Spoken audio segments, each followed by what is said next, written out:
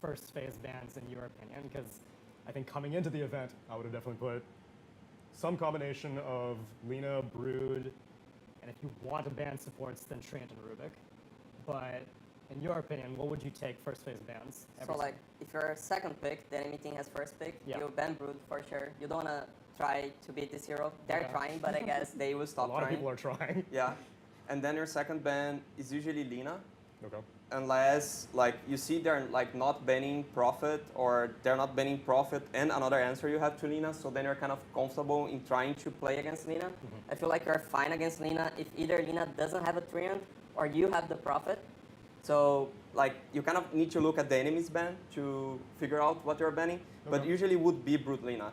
Like, because I feel like if you ban Treant, they can just Undying and have like the same playstyle, that have a position 5 that brings team fight, brings lane, and enables a stronger core like DP, Lash.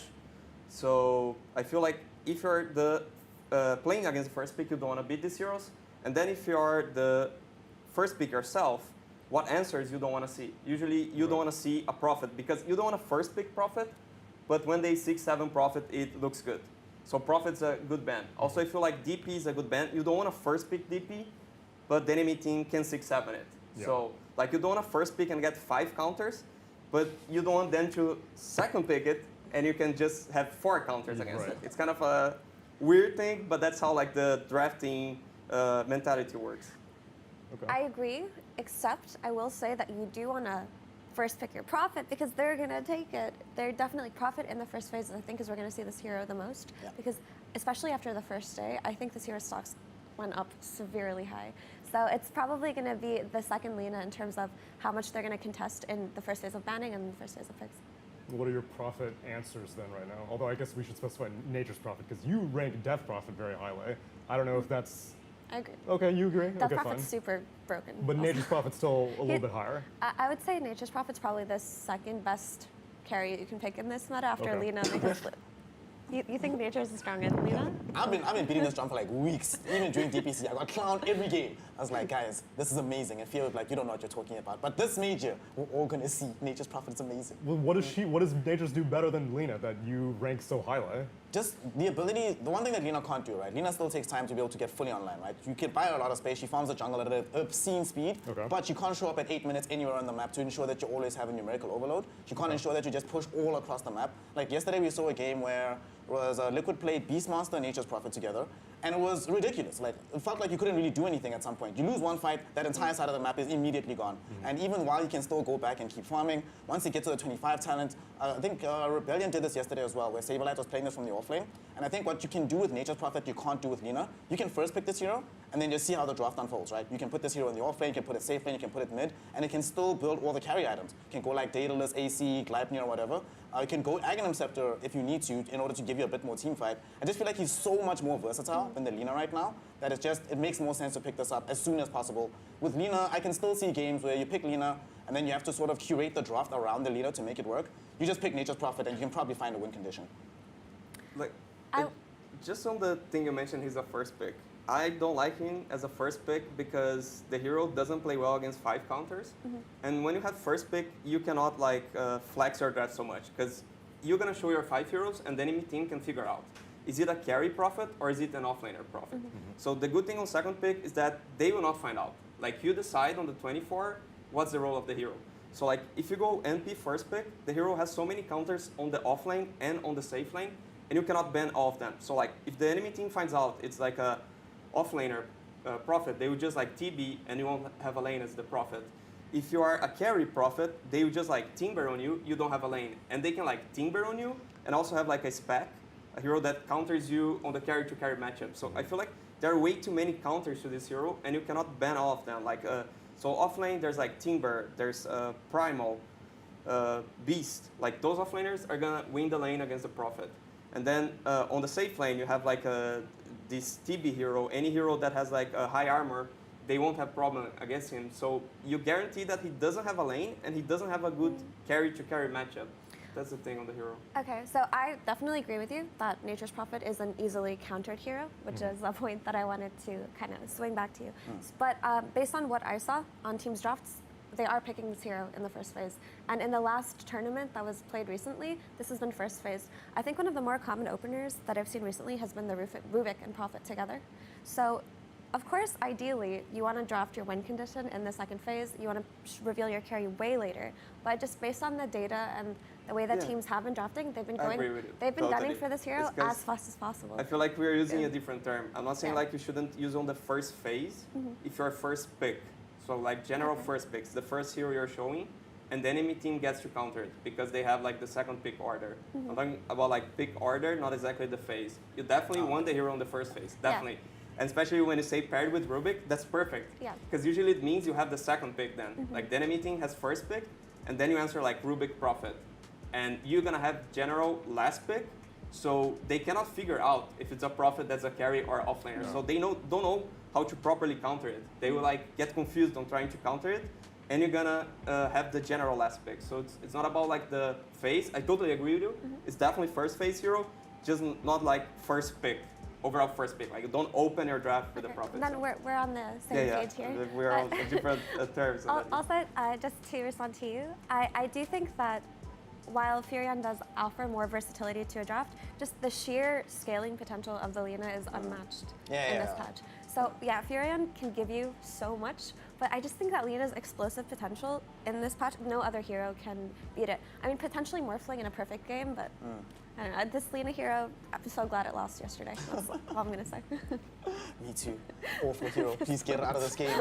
Please, Frog, wherever you are. Yeah, No more Lina. We'll see come main event if it does turn into the Lina Major or remain the Lina Major. But for right now, I guess other creative picks, I'm seeing Zeus emerge as being more popular than I was expecting in the DPC.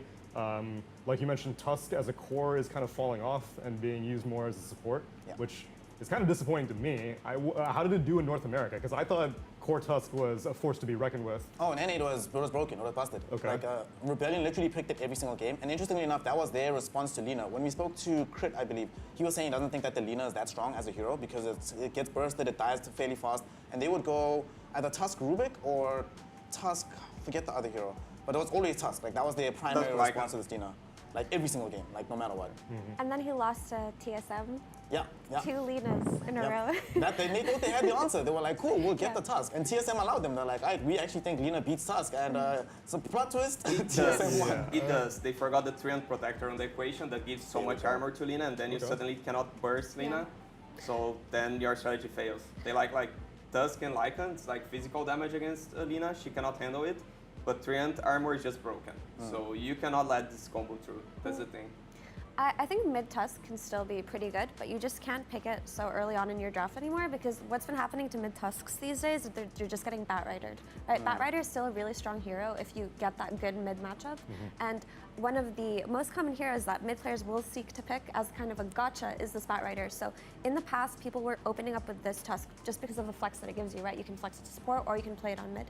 But the flex becomes a lot more difficult when now there are heroes that people want to pick against it. Because back when this hero was really prevalent and proficient, people were still kind of figuring out, they didn't really understand it as well, but now it's in a position where it's kind of solved. But I still don't think it's bad. I think it's something you can definitely go for in the second phase.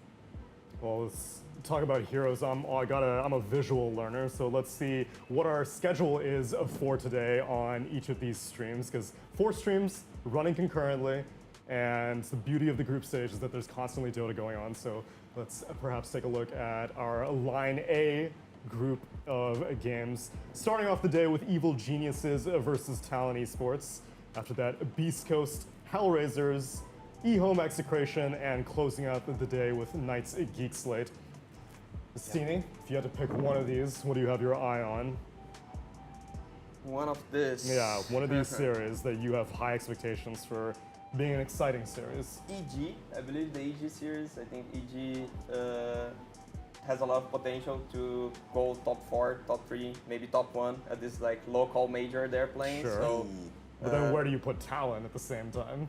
I put them like mid bracket. Like if they can get through the group stage, it's good. So like mid bracket, that means lower, the lower bracket qualification, right? You have like 4 teams going upper bracket and 2 going the lower bracket. So they can be the team that goes to the lower bracket, especially because they're directly competing with TSM that actually won yesterday, but I felt their Dota a bit underwhelming, especially the draft. So I feel Talon can beat TSM maybe and then guarantee a lower bracket spot. Okay. To me, one of the things when I look at this particular day, I think those last two series are quite important because those are pretty much relegation games. I'm pretty sure at the end of the group stage, we'll look back and be like, all right, the teams that end up winning those have the higher likelihood of staying in the competition.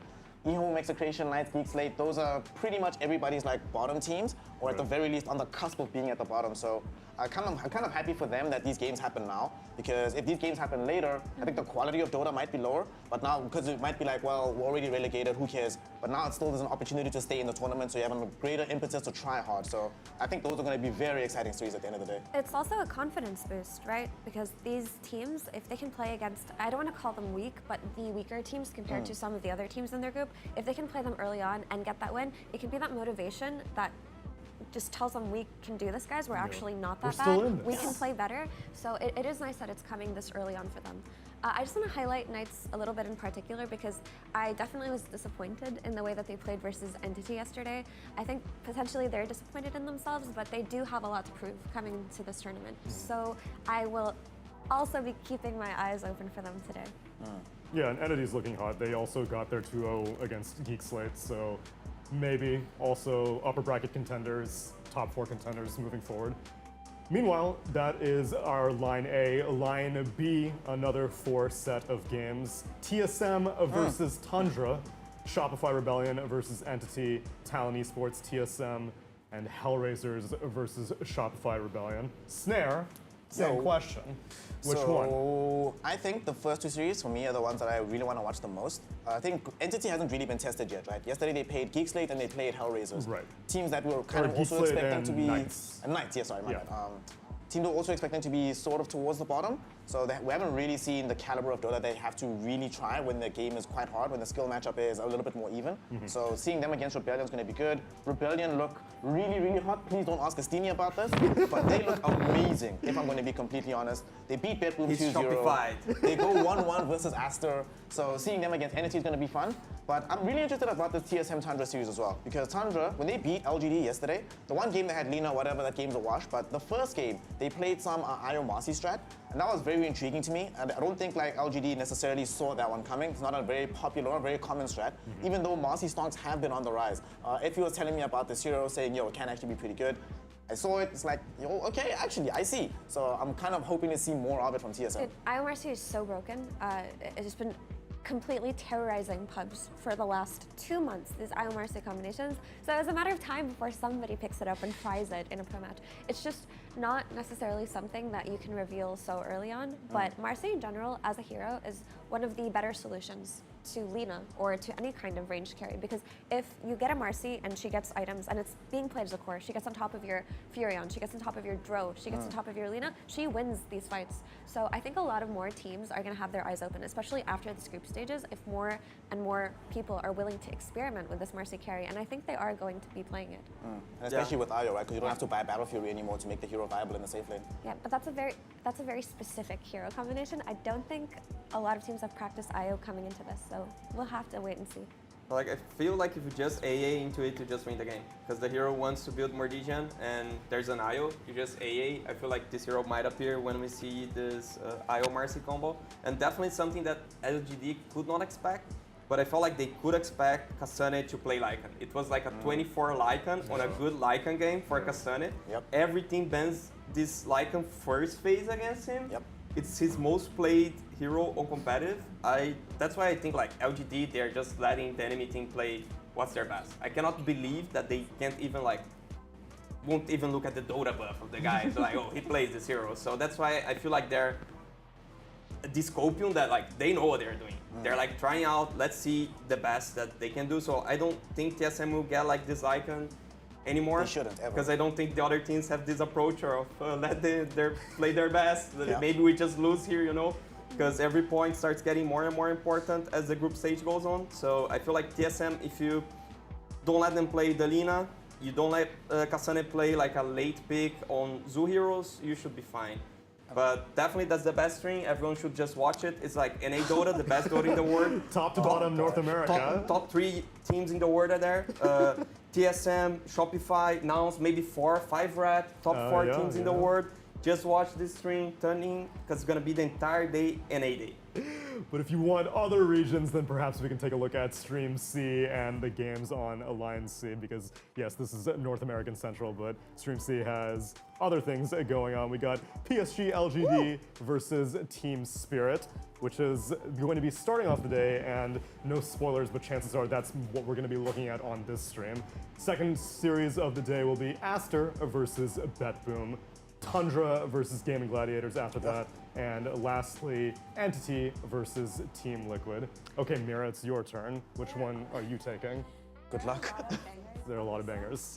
Honestly, I know that it looks very exciting on paper, but I think we're actually going to see a closer series for Aster versus BetBoom.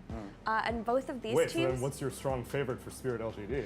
I would favor Spirit in this matchup for sure. I don't think LGD are playing at their highest strength, and I feel like maybe, we can say that their first day was shaky, but I think that Spirit displayed a very, very good first day. It felt like on paper they were doing everything right, they feel comfortable and they feel confident. So I think that they're going into this with momentum, whereas LGD might be a little bit on the back foot. Whereas Aster versus BetBoom, both of these teams lost to NA Dota yesterday. Well, obviously. Of course, everyone will. Why not will. surprise? No, but both of these teams I think had a very good showing. Aster in particular I think are the strongest Chinese team coming into this tournament internationally and based on experience. You know, maybe not inter-regionally this time around, but internationally, yes. So I think this one will definitely be the one to watch. I think it'll also be interesting because BetBoom have a really rough start, right? Yesterday, imagine this, yesterday you play Rebellion, right, which clearly is looking very strong right now. Then you play Team Liquid. Then now you have to play Aster. It's like fun, enjoy life. Boys, it's going to be a very hard road for them. Yeah, but people were saying BetBoom are like the champion contenders, so it should be the other teams that are afraid of BetBoom, but it seems like they're not as intimidating. Man, these Eastern European powerhouse of let's take all the best players and make a team, they always look so good and they sound so exciting, but when it comes down to it, there is something fundamentally wrong. Maybe it's just there are too many strong voices with strong opinions on this team. Maybe there are too many egos, but something has not gelled yet with them. We'll see if they can galvanize it on land, because it would be fun to yet again make the European region, Eastern and Western, highly competitive. And on the topic of Western Europe, Tundra versus Gaming Gladiators, you would imagine that TI winners can maintain momentum, but within the Western European DPC, Astini, it didn't seem like Tundra were top dogs, at least obviously based off of rankings. And Gaming Gladiators, who were, I guess, they kind of fell off a cliff after the Stockholm Major, and were middle of the pack ever since then. Now you bring in a North American mid laner like Quinn, and now life's good. It's so easy. Just bring a North American to the team and things gets easy. That's how it works. Snaking had his moment in the sun, and now it's Quinn's turn. So like Tundra, they won't they won't TI, but the enemy team has an NA player, so it's kind of like equalized. It's equalized. But like Tundra, they started badly this season, but they actually improved during DPC, right? On the tiebreakers, they were on point, so felt like they kind of figured out the meta again, because they were like stuck on that Wraith Pact meta, and then Wraith Pact is super nerfed. They need to figure out again, and I feel like they're figuring out. So I expect a very even match there. Unless like GG gets its IO, I don't expect any team will let they play IO again, although the game, who did they play yesterday that they first picked IO, and then the guys pick Naga against it. And you know they're gonna be a Lash. Like, they're definitely picking IO Lash. They did it 10 times, and then you pick Naga as an answer to IO. That was one of the most bizarre drafts I've seen yesterday or maybe in my life. So I don't expect any other teams to let them play IO. If Tundra let them play IO, they might lose. That's what I feel like. So I think this Tundra versus GG matchup is probably going to be the most comfortable one for both teams, just because they scrim against each other year round. This is just a repeat of the Western European DPC. Both of these teams are confident, I think, in their ideas versus each other. The thing with Tundra is, of course, they won TI and everybody studied them, Yes. right? Everybody watched them. Everybody learned from their style of offlane. Everybody learned from the way that they played the lanes, and a lot of people started to emulate that style afterwards. So I think Tundra are in a pretty good position with that considered, right? With the knowledge that everyone is looking to you, looking to beat you, and looking to emulate your style of play, if you can still make it to a major and perform well, I think that's very impressive, because we've seen in the past that most TI winners fall off super hard, especially in the first big tournament afterwards. But I don't think Tundra are in that position quite yet. So I have faith in Curtis to bring us something new. Our boy AUI, I think he's always willing to adjust if he needs to. But GG, on the other hand, I've been hearing very, very good things about their coach CY and what he's done to help them, what he's done to motivate them and just make them feel like better players. So I think they're feeling really good too. They're feeling very confident. Yeah, Quinn mentioned that this was like the first day in years that he's felt good after a day of LAN, because it seems like his time on Sonics and then the fact that Quincy was rarely able to make it to LAN in general. So I was like, has it been since Optic since you felt good? And he was like, yeah, it's probably been like 5 years since I've been able to, I feel confident after a day of LAN, but it's encouraging that he's getting his footing on international territory. And for Stream D, our last line of games, we can take a look at the schedule for day number 2 of the group stage, because I don't think that we have any strong frontrunners yet. I mean, we have a soft bottom of the pack, but top of the pack is still TBD. Gaming Gladiators versus eHome will be the first series of the day. After that, Liquid versus Knights, then Spirit versus Evil Geniuses, and lastly, BetBoom versus Beast Ghost. I'll do this one because I also have favorites. Hit us.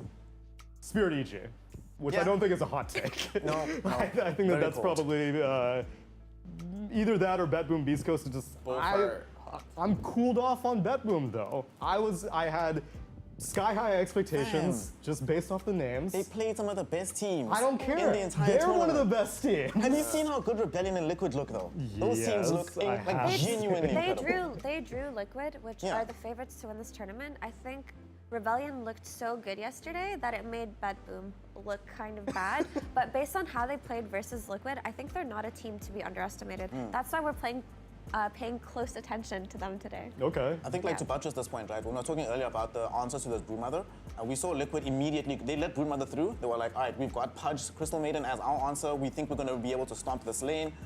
And not only did it not go well, their lane got stomped. They got demolished, right? The Broodmother coming in from Nightfall looked really, really, really, really, really good. And the next game, generally speaking, when I see Liquid lose games, they don't always insta-ban the hero that they lost against. In that series, they were like, all right, fine, you guys ban Broodmother, we're going to ban the Rubik. We're not going to allow you that laning phase ever again. So I think BetBoom is legitimately a very good team. They just had the awful luck of the draw. Like, is there any other team that would have went and gotten positive results day 1 against Rebellion and Liquid? I don't think so. So I think that's still going to be a very hype series. Beast Coast have a lot of work to prove, because although they ended up winning the regional DPC, I still don't think we've seen exactly what they're made of just yet. Yesterday they went up against Aster, and that was a very hype series. They went 1-1 at the very end. They did some K1 troll to end up winning the game, but then game 2, they ended up going for like the K1 gyrocopter, and that looked subpar to say the least. And I don't think you'll be able to get away with like strange draws against a team like BetBoom, who are really good in the laning phase and really good at crushing the game before your carry hero even comes online. Yeah, but I have to ask you guys, just based on us talking about how strong Rebellion looked, sorry to divert, is this a repeat of TI 11 where they crush groups and then suck afterwards? It goes like multiple ways. Sometimes I'll see Shopify, formerly EG, they will completely bumble group stage for like the first 2 days, and everyone's like, of course, this is their master plan to not show any strats. And then day 3 and 4 of group stage, they'll make a resurgence. I don't know if I ever see them start groups strong. That seems a little bit out of the box. I thought that their stereotype was weak groups and then get question marked in grand finals. Because actually Good they were question doing mark. bad at groups, and then they would go to finals and finish third. Right. And then on TI they did amazing groups, and then they just lost. Yeah. That's the thing. And now they'll do amazing groups and amazing on the bracket, and they're gonna win because like make an A grade again. So Sure. I mean, they're not under the evil the time genius has tag come. anymore. Artis is gonna win a major. It's gonna be the Lima major. Okay, you heard it here first. They're gonna lose.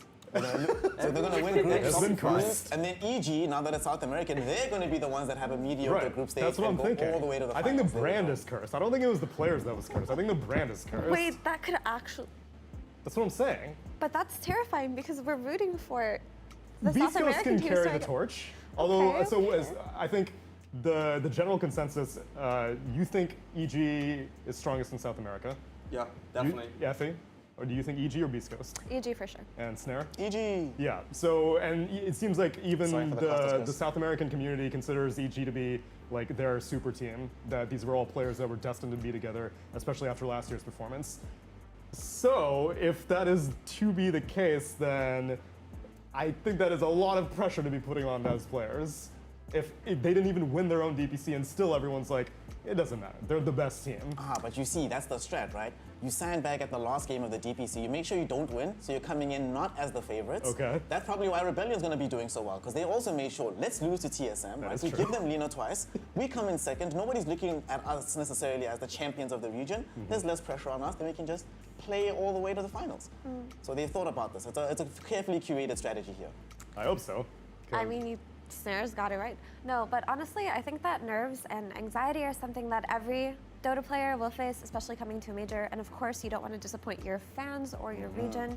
But I think that Beast Coast and EG, these South American players, based on what I've heard from them and what I've heard from people around them, is that yes, sometimes they do feel nerves and sometimes they do feel the pressure, but they excel at just pretending like they're playing pubs, right? This is just, they love Dota and they thrive in scenarios where they can just play. So as far as nerves and anxiety go, I think that being the champions of the region is going to make them play better and not worse. Okay. But like, if you look at these finals, SA has its own meta. So they are banning like Pangolier, Timber first phase. Yeah, It seems like offlaners. each team know each other, so they're banning their comforts. And like now you look at the tournament, Beast Coast has one huge flaw. Is the you're looking great, Mira. Thank you. I don't know what to do now. I'm just kind of waiting for it. No. Yeah. Keep it here. So like Beast Coast has one huge flaw. Like either they're baiting all of us or they have like the hugest flaw in the tournament. We were talking about the bans, right? So you play Right. against first pick. You ban Broodmother and Lina because you don't want to play against it, right? Okay. And then you have first pick. Yeah. You won these heroes, right? Unless you're Beast Coast, because they They ban don't play themselves the Ah. Broodmother and the Lina. They don't even bait the enemy team into banning it. It's just like we don't want to play these heroes at all. We want to like play our own strategy. And I feel like okay, you can play your own strategy, but the enemy team get 2 extra bans. Yeah. They can ban your 2 best strategies because you don't do Brute, you don't do Lina. If you just do like somehow good Brute, they will ban your Brute. And then you get to do your best strategy. So I think it's a huge flaw and you cannot like make into a such high level of competition with this draft flaw, in my opinion. So I think the ceiling of EG is way higher than Beast Coast in this tournament, unless like Beast Coast can play Brute and Lina and they're hiding it from us, which I don't believe is the case. Okay. Yeah, the other factor besides draft is also there's going to be 6 days in the arena, which do you consider a South American crowd to be a guaranteed buff, or do you think it's going to be added pressure for these South American teams? Because I know for the longest time I would have assumed that Southeast Asia, oftentimes regarded as like the best crowds in Dota, and Southeast Asian teams would crumble because there's just so much crowd pressure on them and expectations. It's crazy. It is so I crazy. think it's a buff. You think it's a buff? It's Okay. definitely a buff. Like if you see CS:GO in Brazil, I saw. it's the definitely Rio a buff. Major. So I expect like Dota 2 in Peru to be the same thing. It's definitely a buff, but also somehow it's a pressure because when you see the interviews of the SA DPC, the players they always mention like, and please stop the hate. Please stop the hate. It's like Yes. always all the interviews they finish with something like this. So maybe if the team is not performing so good, it can be an extra pressure. But if you're doing good, which I expect, especially EG, to be doing good, they'll have like this super buff on that. I think generally Dota is a very emotional game. Sure. And a lot of players can sometimes come off as robots, but when you're in your home crowd and you hear them cheering for you and screaming your name and you hear applause after you get a kill or make a really good play, all that does is add confidence to you. I mean, I think the nerves will only come if you feel like you've been underperforming, but for the most part, I don't think there's a single person who can hear people just root for them and feel bad about that. Yeah. I mean, it's going to be interesting as well, I think, because I remember at TI, Zhao 8 mentioned that he specifically asked everybody within the team to leave as many loved ones at home as humanly possible, right? So they could just focus purely on Dota. This was at the last TI. And obviously they didn't end up doing so well. And he said that everybody brought loved ones with, and he was very upset about this. And it makes it even worse for EG and Beast Coast. Not only are you in your home crowd, everyone in your life is here. They all live here, right? They're all going to be there. And I don't know. I feel like it's great, yes, because you get that emotional support, right, and the moral support, and you know that you're playing for them. But what if you're kind of a nervous player and you feel like you play better when there's less eyes on you, when you just want to be a little bit undercover? Don't look at me. And now every time you mess up, you're not just messing up your own game, not just messing up your team's game, you're messing up the crowd's game, and you know that you have to go home and look people in the eye and say, sorry guys, my bad. Then Dota majors are not for you. I mean, you're kind of signing up for this when you go to these huge LAN events, right? It's part of the experience. So I would say that it's actually a skill set that you should have to not crumble in that kind of pressure. And that's what makes a great player That's from why a I good don't play player. anymore. Well, you couldn't handle the pressure? That's so Couldn't do sad. it. Oh no, when I used to play I used to play competitive fighting games, right? And I would Wait, which game? always crumble. Top 3 every time. I'd crumble every single time. Were you Like, Tekken or Street Fighter? I Or? played Tekken, Street Fighter. We did the first DBFZ, FZ tournament back home. Did Okay. some poke and go, and I'd always do group stage. Amazing. Start of the playoffs looked so nice. The moment, especially if I'm coming in from the upper bracket, always got washed. Upper Really? bracket final, I'd lose, and then lower bracket final, I get in my own head, lose again. I think the best anecdote for this, it was one of the Street Fighter 4 tournament, right? I lost, and then afterwards, I played the guy who won, right? We just had like some casual scrims afterwards. He's like, all right, let's play first to 10. And I 10-0'd him, and he's like, where was this? And I was like, yeah, I'm not that guy. I'm not a big match guy, so that's why I have to be in front of the camera, not behind it anymore. Although that's a 1v1 kind of game. So in a team game, then maybe you can be a slightly weaker link as long as you have strong support staff around you. I think like for Liquid at the Stockholm Major, that was the most Swedish team, and they couldn't even make it to main stage, and they were crushed because like Aiden brought his family. Effie, were you at the Stockholm Major?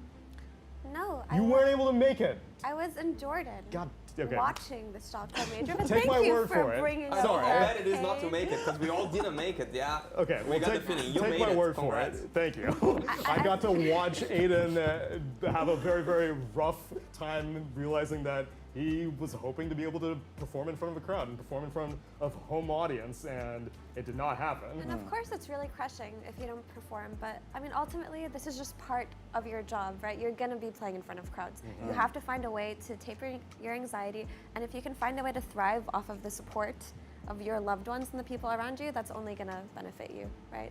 So we can theory craft it as much as possible, but let's just hope that the players find that drive and courage, and that they don't crumble or fold I under mean, I pressure. put EG top 4, so I'm hoping with you that they end up doing well. I also have EG in top 5. Yay. Okay. Did you do regional diversity? Did you get a little bit of everything?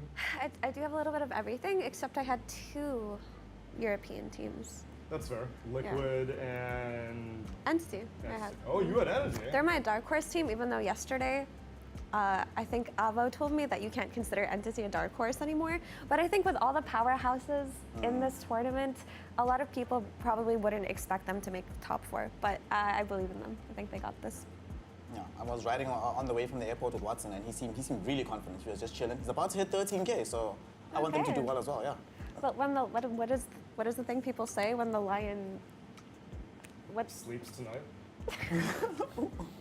No, wasn't there So Pure got 13K, right? And then he tweeted something really cheesy, so now every carry player has been Whoa. repeating it. Oh, I He- missed this. What's Like, that? when When the- the when the lion li- is hungry, he eats? When the lion is hungry, he feeds. Oh, I missed this tweet. Wait, so pure it's SEPA epic. 13K meta of edginess tweets? Yes. Oh, okay. Good to know. And now Watson is following in his footsteps, I Yes. hope. Hopefully he's not going to feed. He's only going to feed upon the opponents. Hey. It's going to be awesome. Yeah. I don't know if we can take a look at the drafts because games have started. Not actual games, but drafts have started. And we are going to choose 2 games to keep an eye on this stream. I'm obviously biased to LGD versus Spirit, as you heard in our earlier panel, but other contenders, eHome versus Gaming Gladiators. What are you pointing at, Stevie? The eHome did the very first pick profit, They which did I the say is very terrible. first pick Which I profit. say is terrible. They're gonna lose. Team Spirit, Spirit, though, though. they did the second pick Yeah. profit, which makes a lot of sense. So we already have winners there. TSM also did a second, well, first phase later pick profit. Lena abandoned every game, lo and behold. Thank God. So no Lena this morning, ladies and gentlemen. I think that means that Snare was right. Snare was saying that Profit's going to be the carry of the patch. Telling y'all. Because Lena is banned. Because Lena's banned, sure. But like the trade-off, At you the can ban playoffs, Nature's Profit also. teams will pick Lina and still lose to Nature's Prophet. I'm gonna beat this drum until the day I die. For me, the most interesting thing that I'm seeing so far here is Tundra's opener going for the Morana with the Earthshaker. First pick Earthshaker is not something that we see very often in general. We saw it yesterday. I think we had Elder Titan with the Earthshaker. I forget which team was it, Destiny, that did that? That had the ET and the Earthshaker. I forget who it was. It was Geek Slate. I think it was. No, it wasn't Geek Slates because they won the game. The team that did it. It was Geek But Slates. they won. Yeah, it was Geek Slates. But I'm very Or wait, was it Execration? I don't know. It was like one of the Southeast Asian teams. Hostman, please check for I'll us. investigate. Who played ET with the Earthshaker? But I'm mostly interested about the fact that they've gone for dual supports on Tundra as well as on Gaming Gladiators, dual supports as well. Something that we don't see that typically being done all the time. And these are not heroes that can be flexed into any other roles either. So I'm very. What do you all think? Why do you think they are going for this approach of going for the opening supports? I think it's because you can get away with it. That's the best opener if you can get away with it. And the Prophet allows you to get away with it because during the draft, you're going to find out his role and then you're going to counter the 3 core-to-core matchups or 3 lanes. So if you can get away with a support duel, you're super, super happy. And I feel like the Rubik Undying here is like the 2 strongest supports. Maybe Rubik Triant, there's an argument for that. But now they get to pick 3 cores, seeing the matchups. So it's super good. The thing when I mentioned like seeing the matchup is you can do like some sort of like Timber on the 15. You can do like the Batrider that eHome had to ban. There are like so many options that the Prophet won't have a good lane. So you guarantee 1 lane and then eHome has to show 1 more core and then you get to counter pick this core. And then eHome has to show what? 1 more core and you get to counter pick this core. I mean, you were speaking earlier about like some of the responses to Nature's Prophet, given way it can be played, and Tundra's pretty much covered everything now, right? They've gotten away with it, Batrider and Beastmaster. So no matter where the Nature's Prophet goes, it's not the easiest game in the world for him. That's going to be interesting. Another thing, LGD. Oh, Effie, what do you make of this? We were speaking yesterday about like this Spectre from the Chinese region. Do you think this is the place to be picking this hero up? Absolutely. You see this Prophet Spectre. LGD have always spectered these really nuisancey type heroes. We saw them at Arlington going for it when no one else was as well. But also they feel the confidence of having this Enchantress Pangolier opening. They also ran this opening yesterday after they lost their first game against, I believe it was EG. EG. Was it EG? Yeah, they lost. So they lost their first game, and they just decided to go for the lane security in heroes like Ench and Pango. And because Wily Smile is so comfortable at playing this Ench and just securing the lane for his carry, it's something that can definitely make you feel really good to bring out the Spectre, especially because you can just kill that pesky little Furion. I mean, this hero, as strong as he is, has always had the weakness of any type of global presence hero of being hunted down by heroes that can just find it anywhere, right? So those heroes are things like Spirit Breaker, things like Spectre, things like a Clockwork, Rocket Flare, into potentially like a setup from anybody else. So yeah, I do like LGD's approach a lot. I think that the Pango itself has just a lot of tools to fight back the Furion as well, right? You've got the disarm, you've got the ability to hunt it down alongside your Spectre, because usually when you want to jump the backline, you want a +1, right? It's not just one hero who does the jump, and it doesn't struggle against the Clockwork support in the first phase, so I mean, looking good so far on the side of LGD. What allows them to pick the specs that they show Clockwork and Ricky. So Spec knows there's no enough aggression to take her out of the lane. She's super happy with it. She knows like Spec needs time to get online. But if she gets online, she's like the strongest carry in the game. And Ricky takes like 15 minutes to be able to play the game. So you're playing against a support that's not gonna threaten you for 15 minutes. The carry to carry matchup is great against the Prophet. If it's a Prophet off lane, you're also doing fine against him on lane. You just bring 9 mangoes and have like infinite regen, you can tank it. So it seems like a really good spec game, and LGD was the team that could better do it with Ame. I wonder if now they can still do it really well, but it seems a very well-rounded draft. When you played on eHome, Shiro Spectre was a thing of legend. Like, it's one of his best heroes. Like, alongside his Morphling and his Nature's Prophet, these are the heroes that I'm watching Shiro specifically to see play. So I'm very, very excited to see him play this. NTS will be playing the Pango, Innocence, Enchantress, and then Planet Disruptor. This is like a perfect draft for LGD. I would say so as well. It looks really, really good for them. And I love the Disruptor in general with heroes like Enchantress that love to provide vision or just have their creeps scouting things or hunting lanes, because typically Disruptor has the most impact when he gets that vision for a glimpse, right? Because the glimpse itself, it's such a powerful catch tool. It's such a powerful tool to force teams to take fights that they don't want to sometimes. If you can just exploit that, which is very easily exploitable with an Enchantress and a Pangolier, it looks like the pressure coming out of a Spectre team looks harder than the pressure coming out of the Spirit lineup right now, and they're the ones who started with the Clock and the Prophet. So that's really cool. I also think that this Riki is definitely going to struggle in making anything happen. It looks like it's going to be played as the position 4, as most teams have been running it, but it doesn't look like there are any side lanes that it can play on right now where it can get kills early on.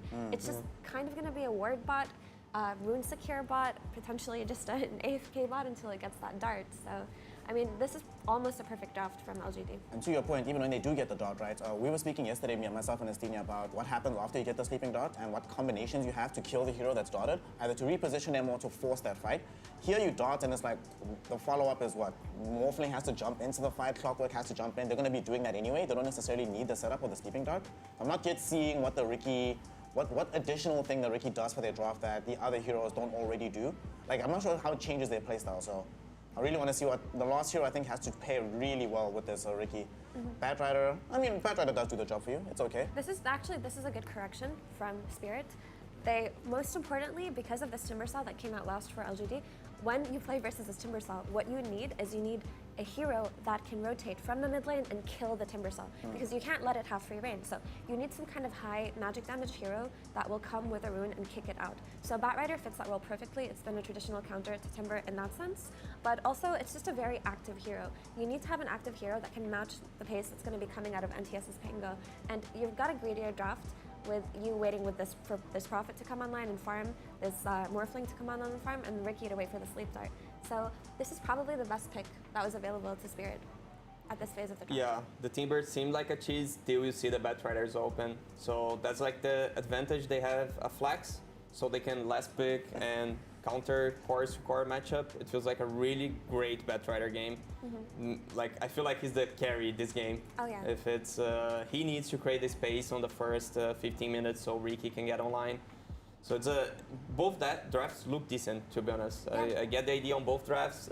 Team Spirit needs to speed up a bit, otherwise they cannot kill the spec anymore. There's so much team fight on LGD side with spec and Pangolier. There's a lot of pure damage coming from the Timber. So it's a lot of this Batrider, but it's a really good Batrider game. So I expect really good from him. Not good enough. LGD, let's go game 1. Oh, You can see Tundra bans, they ban the Lycan. They don't let Cassandra get away with it. Nope. Yeah. But you know that it's a good Batrider game when the bat can look at all 3 lanes on Dota and find a good kill on each lane.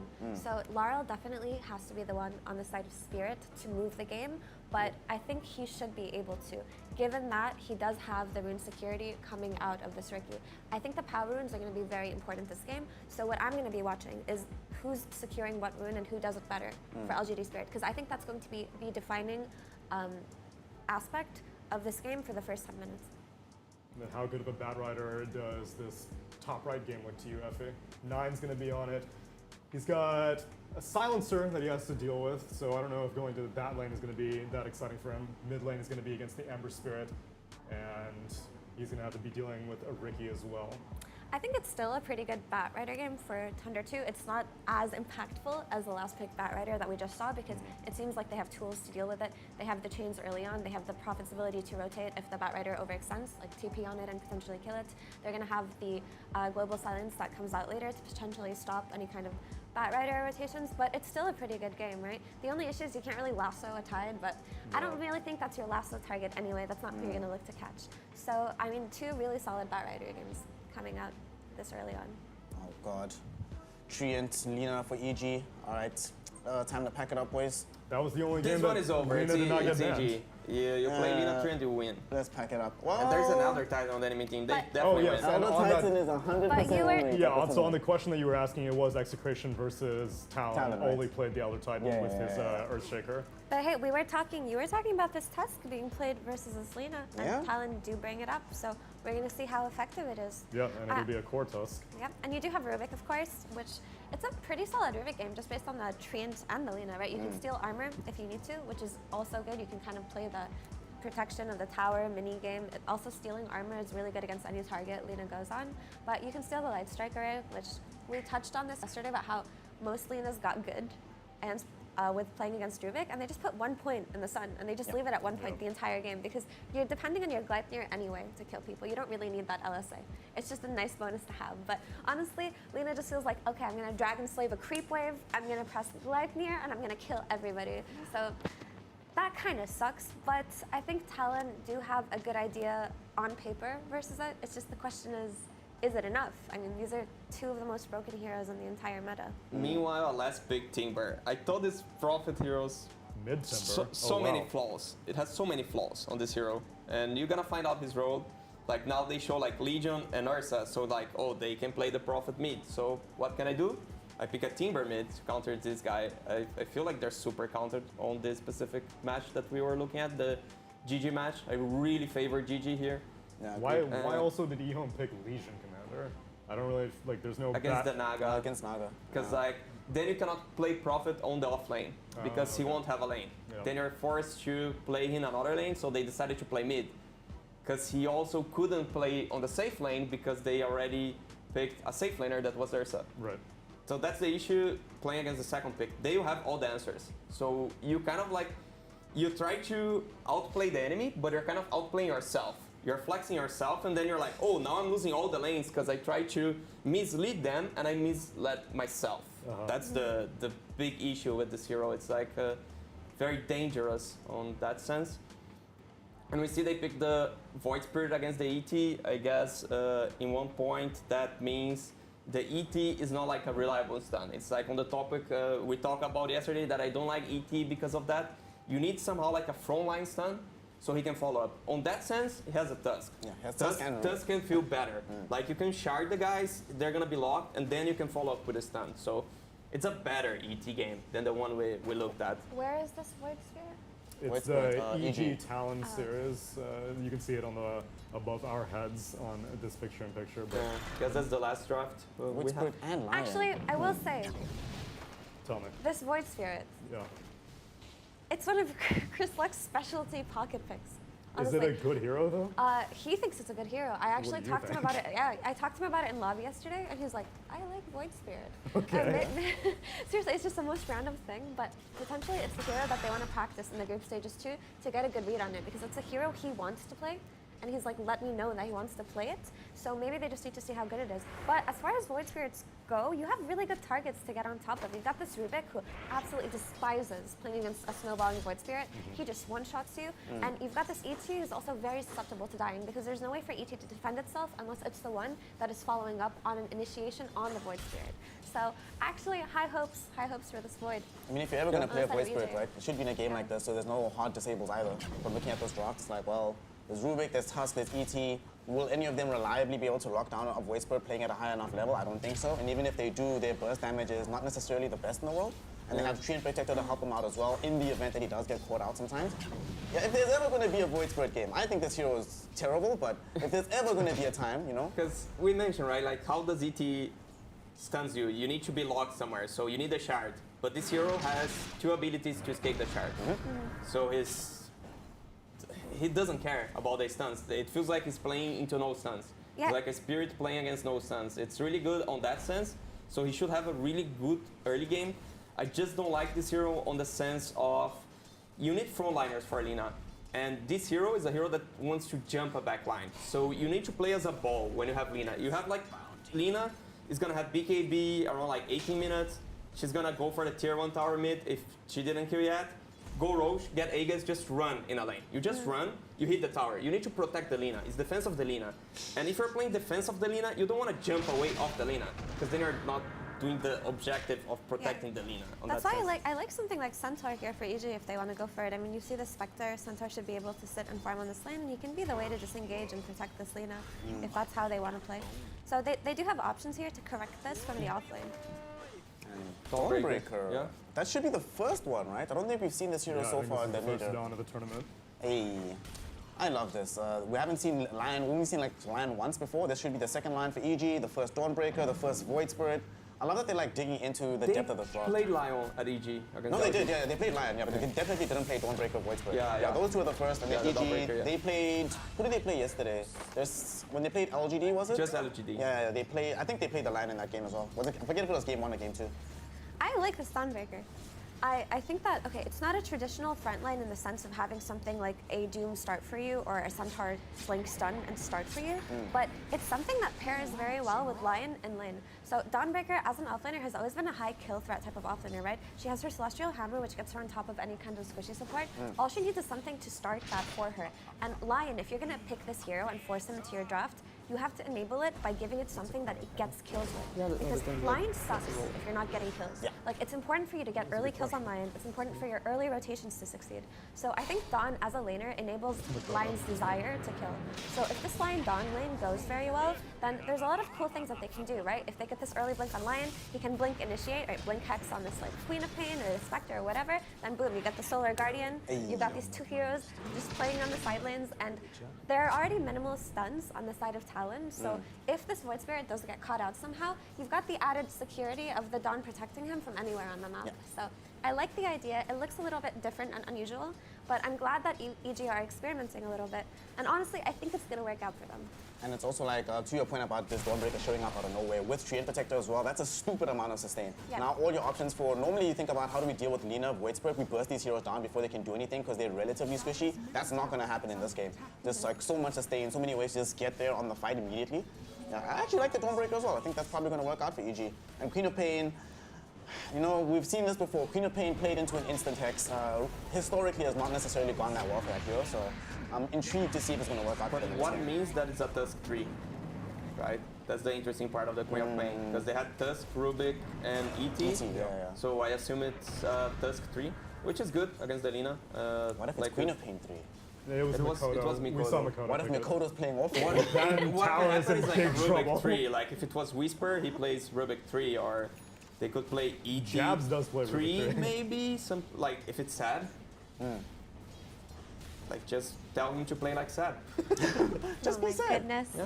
Not hard. Just win 2 TIs. You know, easy. Sounds easy. And on the topic of TI, it's this Team Spirit versus LGD matchup, which so far no substantial lane advantage. Seems even.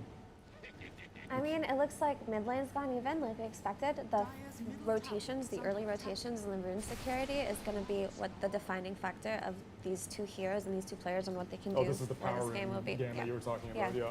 So it's going to look like this for a while, I think, until the first rotation comes out of either mid laner. And that's when the game's actually going to start picking up in pace.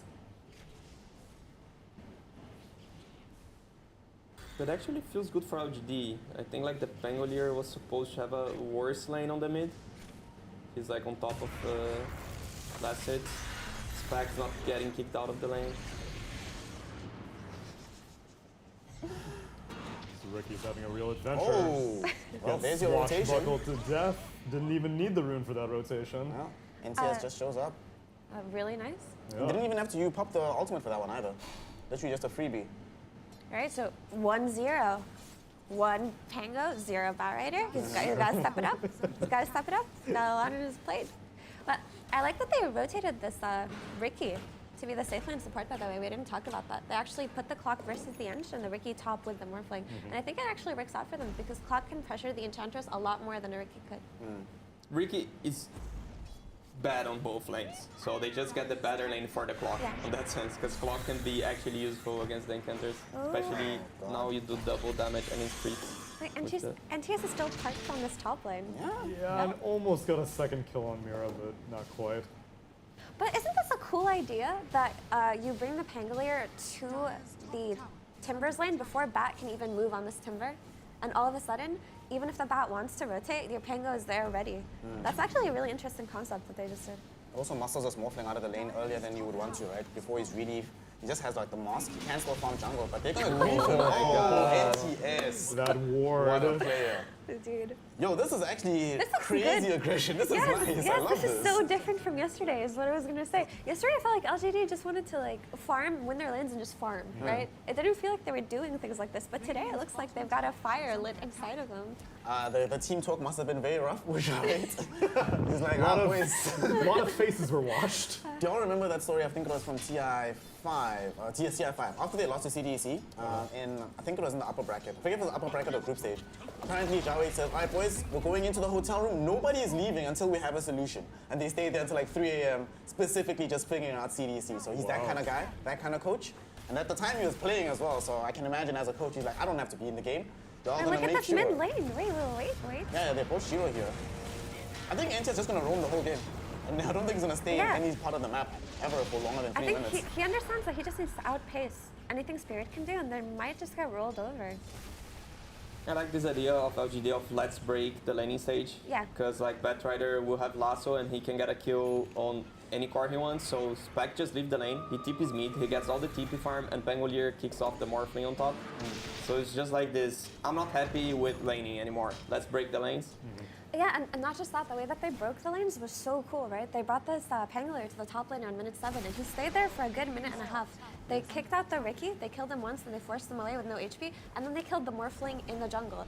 Then the second Spectre felt like Furion was pressuring the bottom tower, she TP'd mid, and then because Pangolier was top the entire time with Timber, they got that tower, and then Timber just goes down and plays against the Prophet, and they lose nothing on the map on the side of LGD. Like, And nothing Morph has was this lost. feeling, where do I go now? I died here, they're all here, guys. Are you gonna kick them off here? And they're just, what is this mid wars? Okay, this is exciting. This is a good game. And then let's he go. looks spot on. There's a Timber in there, and his Prophet is farming No, there. Timber's coming mid.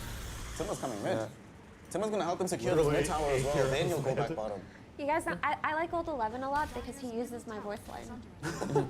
Big fan I of, see of you're that. easily won over. I'm Well, if you very- want to hear your voice I'm very line, easily won then over. we're actually going to go to the casters and full screen this game, and you will hear more from us a little bit later. But for right now, enjoy the game. To tank this up, we'll also grab the last hit. And Old 11 is actually rushing Very Met. good side. Oh, Look we at got the against static Static storm there as almost like well he does to it try for and a get living. this kill into Ricky. Been a long time coming. Gets the tricks the trade-off, and he's going to live for the time being, but finally, nothing to say. Gets the kill with the Rolling Thunder. A nice cogs preventing the pursuit any further. First haunt of the game as well from Shiro, but don't think they're going to be able to pick up another kill on top of this. So he has come... yeah, that's unfortunate for him. But it's all 5 heroes were in the mid lane here for PSG.LGD. Yeah, that's the thing about these plays that LGD have been making, right? They've been getting these 2 towers, but their rotations have been pretty costly in terms of map efficiency. So the top 3 last hits are all sitting on Team Spirit. By the way, 31 denies on Collapse. I don't know what's going on there, but he's having a great time denying creeps more Okay. than his entire team combined. So, you know, do your thing. All right, talk to me about the Ags on Collapse that he's queuing up. So this is a build that I want to say in Western Europe that Zai has popularized recently on offlane Aces Prophet specifically. I don't think Zai usually. You have to hang on, hold my that use now side is as- toast. Yeah, Yep, that go was ahead. easy. Yeah, so I don't think Zai usually gets the Maelstrom before it. What makes this so powerful is that you effectively have a global route, right? So at any point when you're making a move, you can throw this ult to root someone in place and then allow, for example, your Bat Rider to reach a lasso, or you protect the smoke screen so that people can't reposition without a Force Staff out of your smoke. It's also an interesting combo with Clockwork, right? There's just a lot of reasons if you're playing a faster Static pace. Storm top lane. He did get the morph got- off though. Man, He's out that of is mana super now. fast, but he has the support of Laurel. There's a hook Oh. shot from Apushka as well, using the lasso just to ensure nothing to say falls. They'll get him. I can't believe he got that off. The attribute shift? The Static Storm was definitely first. There must be like if there's a slight fade time or whatever the hell you want to call it. It's called a Zoomer keyboard. Yeah, or that. That's it's a new mechanic in the game. If you're It's not young fair. enough, you can always use attribute shift in time somehow. Not fair. But Pochka, he's going to get On a spotted warding here. mission, this is Glimpse territory. Yeah. And He's the gonna battery kill himself salt in Blade is Mail. killing himself. Very unfortunate for him. But, yep, Team Spirit still... You think they're happy with the current state of the game? I mean... I don't know off if they 2K have... at the moment. Yeah, I don't know if they understand that that's the state of the game, but I think all of their cores, you know, with the experience they have of what their usual item timings are, they probably feel like they're on the right track. So, yeah, from my perspective, things are looking good for Spirit here. Even though their Batrider, like we talked about, god tier hero this game, hasn't truly got to shine yet. He's making his way toward the important item, which is that BKB that LGD have no solutions to. Nature's Prophet is progressing well, and the Morphling's farm, despite a slightly difficult beginning, is also looking good, so I wouldn't be too worried. So what's changed with Greaves that everybody's picking it up on offlane these days? It got cheaper, and it heals a bit more, I believe, than it used to. It's one of those things where certain items just over time, when they get pushed a little bit step by step and the other meta items get nerfed, then they take their place, right? So in the TI patch, it was Wraith Pact that everyone was buying, and then it got some nerfs and some less efficiency out of that. And then you look toward the next best thing, right? And in this case, a lot of the time it is going to be Greaves. Just a high value, Well, high value item for Mapushka its cost. might be dead again, as he will go down to the relatively newly picked up Diffusal Blade onto Nothing to Say. They're going to go to the enemy triangle, but Mira has is some spotting really good this. info here. Yeah, they know that a ward has been placed there, and all Does he have likelihood. his dart? He does. Dart arrived. Not Dart, sure they're going to be get. able to do anything about this, but that'll be an easy D ward. He's Although, going to place the sentry and choose not to deward because he doesn't want to give Yep. up his position, so he can make a move instead. indeed, he's going to attempt it. They don't have vision here. There's the dart. Static Storm is there onto Mapushka, but they have to glimpse him back. They finally do, but that's the only kill. That's not what they want. They get Mira as well. The two supports, PSG.LGD, Spirit not able to really take advantage of that. An advantage. Batrider didn't have resources, so he couldn't Oh, connect. yeah, Toro. He gets This his would be morph a off, huge but he has one. very little mana to speak of thanks to the Diffusal Blade. Rolling Thunder continue. You can see the shard newly picked up by Nothing to Say. Blade Mail from Shiro.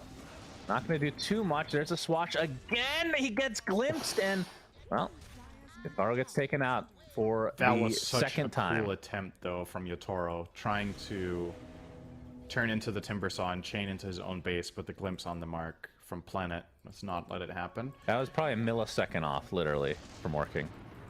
It was pretty close, for sure. Now Laurel is going to show up with his BKB, so this is... Hook shot. Nothing to Say. He's going to get bounced back thanks to the cogs. Lasso's there as well. Mira and Collapse have come to play, so they end up getting some sort of a trade. It's a mid laner for position 1. Yeah, And they this is also get something- the D-word from earlier. It was against... Wait, was it against Shopify or was it Spirit where they would lose a fight? Like they'd lose 2 heroes and then somebody... I think it was... Yeah, BetBoom was getting It too was cocky, Shopify against right? BetBoom. Yeah. It was 'Cause that Shopify felt like against that BetBoom, situation and again. every time BetBoom took a good fight and got a key kill, and they just rested slightly, they just got overwhelmed by Nature's Prophet rotations that game. That was Saberlight just crushing. And now... Okay, I thought Collapse had his Axe. Not quite yet. 750 to go. Will be a very big timing. And Mapushka, look at that. Buying a gem with an inventory consisting of Tranquil Boots and a Windlace. He is very, very poor and just completely committing here to the Vision game, which will get him killed now, most likely. Yep, Static Storm, Kinetic Field combo, and the Rolling Thunder used with the roll-up. Easy kill for PSG.LGD.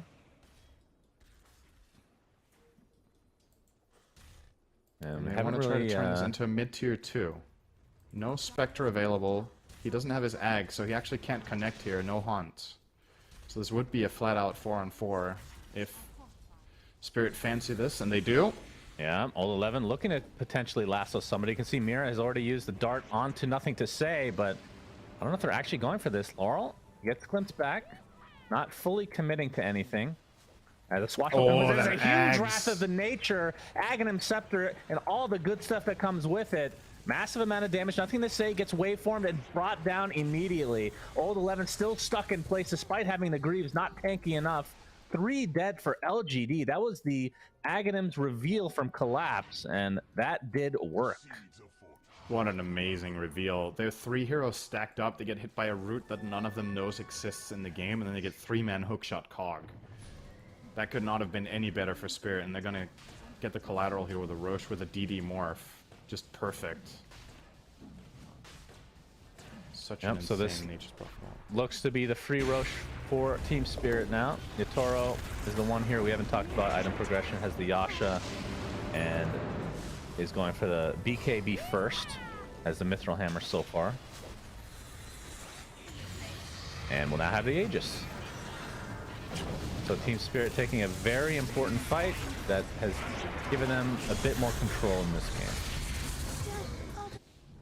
Oh, they're in a dominating position at this point. Like, you look at what their lineup does, and LGD, you think about their supports potential later in the game with this Disruptor and Ench, with Disruptor with no net worth yet. He has a dagger, actually, so I take that back, but he's far off an Ags, you know, some sort of really high-impact BKB counterplay. It's nice to have this dagger, but the fact of the matter is both Morph and Batrider will have BKBs ready in just a moment. Morph is 1,000 away, Bat already has it, so that's my concern for LGD here. Like, what is your move, actually? If you get rooted by Nature's Prophet and there's a Ricky or a Clock nearby and you have to fight, and these cores arrive with BKBs, I just don't really see you standing your ground very well. Old 11, maybe the one hero that can survive some of the onslaught with the Grief, so he can at least get rid of the sticky napalm stacks, but he has no hood, he didn't go for it. I think even he is susceptible to getting burst. We're going to see the opening here from Mira. Yep, trying to set up a kill onto Old 11. It's a pretty difficult one, especially when the hookshot misses. Shadow Step being shown by Shiro, so still has his haunt to work with. Lasso now onto the Enchantress. That looks to be a freebie. Big Static Storm comes out, so 1-for-1 exchange. Support for support. Nothing to say rolls in. And Planet looks like he's finally going to go down to Laurel and all that ridiculous damage, but it'll be the trade that you don't want if you're Team Spirit, as Laurel will fall. Collapse, TP's out. No stuns. Is fine. Yep. Pearl was not there. Yeah, so that was more or less effectively a 3v5, and they traded 2 for 2, right? So Batrider killed both supports more or less on his own. The hookshot missed, Morph didn't show up, and Nature's Prophet, I think, didn't have ulti ready. So if anything, for me, that kind of just confirms my suspicions about how these team fights are likely to go. Imagine if the numbers are there. All right, Mipushka will get cleaned up here. That battery slot's really not doing him any favors here against this Blade Mail. And finally goes down. Mira showing himself. Okay. He'll be fine. Gonna get slowed now as Yutaro does have the BKB and the Aegis, but this is not a fight worth fighting. See the Wrath of Nature coming out as well. So slow. Little scrappy here from Team Spirit. I feel like they don't need to get this creative. I mean, it's supports dying. It's not the end of the world, but they are trying to play a little bit aggressive without some of their key cores that I would like to see them utilize a bit more. Like Yatoro has this 2 minutes left in the Aegis. Would probably be good to put that to some use, and combining your heroes around Nature's Prophet ulti being ready, I think, would also be a great idea. It really does tie their lineup together really well to have that spell available. It gives them a guaranteed hookshot connection. It gives them a really good smoke screen combo. It's amazing for Bat to reach his targets. So, by the way, the fact that Nothing to Say had to purchase a Force Staff feels pretty bad. Yeah. Pretty freaking bad. Yeah. But welcome to Ricky Clock. Yeah, it's not only Clock, but I would say it's also the Ricky. Oh, you said Ricky Clock. That I thought it was one hero at first. Like, oh, that's a new hero. Yeah, that makes sense. But you did pick it into it, right? At least the Ricky. As we can see, the hookshot in. Static Storm is connected completely onto the Ricky, and he gets blown up right off the bat. Wrath of Nature rooting 2 heroes. There's the lasso from Laurel. All the damage being applied to Old 11, and he is donezo, along with the Enchantress. The chase continues. It's like Nothing to Say will be fine, but Planet does have the Blink Dagger, so PP's to safety. So Mira with the buyback, but they do get the 2-for-1, and they will get a tier 1 tower. And this time, Team Spirit brought the numbers and had Wrath of Nature ready. And again, it's just really setting them up. This Nature's Prophet ulti allowed them to connect, get the lasso onto the Timber Saw. I think his Greaves might have been on cooldown to remove that root. And honestly, wouldn't mind seeing a Lotus Orb from Old 11. It feels like such a good item to grab this game, right? You're against the Nature's Prophet ult, you can dispel that. Lasso protection. Seems like a good idea, but doesn't seem like the plan for him for now. He's eyeing up a Hex after getting Kai Assange, which, I mean, I don't know if damage is what they're really lacking, that he has to get this Kai Assange, or if they're... I would have liked him to take more of a utility route or frontlining route with this build. But maybe this is just comfort for him. It doesn't strike me as the item for this game. Yep, definitely a little strange. I mean, the Greaves will dispel yourself, but you can't use it on a teammate, and also feels bad to have to use Greaves just to get out of a route, especially if you're healthy. He's TPing out with BKB. No bashers. Yep, that is the just yet first BKB usage for him. There'll be a basher Nothing next to time say. for NTS. Yeah, so that probably won't be able to happen again. And nothing to say, we'll be going for the normal Rolling Thunder duration talent, which yesterday we saw the opposite, and I was very excited. Not very often we get to see that. The Aghanim Scepter carry type Pango. Laurel, he's also got his BKB. He's had that for apparently ever. It's 6 seconds. I was just mentioning it here. Oh, he was gonna have to use it. Yeah. Static Storm was there. And there was Not literally really, actually. no play there. This was just a full-on bluff play from Disruptor.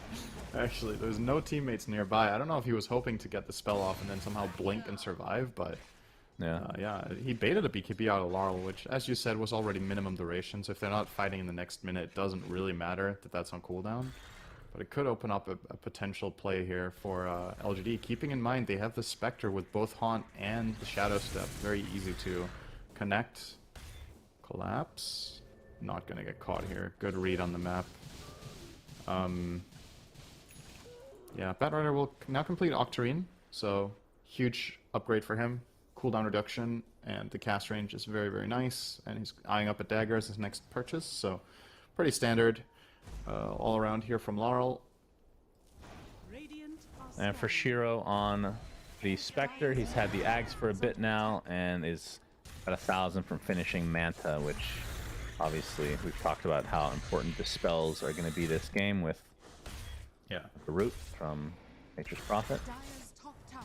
You just have, it feels like you have to itemize so much against this Team Spirit lineup that you you run out of slots, and then the items might not necessarily, like, you don't want a Lincoln's on top of all this. I feel like Planet.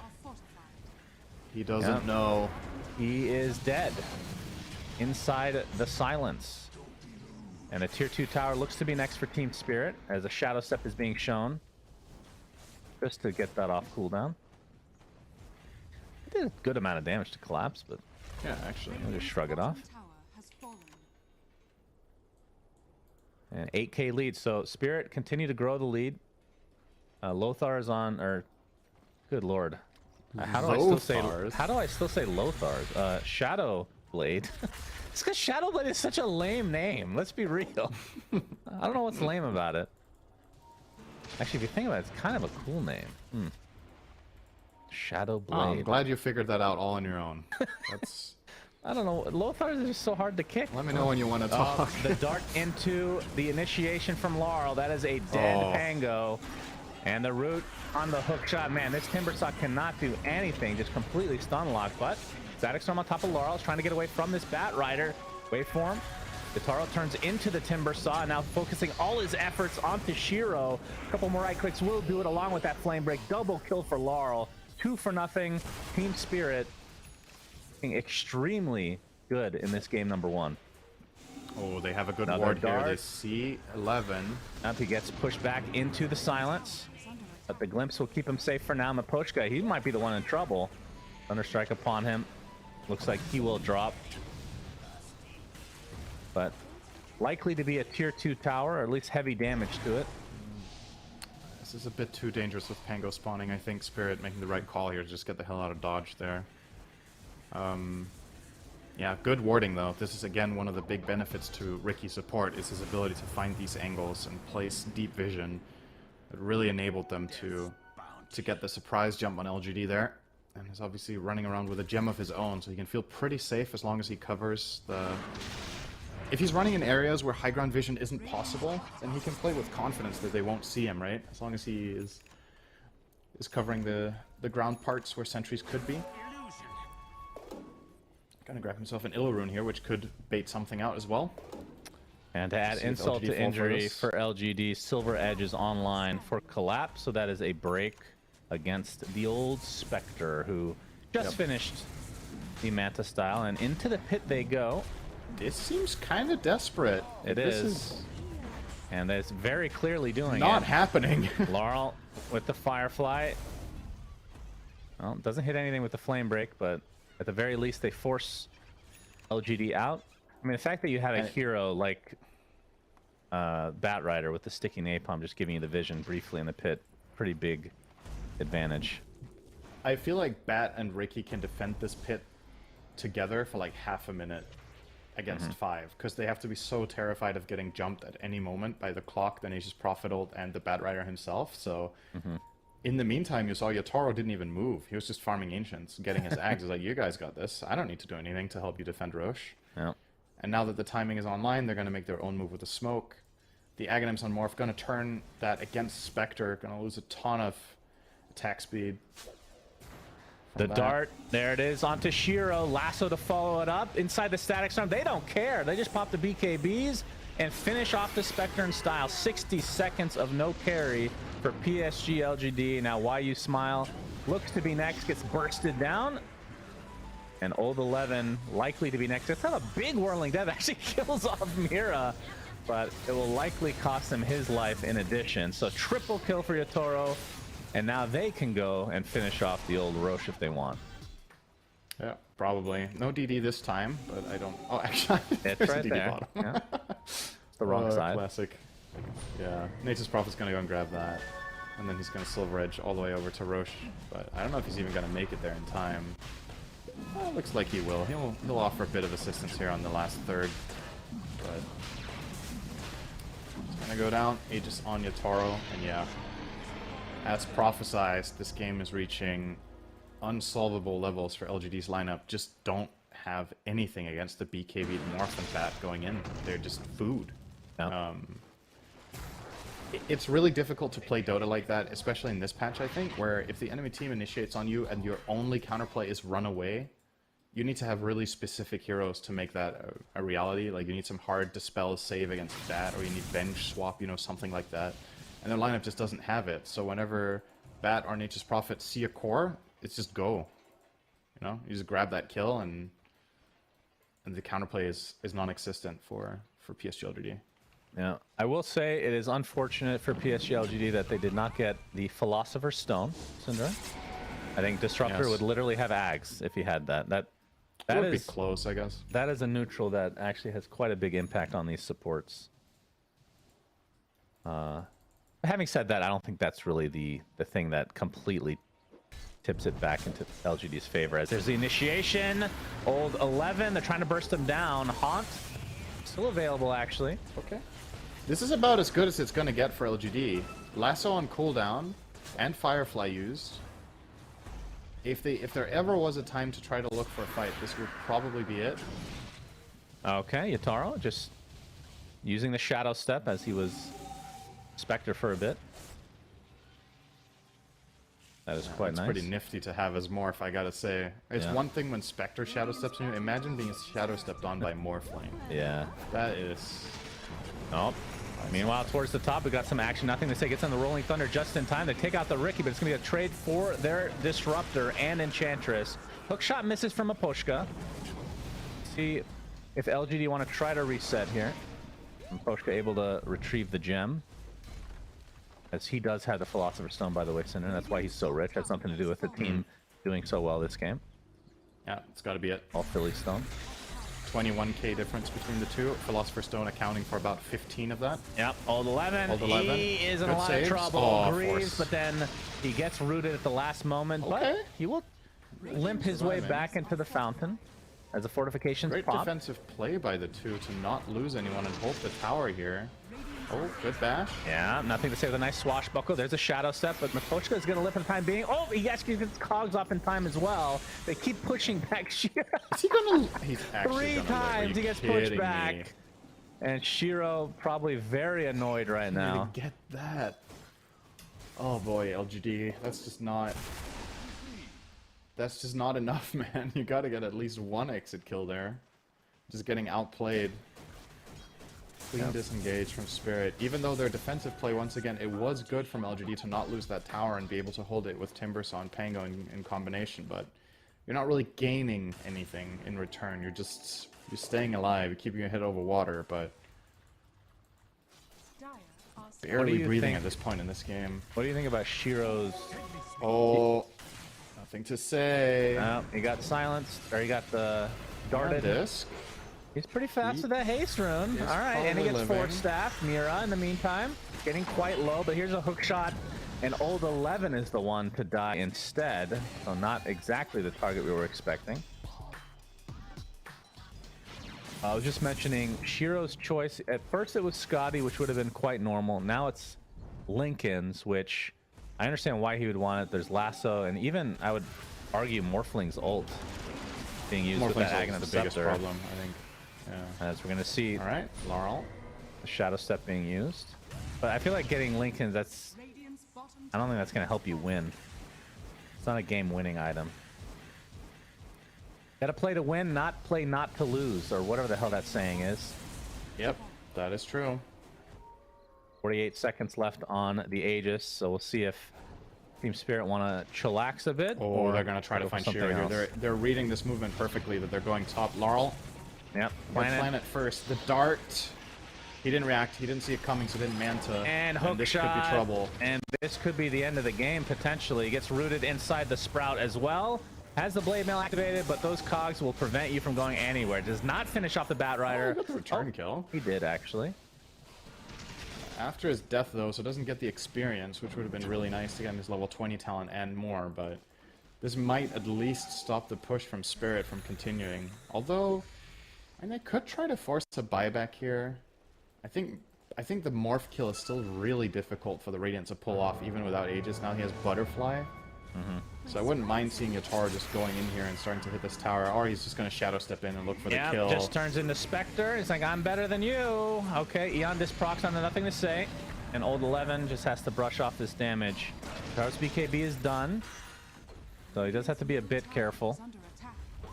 And Fortification popped. Mid lane was being pushed at the same time.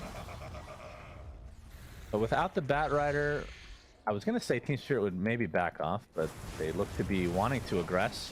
Getting a little bit of vision there. There's the dart again onto Old 11. Already at half HP. My goodness. Very little even used here. He is just destroyed. He just can't tank this. Goodness. He gets Silver Edge hit, and he doesn't start getting stacks on his armor. That's going to be a that's second your rack. quote-unquote tanky frontliner right there. Yeah, it's Well, it's funny that it is what it is, man. mentioned that the Silver Edge counters Spectre. Honestly, I don't even consider Timbersaw in a lot of the games because he usually has those stacks built up before it's relevant. But if you can catch him with 0 reactive armor stacks, then it is pretty dirty. The hero isn't inherently tanky, right? Now, Oh, what? Okay. I was going ganked. I know you were being crazy, sheep. Whew. Welcome to the panel, sheep sticks. Ah, thank you. Welcome to the panel, Fear. Always ready. Don't talk to Always him. ready. You're so ready. You got a tablet this time, Fear. I mean, I had it last time. Pay Oh, I just attention. missed out on this. What data were you even having to look at on day one? I'm mainly just like memorizing what players are on what teams. Smart. Okay, Knights carry? Knights carry. no, you can't look at the game. Knights carry? I mean, this is the last team I'm learning Knights now carry? because I'll be surprised if they make it through. But Alright, he with doesn't know the Knights carry. play left. Well, I guess I can't quiz you. You don't have a tablet. I do have a tablet. Execration's mid. Fear. Execration's mid. Execration's I have mid. my tablet. Oh, okay. There we go. All right. I love Bob. I love Bob too. Bob's great. Meanwhile, the series and game that we are currently watching, LGD is stand-in offlaner, Fear? Who is he?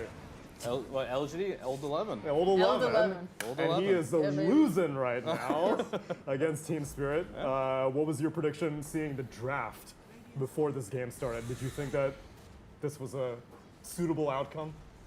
I mean, I don't see this being the best Timbersol game, like, ever. Like, so I think when you get that last pick Bat Rider, you are playing versus, like, a Clock, and you're playing versus a Ricky as a Timber. If you get cogged into a Smokescreen as a Timber, you're pretty sad in that situation here. So sometimes the Timber looks great and it works out, but in the games where it doesn't look good and it doesn't work out, it really doesn't work out.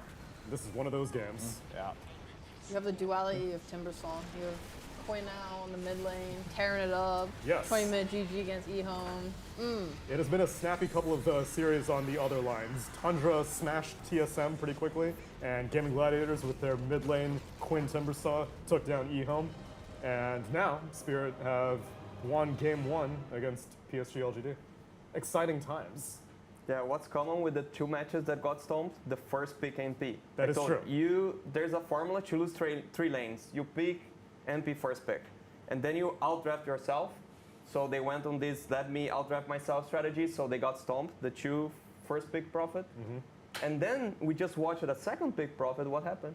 They won. They won because he has overall last pick, so he can pick a Bat Rider into the Timber. So it's not a free Timber game. It was already a bad Timber game, to be honest, but Sure. it made like a terrible Timber game with that choice. Yeah, So you guys on our pregame panel, Stini, illuminated us that a first pick to Nature's Prophet, as good as the hero is, has vulnerabilities. And yes, it's a first phase hero, but not necessarily a first pick hero. That was the takeaway. yeah, because you. I don't know about Oh, I can't wait to hear another. Yeah, so okay. what's your counterpoint, Sheepstick, tell me. or should I make my point? No, I want to hear her I mean, I'm argument. sure you expect this as a counterpoint, but like, isn't the whole point the flexibility of it? And I mean, not just between like offlane. carry and offlane. Yeah, there's like, you look at Save, he's playing Nature's Prophet like pos 5 in his pubs or something, you know, practicing. I think there's probably a bunch of teams at this tournament that could potentially move it to support. I feel like if you're able to do that, then it becomes a lot stronger in the first phase. Just, you can put it wherever, and it has flexibility of items. I think maybe if you're losing with it, you know, in first phase a lot, maybe you're just bad. But like, you can flex it, but I'd say 90% of the drafts with Prophet, when you have the last pick, you know the role that the Prophet's doing. You cannot flex that good. Okay, you're gonna play him position 5, right? Yeah. Who's gonna be our carry? Who is? Like, pick any carry. Tell me any carry. Any carry in the whole game? That Yeah. Nature's I'm Prophet is- panicking. I don't know any carry. Any carry. Name a woman. Name a woman. Because I'll have 24 pick and I'll counter your carry. Unless you have a carry Yeah. that I don't know it's a carry. Like, are you playing like Ricky carry with a Prophet 5, so I'm baited on that matchup? Yeah. I think you're just like baiting yourself again. That's the thing with the Prophet first pick. Do you think they're just uncomfortable on it? Because when I see Liquid play Natures, for example, they'll first phase the Natures, still put it on carry, and Mickey will have like the best game of his life anyway. It's not the first phase discussion, it's the very first pick. Very first pick. Yeah. Did they pick it first pick when they picked it the other game yesterday? When the one where it was like 800 buffs for Nature's Prophet. That was really fun. That's a good question. It was the first pick strategy because the enemy team had a Kanka. Yeah. So let's pick Kanka, so they had the overall first pick. Yeah. But it wasn't the first pick First pick, Prophet, first pick, right? okay. It was later in the draft. Sure. Okay. It was a 23 Prophet, if I recall correctly. I mean, What? it's Really? definitely stronger. No, than there's second no way. pick. Liquid would never 23 pick a Nature's Prophet. Who has the strength? You guys have tablets. And I'm Fear, going, use I'm your going. tablet. Was I it mean, I eight don't really Prophet? need to use my tablet That's for this. true. I'll I figure it definitely, out. You already know. I definitely You've already agree made a that like YouTube video first about this. I'm going. overall pick NP is definitely weaker than second pick because on second pick you can flex it to the end. It can be your offlaner, it can be your carry. If you first overall pick it, it's still strong in some way, just because NP doesn't really lose his lane to anything. And if you do technically play against a Timbersol or a Brood, you get kicked out, NP is an amazing hero to just leave his lane and make stuff happen on the map. So no matter what, this hero does have like impact, but for the flexibility of it, I think it going on second pick gives it the option to be like, oh, we can get a super nice like last pick as an offlaner, or there's a some carry that slipped through that's perfect. We'll throw NP in the offlane here, but. Support NP, I don't want to see that. I think it's terrible. Yeah. I think Yeah. this hero needs items, needs farm. So unless you want your like position 5 to transition into your carry, like I wouldn't really suggest it. Wasn't Save Wild now with like a 5 DK also? and I don't stuff know, like man's that? awesome. I love playing. I love weird 5 players. Also, Liquid did pick it on 8, but they also played it against Hellraisers and played it on 5 pick. Like on the I mean, first Liquid pick. Hellraisers, they can first pick Techies. All right, what cheese did they pick? Like What cheese? Yeah, like why did they put MP on 5? They picked Nature's 5. They have to have like some Husk or something. No, they cheesy had in then there. a Treant Protector, a Clockwork, a Snapfire, and a Pango. Very normal draft, actually. Yeah, I don't know. They're just better. Sure. Built different. Built different. Yeah. They're not revealing the strategies. Yeah. That's the thing. They're like baiting with the. Yeah. And the one I just series. think it's Wick. Honestly, it's Wick. I'm not saying it's 100% loss. Okay. Of course, like there isn't a hero that's like this, but they're really letting the enemy team outdraft you. If you're playing Yeah. against a clever team, you're gonna be outdrafted. Okay, I would That's the agree with thing. you that first pick Nature's Prophet is pretty abusable. Yeah. Okay. And then the one series that we have going on right now is where Lina wasn't banned, and so the Nature's Prophet didn't even come to discussion. It's Talon versus Evil Geniuses right now, and Lina is winning. Shocker! Whoa. I am in awe. Spectre losing again. Also shocking. Yeah, I mean, like, Spectre's a hero that first I thought was terrible. Okay. Then I started to get a little more faith in it, saying like, you know, the mango abuse in lane, how it's really hard to harass. You can get your timings, you can be powerful. But the biggest problem this hero always has had and has currently is its farm is pretty slow compared to a lot of the other carries. It doesn't pressure the lane super hard, so normally you give the offlaner a fairly free game in most cases. And I think at this high level of competition, like once you get ahead with Alina, you're snowballing. Sure, you can do the shadow step play on top of Lina, but once she has Satanic, Silver Edge, it doesn't even matter. If she's like 2 items ahead of you, counter matchup does not matter at all. Here, I have a big question for you. This is the How second big is time it? we've seen Elder Titan. Is he coming back? No, it's the second time you've seen Talon. It's the third time you've seen Talon played, actually. Oh, really? And Have it's they just been winning Oli. with Oli it? loves this hero. I mean, they have been winning, actually. They beat Execration with it, Yeah. Yeah.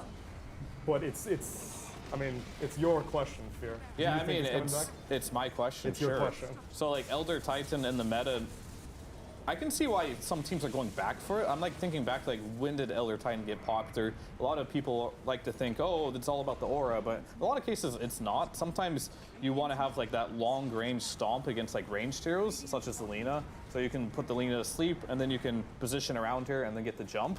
I think that's kind of their idea of like playing against like some Lina or Drow in this meta to get on top of those type of heroes. But it is something that they probably have more idea than me at the moment, because Elder Titan has not been seen for quite some time.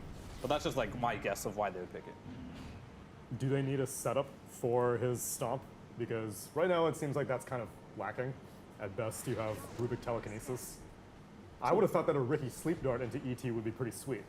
I mean, I think you just land the stomp, and then it's like, then you just Land the swarm. stomp? It's that easy? You got to. I mean, it's not easy against Lina. She's so fast. That's why you normally saw it against like Medusas and stuff. But Yeah. that's like the only reason I can see why they are going for it.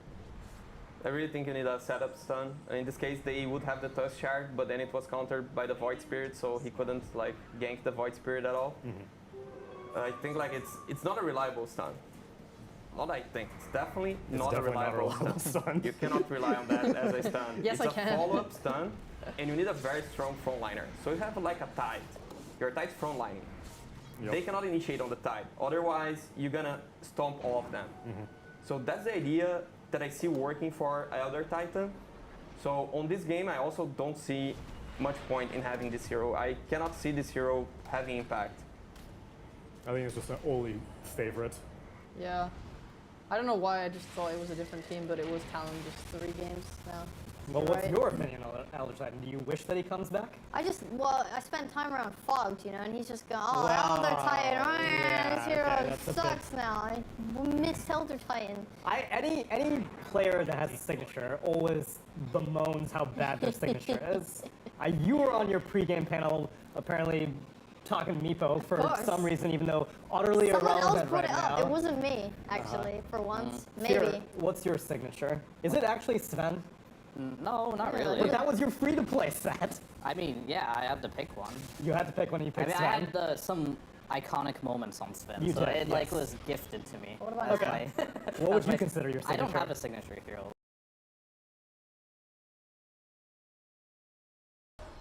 It feels like Makoto has recovered decently. Still lacking a bit in the level department, 21 compared to the 26 of Lina, but the rest of the pack is there around 22. So the Queen of Pain definitely back. Yeah, let's see if he alongside them. decides to invest and get that Hex. I think it's time to just go all in. buy the item, don't save for the buyback, then you could potentially be saved by Snowball. Yeah, he's gonna do it. Needs another 25 gold to finish it off. And would you say the same thing about the Spectre? Try and finish off the BKB, or do you want the buyback for 23? If he has enough money for a BKB, I think it's time to buy it. But don't buy components. Like, just save for buyback. Save for the buyback item for now. Either you buy out or you buy back. And there we go. With the Tusk and the Spectre finding a target, but Lotus Orb, I believe, going to reflect the snowball back. Dragging He Whisper stuns in, two that's of a them. good space to be in. Gets the catch with a stolen snowball. Now the Gleipnir, attempted lift to save himself. Q trying to escape, but another 3 kills. Sweep through this top part of the map by EG. The classic call the ambulance, but not for me moment. Like, they got outplayed so hard by this Lotus Orb. It's not that he only reflected it, he managed to get a 2-man stun with it. Man, it sets up the Starbreaker really nicely. Oh, TPing bottom now. We're going to catch on to 23's Spectre.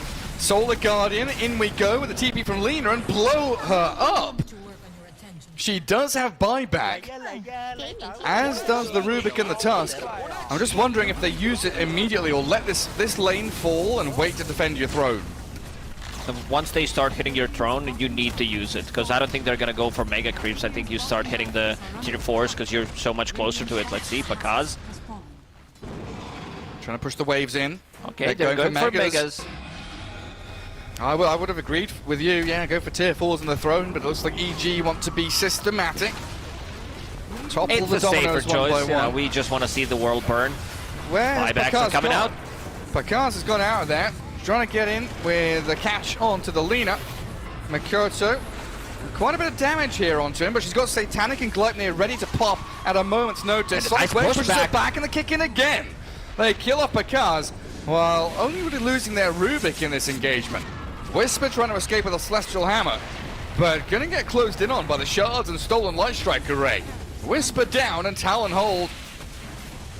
Never mind, Gary, I'm stupid. This is why you don't, siege the tier 4 towers, because you're so much closer to your fountain, to the enemy fountain, and then you're gonna get kicked. I like how you said, like, where is Lina? Like, I also couldn't find her. She got kicked. I thought she was TPing somewhere. So, yeah, the next Roshan's gonna respawn. They heavily committed. How many buybacks was that? Was two buybacks on the side of Talon? Next Roshan potentially in 20 seconds. That's a huge one. Talon did manage to kill only one tier 1 tower in this game. And Treant Protector using Living Armor to delay as much as possible. Yeah, they don't have the glyph, sadly. And it won't get refreshed either. So a little bit of bonus cash there for Talon as they break out of their base and cross the river for the first time in what feels like an eternity. Astral Spirit will scout out a couple of them lurking on that right-hand side. And a pretty quick Roche spawn is going Still to gonna have coincide enough time for with Lina's EG to respawn.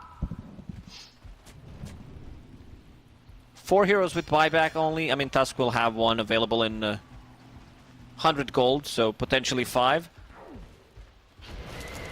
Spectre hits level 25 though. Extra Haunt Illusion. So more damage from Shadow Step, more damage from Haunt. We have Eon Disc as well. On Lion available. Didn't assemble it yet. Same goes for the Sea Smile one that you talked about. And he bought the book. He got that level 25. So the Simulate will have a root for 2 seconds. So that's another way of setting things up for LSA. Let's see. Catch. Going on the high ground. God. Oh, they just annihilate Ollie. Snap buyback from him as well. And up to the high ground they go, you're right. Battling in towards this ancient area. Sea Smile, half health. The Spectre and the Queen of Pain trying to bully him back, but he's got the Eon Disc to assemble it and keep himself nice and healthy. Light Strike Ray misses from Q. Sea Smile dodges and sidesteps everything. And now they try to haunt in with the Spectre. Looking towards the back lines. The Whisper Dawnbreaker able to tank through the majority of the damage while Lina arrives. Pakaz is here. Laguna Blade thrown. Snowball comes. Panda, he's coming in, but no Overgrowth ready. Still, they've got the damage to bring down Whisper, but can they kill off the Pakaz Lina? Good sleep. Controlling her up with a sleep, you're right, and Makoto's back in with a Hex. Tries to get into Invis with a Stolen Light Strike array. Talon have done it! An Ultra for 23 Savage! It's time to get inside the Roche bit. Man, Talon, I can't believe they're doing it again. Like, they this team knows how to play. Like, they did use 2 buybacks, but I want to see the fight recap. Yeah, Spectre dealing the 6,000 damage, and Queen of Pain, this Hex pickup has been crucial. Lina, if there's no one around her, if she gets isolated, she gets Hex. What is this? Roshan, he's holding the Refresher Shard. That's big. And Rubik, we didn't mention that he had the Aghanim Scepter in that fight, so 2 abilities and the Timeless Relic. So this is LSA with Timeless Relic and Rubik. This is just insane. Like, Leech Seed, not the best ability for him to steal, so if he can get something else, like if he gets another, like, stun, maybe Overgrowth. I'm listening, Gary. What is it? If he gets Laguna Blade and Finger of Death. Sounds cool, but... Can you imagine? I'm waiting for that moment. So yeah, Spectre will be the one holding that Aegis. Nullifier is done, so that also means these Eon Discs, Force Staffs. This is a big pickup. We talked about Talon, you know, potentially coming back into the game. They had to use the buybacks, but it feels like EG, they're slowing down in terms of scaling. This Dawnbreaker, she's not scaling. Like, she went for all these, like, utility items, teamfight items. On the other side, you have Tusk, who is, who does have this Aghanim Scepter and also BKB. Plus, he has Lens, he does have a Psychic Headband, so he can kick you from very far away. Yeah, everybody just executing these fights to perfection from Talon. You know, I'm struggling in these fights to figure out where to look, because you've got kicks this way, Light Strike Array stolen by the Rubik, Spectres hunting and jumping from illusion to illusion. I'll zoom out completely. Yeah. To actually see what's happening. It's really beautiful how they are spreading the fights. Because in that last one, I don't know, usually I have just such a lot to Lina. But that's not what they're doing. They're hunting for the line first, then finding the Treant. They're picking off individual targets and removing the safety net of the Lina. EG, trying to fight in the mid lane, 2-man stun on the Spectre and the Tusk. Eon Disc is proc, jabs and Mikoto, they've got a big Sonic Wave, and the Earthsplit is there as well, trying to finish off the Panda Treant, but he's got the Eon Disc himself and an Overgrowth. Pakaz is the first to fall, though the Lina's focused down. Whisper trying to stand his ground, in comes C-Smile as well, but Mikoto and 23 have got Nullifier towards Matthew, the Refresher up and the Haunt again. Moving onto the line, blow up Matthew, and look for target after target. They've lost 2 supports on Talon, but they've got the big core kill they wanted. Lina does have buyback, definitely does not want to use it here. This is a full refresher on Queen of Pain. Those Sonic Waves, like we talked about the early ones not being on point. He didn't land like multiple Sonic Waves, but this one was beautiful. 7,000 damage done by Queen of Pain. It was... I believe, yeah, 2 Sonic Waves, so he did refresh it, and he did pop it. Spectre still holding the Aegis. She used the refresh shard, though, so next fight will She's not still have available. Oh, C-Smile. Double Astral Step. Slips away from the grasp of Mikoto. Oh, Queen of Pain, do you want to go up the staircase here? It's a little spooky. He's diving and hunting for C-Smile. In comes the rest of EG, though, surrounding the Quap. Mikoto's back out of there, jabs in, hunting for them, but the Quap is dead. C-Smile got the finishing blow. And Whisper, with that Havoc Hammer, just pushing the Spectre around, while Jabs has walked into his own doom now, it looks like. Oh, Talon, what are you doing? Oh, no! Oh, man, this type of a move, I guess he was expecting the rest of the team to back him up. If he blinks in aggressively like this, maybe a snowball save, maybe he was expecting Spectre to come in with the Shadow Step or the Haunt, but it came in very late, and now Lina's gonna respawn. So they could, like, top lanes being pushed in. It's a huge wave. Yeah, I mean, mid and bot are at the base. And yet another game where we don't get tier 5 neutral items. Lina needs stacks. She has none at the moment. Needs the creep wave. Give me some creeps to cast spells on, please. EG looking for the mega creeps. Queen of Pain has bought back.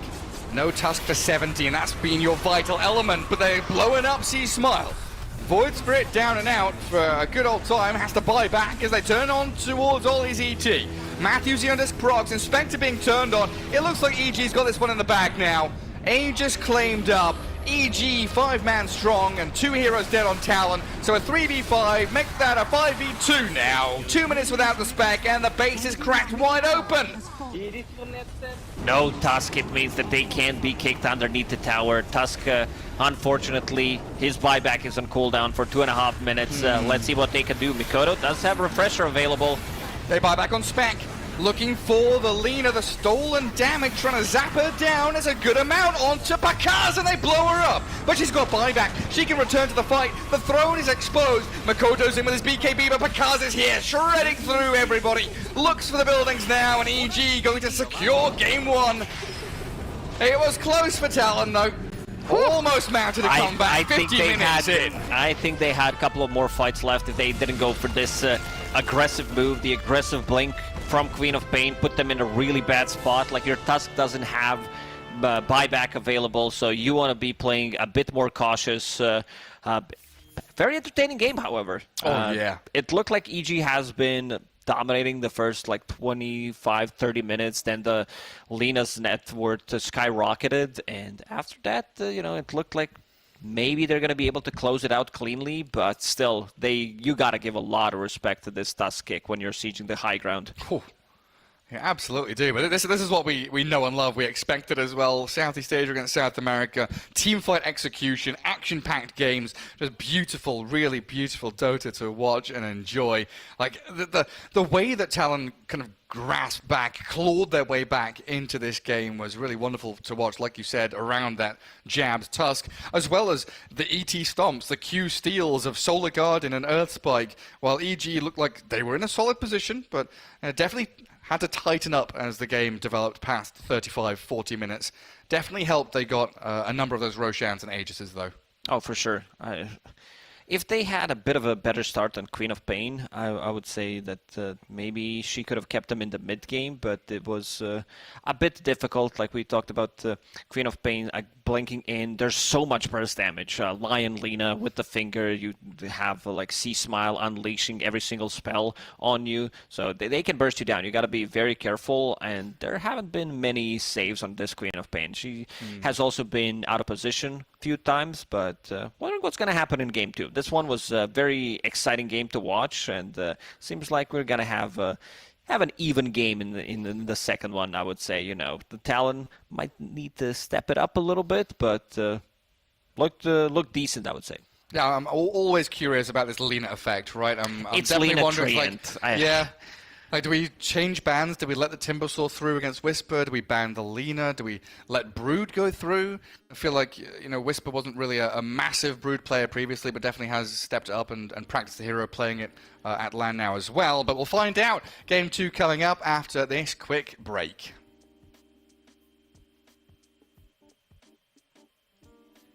Oh, we gotta...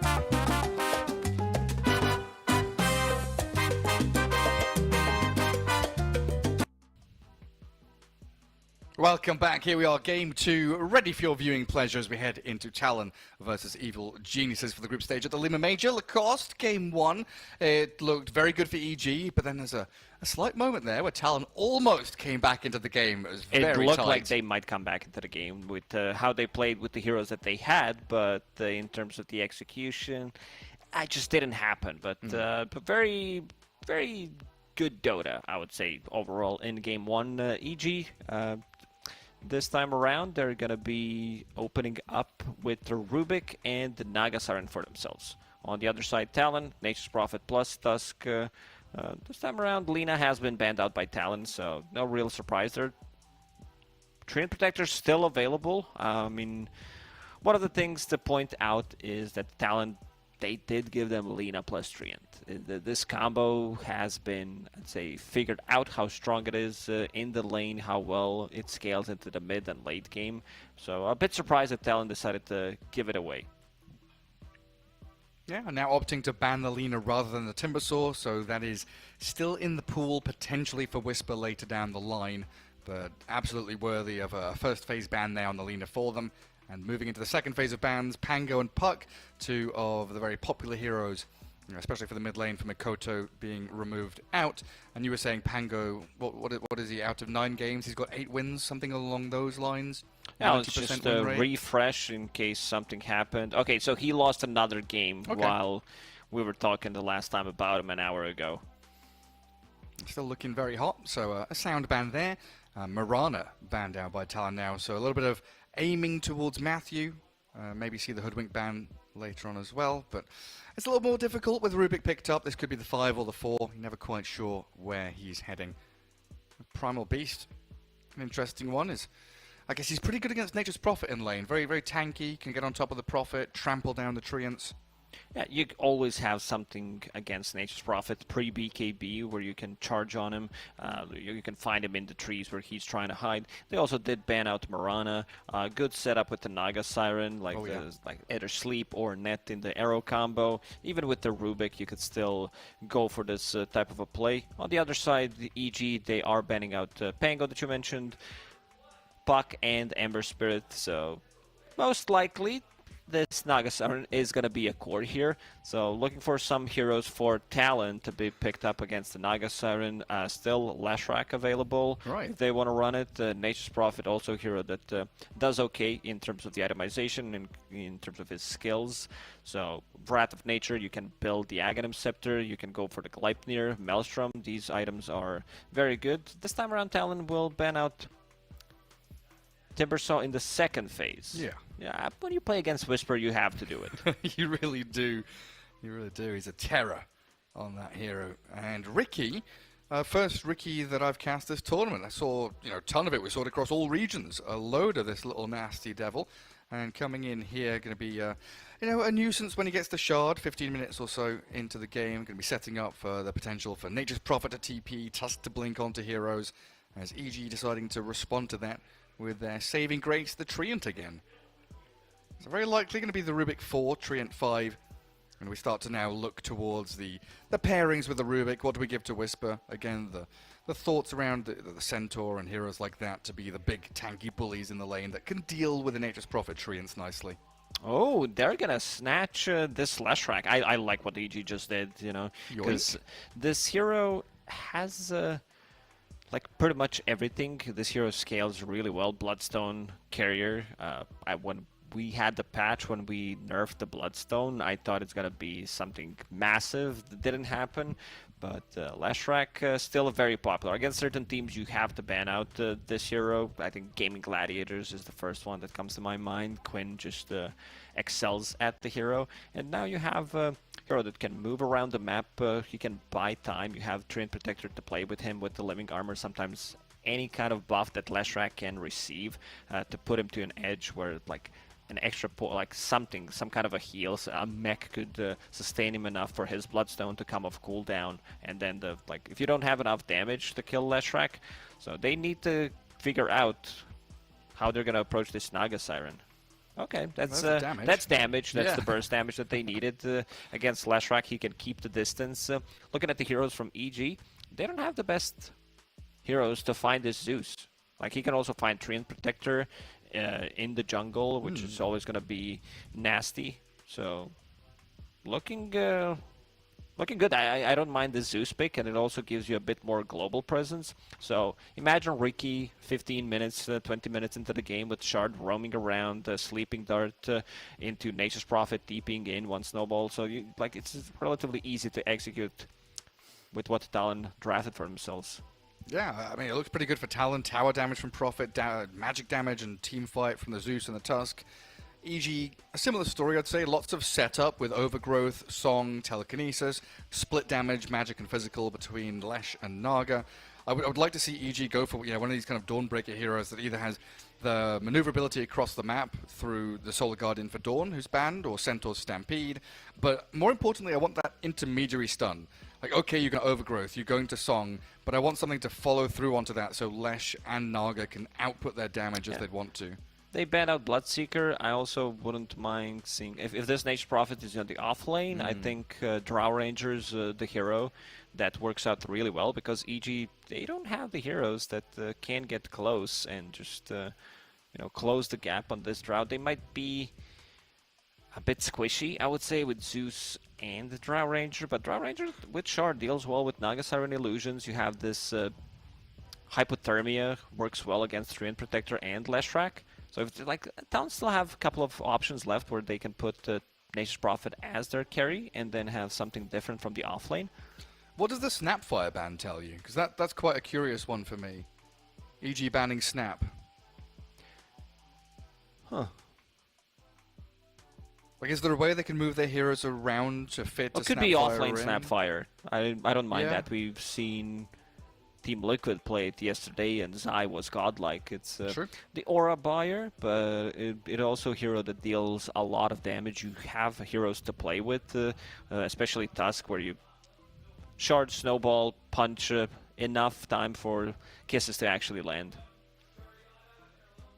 I'm wondering, what about a Mars for Whisper? Hasn't been the most popular hero in the past couple of months, but it's definitely one of his go-tos for that additional team fight, a bit of catch, and the blink ability to get on top of Prophet and Zeus. Mars Rubik's not a bad lane either. I'm always down for some Whisper Mars. Looking at some of the other options that they could potentially go for. You did mention a Centaur, so you can close the gap, find the Zeus in the backlines. Rubik plus a Centaur lane. A lane that always has a kill threat, so I wouldn't mind seeing that. If you want to buy, you still don't know where this Nature's Prophet is going, so if you pick blindly, something like a Tidehunter, which is an Aura Builder, Mech, Guardian Greaves against these heroes could work out well, but then they could respond with something like Monkey King, which 23 definitely loves to play. What's happened to Beastmaster? I've just seen him on your screen and realized that when I have seen him recently, he's looked very good, but he doesn't seem like a high priority hero anymore.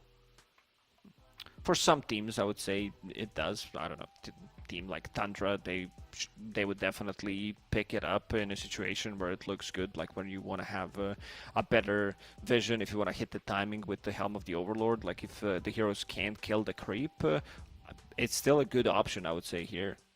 Ooh. Definitely not expected. That ticks all the boxes, though, doesn't it? Gap close, the ability to come top of Prophet and Zeus. Okay, it makes a lot of sense, though. Not your normal Aura Buyer from the offlane. No, imagine Spirit Breaker running around with Guardian Greaves. He's like, yeah, I'm getting ganked, and then he charges the guy, gets the mech in time. You have a shovel, right, with a kobold. You keep a kobold chasing you so you can charge onto it. And a Pudge for Talon. Here we go. I forgot about this hero. This hero deals really well with Naga Siren and this is actually the best pick they could go. Sometimes I just forget about this hero, that this is a carry hero. Yeah, exactly. So against Naga Siren, you hit the timing with the Ags. You're never going to feel threatened from the illusions because you can always instantly clear them. Against Treant Protector, reducing the healing. Against Leshrac and the Bloodstone. Big fan of this Pudge. Yeah, huge pick. Naturally buying Hood and BKB against the Lesh magic damage.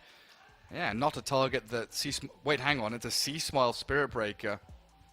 And Whisper Leshrac. And a Whisper Lesh. So Pakaz on the Naga there. So mid Spirit Breaker. I mean, Whisperlesh isn't a massive surprise. That was one of the heroes 2 or 3 seasons ago. He was destroying people. And he was actually buying Arcane's mech pipe on Lesh back then, like before 2.5 years cool. ago. Yeah. It's a hipster. If he wants to scale better, I also don't mind off-lane Leshrac going for the Bloodstone. Like, maybe you want to get the mech Guardian Greaves and then go back for the Bloodstone. I wouldn't mind seeing that, but also considering that he's playing into Pudge, you know that this healing reduction is going to come out, he just might settle with the mech. Yeah, might do. And Matthew Rubik Panda on the Treant. Looks pretty solid there for Evil Geniuses. The big question mark is going to be the C-Smile Spirit Breaker. You know, itemization-wise, how he actually pivots from the mid lane. Definitely fits his playstyle and his role very well. Again, very active player, wants to be involved from an early stage. But is this the kind of Phase Boots Aghanims, you know, with the Kaya Yasha? What does he want for Spirit Breaker? Early BKB as a potential? I think he might just go for the Ags, but if he... I mean, you're playing a mid-Spirit Breaker, so... I wouldn't mind seeing something like BKB that you mentioned, because there's so many... Like, you can get hooked, you can get punched, these abilities still go through magic immunity, but there's also a lot of things that could, like, stop your charge, like even like post 15 minutes, Ricky with the shard. This is gonna be Q Tusk, starting with Wraithband. Very interesting build. Oh! So he is. I mean, we've seen these Wraith Bands on a number of heroes. I don't think the item in its own right is that weird, but starting with it, you know, no windlace, no boots, no additional regen, full on buying the Wraith Band there. And is that in particular against the Naga Siren with her minus armor? I'm not entirely sure. For now though, Talon sat out, camping in the mid lane, trying to see if anybody's coming with any vision, observer wards, but yeah, as usual we see against Treant, against Nature's Prophet, against Naga Siren, people putting these high ground wards rather. One thing I'm concerned about is Talon's safe lane, where you have Ricky as your position 5, so this is not a strong lane by any means. Like we saw Liquid, we saw Gaming Gladiators, they do love to play Crystal Maiden plus Pudge, which is a strong lane. With Ricky, you don't have a hook setup, but you don't need a hook setup if you land hook like that. Whisper already down to half HP from that hook. Yeah, Pakan's down bottom as well, taking a bit of a beating from Jabs and Ollie, but he got the bounty rune. Pakaz and Panda getting one apiece, Panda getting the third one of the game. So slight advantage going the way of EG as the creeps start to meet across the map. 23 being held away from the lane currently. Leech Seed level 1 for Panda, giving him a very good situation. I don't know, he's not really trading, he's just battering people. Not a nice find for Ollie in 23 so far, and that'll give Whisper the little leg up that he needs. EG decided to swap things around. They will put Matthew here on the bottom lane against the Nature's Prophet and Treant. Because if you play Treant and Nature's Prophet uses Nature's Call, he just kills you and summons the Treants instantly. It's one of the interactions, one of the Easter eggs in Dota. Along with the frogs in the trees. I remember the froggies. Yeah, you go around hunting them all. Open up the shop in the bottom right-hand corner, get the Gambler going. Yeah, you've also got Fadebolt from the Rubik to help out against Treant, which is super nice. Yeah, so far that top lane looking pretty sad for Talon. Burning through a lot of regen early on, and not much that Ollie can really accomplish.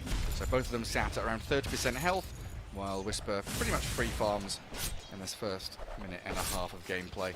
It's going to be a difficult lane. I'm not sure. Like, if they die once or twice, it's going to be very difficult to salvage the lane. Ricky just doesn't have enough. Like, you see the hook on Panda, but he just punches back. 23, farming underneath the tower. And Whisper, he's level 2, does have a point in Edict. Playing into 2 melee heroes, so no surprise that he's taking a point in early Edict.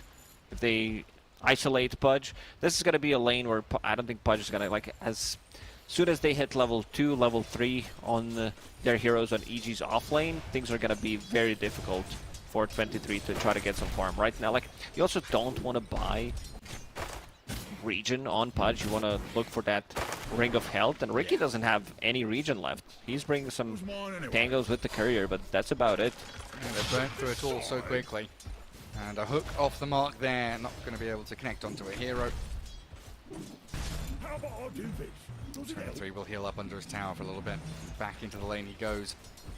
I've been poking my head into that mid lane and seeing what's going on. Mikoto, 16-3, out farming the Spirit Breaker in these early days. As expected. Like, Spirit Breaker can't really just go on you and bash you 4 times. Also, I saw Zeus using Heavenly Jump when he's trying to CS, so slowing him down and not allowing him to get the last hits.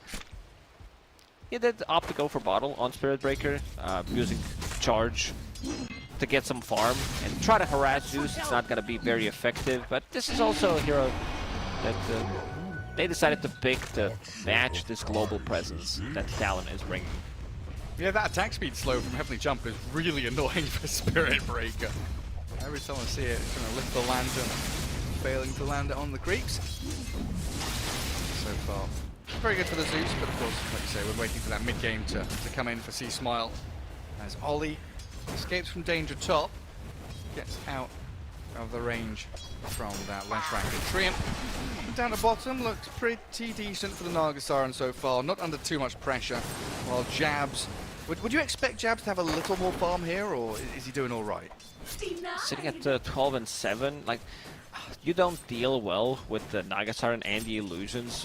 This chip damage from Riptide, it's not a lot, but it's mostly about like the sound that Naga makes, I would say, that makes things difficult. I'm not even kidding, where you'll have like all these illusions, like the Riptide gets procced all the time. It deals decent amount of its physical damage, so let's see, Q using that tag team, but let's walk off because... Chip away at him. What's it called? Is it misophonia? When you have an aversion to noises, like you hear someone eating loudly and you cringe, you feel real bad. That's what Nagasaran Riptide does to you, huh? What if you have a fear of word cringe? What would you call that? Boomerism? Could be. Good answer, Gary. Zeus, level 5.5, so as soon as he hits level 6, I do expect them to start to play a bit more aggressive on the side lanes. Top lane, I'm not sure if they can get a kill, but looking at the bottom lane, maybe they can try to isolate Matthew. So far, 0-0, a bit of a slow start to the game. Fudge, very low on HP. Yeah, they've just been poking at 23. It's not comfortable at all. While the bottom lane, they are having a crack at Matthew and finish him off with his tag team from Q. So finally, Talon up on the board, while Panda dies up at top. Dived a little too deep.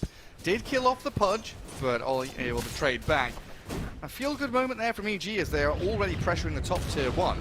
They have put so much damage onto Ollie, in fact, through this laning stage. The Whisper just trying to get this kill, looking for the finishing blow. Oh, will he find it? The tricks of the trade gets Ollie out of there.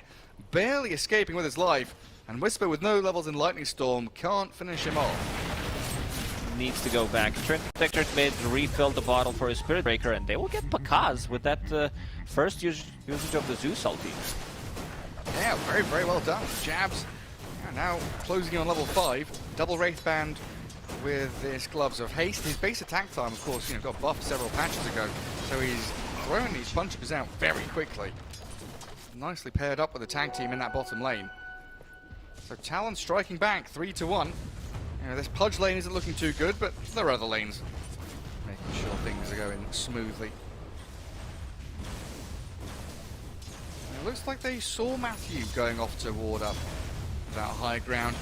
They had an obs ward there themselves, so they'll know where to remove the vision from EG.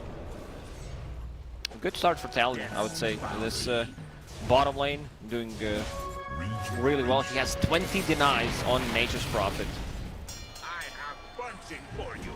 He's having a great time now. They need to enable Pudge. I want to see some stacks being made for him so he can get to his Aghanim Scepter as soon as possible. We haven't seen C-Smile make a rotation yet.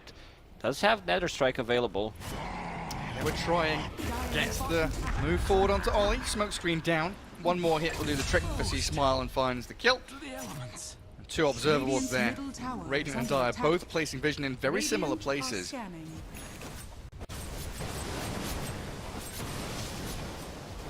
Now Nagasaran just trying to hold her own under a tower down bottom, keep Jabs and Q away from that bottom lane. Matthew gonna drag them around as well, while 23 dead again to Whisper. all the way between the tier 1 and 2 top lane. That's a solo kill. 3 points in Edict. He's going to start to pressure some towers, and now we see the power of They've this. got the Zeus ulti. Snowball comes across, and they're going to get the Centaur Stomp from the neutrals to help out, kill C-Small. Mikoto and Q is going to pummel into the Spirit Breaker. They trade their Don't Pudge kill out it. for a couple of kills. Let it live. This is your buddy. Oh, that's so easy, actually. He actually got him in the end. So yeah, very aggressive move from EG. Try to invade the triangle, and Zeus on top of the network does have Thunder Gods available. Picks up double damage, not the rune you want to have on Zeus, but it will do the job. It will replenish the mana. Dire's top tower is under attack. I want to see how they recover this top lane. Level 5 on the Pudge. Does have his hood, but definitely a lot of room for improvement here as Whisper looking to kill off this tier 1 just 8 minutes in. And with Matthew's rotation, Whisper's damage looking pretty hefty. They need Ollie to come in with a smoke screen, so he can't land the stun. 4 heroes here now for Talon, aiming for Matthew, 2-man split earth, and in comes C-Small. The charge Gets across, a hook. Cloak in there, Whisper dragged in, the snowball, the damage is enough to kill the ledge, but Pudge is falling. Whisper gets the kill from the grave through the Diabolic Edict, and Mikoto, very low on HP, has a fairy fire and the heavenly jump to get away. Q left stranded now though, so another charge in will allow them to finish him off, and the tier 1 at just 61 health will get taken down eventually. C-Smile will take care of the business. This global presence that they have is matched up by Spirit Breaker's moves. I think he doesn't want to kill the tower right now, trying to get a Mikoto. He does have Heavenly Jump And in a a lightning second. bolt. Yeah, stops it immediately. Well done by Matthew to keep tabs on him. Mikoto knew what was coming. Down at bottom lane, Placaz has been left alone here, so Pudge making the move will kill off all the illusions and maybe line up a hook, but Placaz not going to fall for any tricks like that. Dire's middle tower is under attack. Dire's structures are fortified. Well, this is where the Treant really comes into his own. Can hold out in this bottom lane with his Nature's Grasp and Living Armor. Probably not going to be able to defend the tower, but will delay the death of it for quite some time. And he gets the him. hook. No way. Beautifully lined up by 23. Panda with a Leech Seed trying to buy a bit of space for himself, but the Thunder God's Wrath is there. 23 decided to go for Hood of Defiance, the full one. Like usually we don't see that item unless you're dominating, so you get Hood or Vanguard as your first item. Most of the time it's going to be Vanguard. But considering that the lane didn't go too well, I think going for just a casual cloak or skipping the cloak, getting Ags as fast as possible, then going back for cloak is the way to go. Because right now, it's going to delay your BKB, timing, right? Yeah, like it's going to delay everything pretty much. Jabs will take care of the business bottom. Tier 1 tower will fall. Killing that Treant was super important to make sure the tower fell quickly. So getting themselves a tier 1, but yeah, you look at the map, top and mid claimed already by EG. So much more room to maneuver here, especially for a hero like Naga Siren, who really can swarm the map and take control of all that lane pushing. And that gives space to Whisper and C-Smile to both farm backwards a little bit, clear an ancient stack. And it looks like with the Blitz Knuckles here, it's going to be Shadow Blade. For C-Smile, yeah, makes sense. And Ollie going to be the one that's just stuck up top, trying to get what he can. And as you can see, odds coming up on your screen. And you can click the banner down below to head over to Bet Boom and make the most of it. Because in the middle of the pack, like top 3, Nature's Prophet with one ulti could match it, but considering that he died once, didn't get a single kill, here a charge. C-Smile, solo smoke. This is a difficult kill to get here. And he stops it. The rest of the team is not there. He's still in Viz. Thinking about it. Keeping vision on the Pudge. A bash comes. They've got control of the telekinesis. Didn't even get his flash heap off. So they have the damage while Q, he gets the punch and a massive amount of DPS. Thrown at the C-Small and Matthew with a charge back in towards the Zeus. Good Yules. And there's the snowball dodged by the Yules. You're right. Well done. But with the Thunder God's Wrath to finish off C-Smile, at least something going Talon's way there. Ooh, 23, not getting that Hood of Defiance, not getting the flash heap. Maybe he could have tried to turn it around, but he also stopped for a brief moment. I thought maybe he was thinking he's not gonna be in trouble, but every single time this Pudge dies, it gives them like an upper hand, because Naga Siren, we talked about the matchup, it's a bad one for Naga, especially if Pudge is off to a good start, but he's not. He's sitting at 0-4-3. This Aghanim Scepter, if they kill him one more time, this will be like 18, maybe 20-minute Ags on Pudge. Yeah, a real challenge for 23. Especially with the limited room they have on the map. Right now, 23 has to farm bottom lane. Top's not safe, top jungle isn't safe, can't really show his face in the mid lane. Triangle has been farmed. Sometimes your own team makes things more difficult. I think everybody experienced it, where like they take your farm, you play against the Spirit Breaker, one extra hero shows up. Luckily for him, he's not under vision at the moment. And look at the build. He's actually trying to adapt. He wants to hit an earlier timing, going for Blade Mail. Okay. Yeah, against the Leshen and Naga, lots of uncontrollable damage does make sense. And I think also the idea here is that they've got Jabs, who has had a good laning stage, has a Maelstrom, so Nature's Prophet is going to be more of a position 1. Pretty much, yeah. I don't mind that. And you're not going to lack damage. Zeus does have a ton. How's Ricky looking? Ricky? Well, up at top, Dire Vision sees Whisper and Panda. Even with the Yule Scepter here, you're going to get a little bit of space, but with 100 HP remaining, hits the ground with a thud. And Talon, looking for Panda's Treant, close the gap on him, sprout him up, and finish the Treant off. So no real response there from EG as they pushed pretty far forward in that top lane. They need C-Smile to be active on the Spirit Breaker, but for now he seems to be farming his Shadow Blade. Goto, off to a really good start. Like, he has enough money to buy either full Kaya Sanj, but seems like he's going to be waiting for the shard, which is going to be in stock in 30 seconds. So big timing for them, where Ricky does have enough gold to buy it. Same goes for Zeus, and now they're trying to set things up here bottom. Yeah, TP in the jab, set it up with Ollie and 23 Savage. Get the Dismember onto him and C-Smile taken down quite quickly. Yeah, Talon all the way across the map without EG noticing. This is where EG, you see Whisper drawing the line saying, I'm going to push out top, force them to defend tier 2, take full control of that northern jungle, and start thinking about mid lane. Now bottom, okay, they're going to kill on Ricky here, but it's not necessarily the place that EG want to be planting themselves and setting up a base camp. Definitely not. Like, the Naga will be taking care of this bottom lane. Dodged by the tricks. Got it. Very slippy from Matty. Oh, Panda has the best courier in the game. It's a good looking one for sure. Such a beautiful beast. But yeah, what's the move from EG here? Like, they're kind of slowly pushing lanes, they're farming. What's the big item that's going to allow them to win a team fight or take Roshan? I think they're gonna wait for next set of items. This Orchid on Naga Siren. Spirit Breaker does have Shadow Blade finished, but I think they want to sync up BKB and Orchid on Naga Siren. BKB on Leshrac, that is. And then they can feel much more comfortable coming into a fight, but we'll be going, or at least try to go for the pickups. Lift is available. So much chain disable. They charge with a couple of bashes, Nether Strike and Telekinesis. That damage from Zeus. Yeah, 2 heroes surviving on about 100 health, while 23 dismembering away at Pakaz. And again, this bottom lane just is not a safe place to be. Really feels like the Naga Siren should be up in that top left-hand corner of the map, but yeah, sticking it out bottom, paying the price.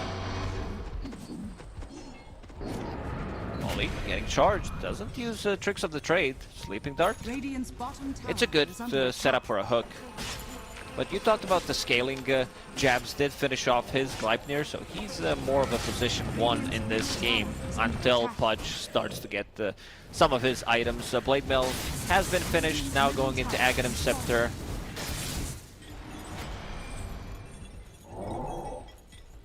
Yeah, recovering decently after that very poor laning stage start. C-Smile, after his Shadow Blade, hasn't really developed his item build yet. Sat just under 7k net worth from the mid lane. Quite a far cry from the Zeus's 8500. Curious to see where the Spirit Breaker goes, whether it is the Aghanims or the BKB, which we discussed earlier on. It's just a matter of finding the gold to buy those items, which is the struggle for now. Be active on the mid Spirit Breaker, but it seems like the game kind of slowed down. Now you have this Gleipnir that can stop your charge. You have Ricky as well with tricks of the trade, can't dodge it. Then you have Sleeping Dart as well. So things are getting more difficult for Spirit Breaker. Definitely needs that BKB to be able to complete his charge. It's going to take quite some time. Right now he's a bodyguard. Kill off the Treants, try and keep them away from the ancient area. While Talon, snowball on into mid to kill the Rubik, and a Sleeping Dart there finding Treant, while C-Smile, he charges in, catches two with a bash and Placard. Riptide shredding through jabs, Those but they don't illusions have die the so finishing quickly. touch. The Ricky tricks the trays, surviving, and the song comes, but too late. The Zeus got the damage into the Spirit Breaker as Pakaz and Whisper, they dodge the hook. Split Earth dodged by the Snowball though, and they turn on the lash quickly, while Talon, just so much raw damage and potency here to take down EG. 3 gone, and no casualties from the Dire side whatsoever. You see these illusions from Nagasiren.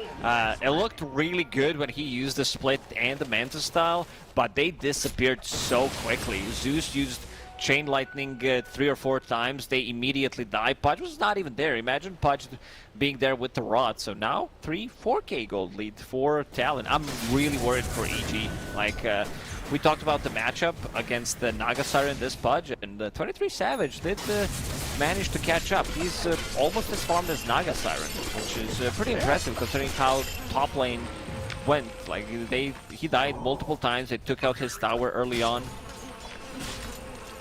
Yeah, it just really feels like the areas on the map that EG were trying to force fights were disadvantageous for themselves. The bottom right-hand corner where Pudge is just naturally farming a creep camp and a creep wave. He's comfortable there. EG maybe a little more focus up on top lane would have been nice for them.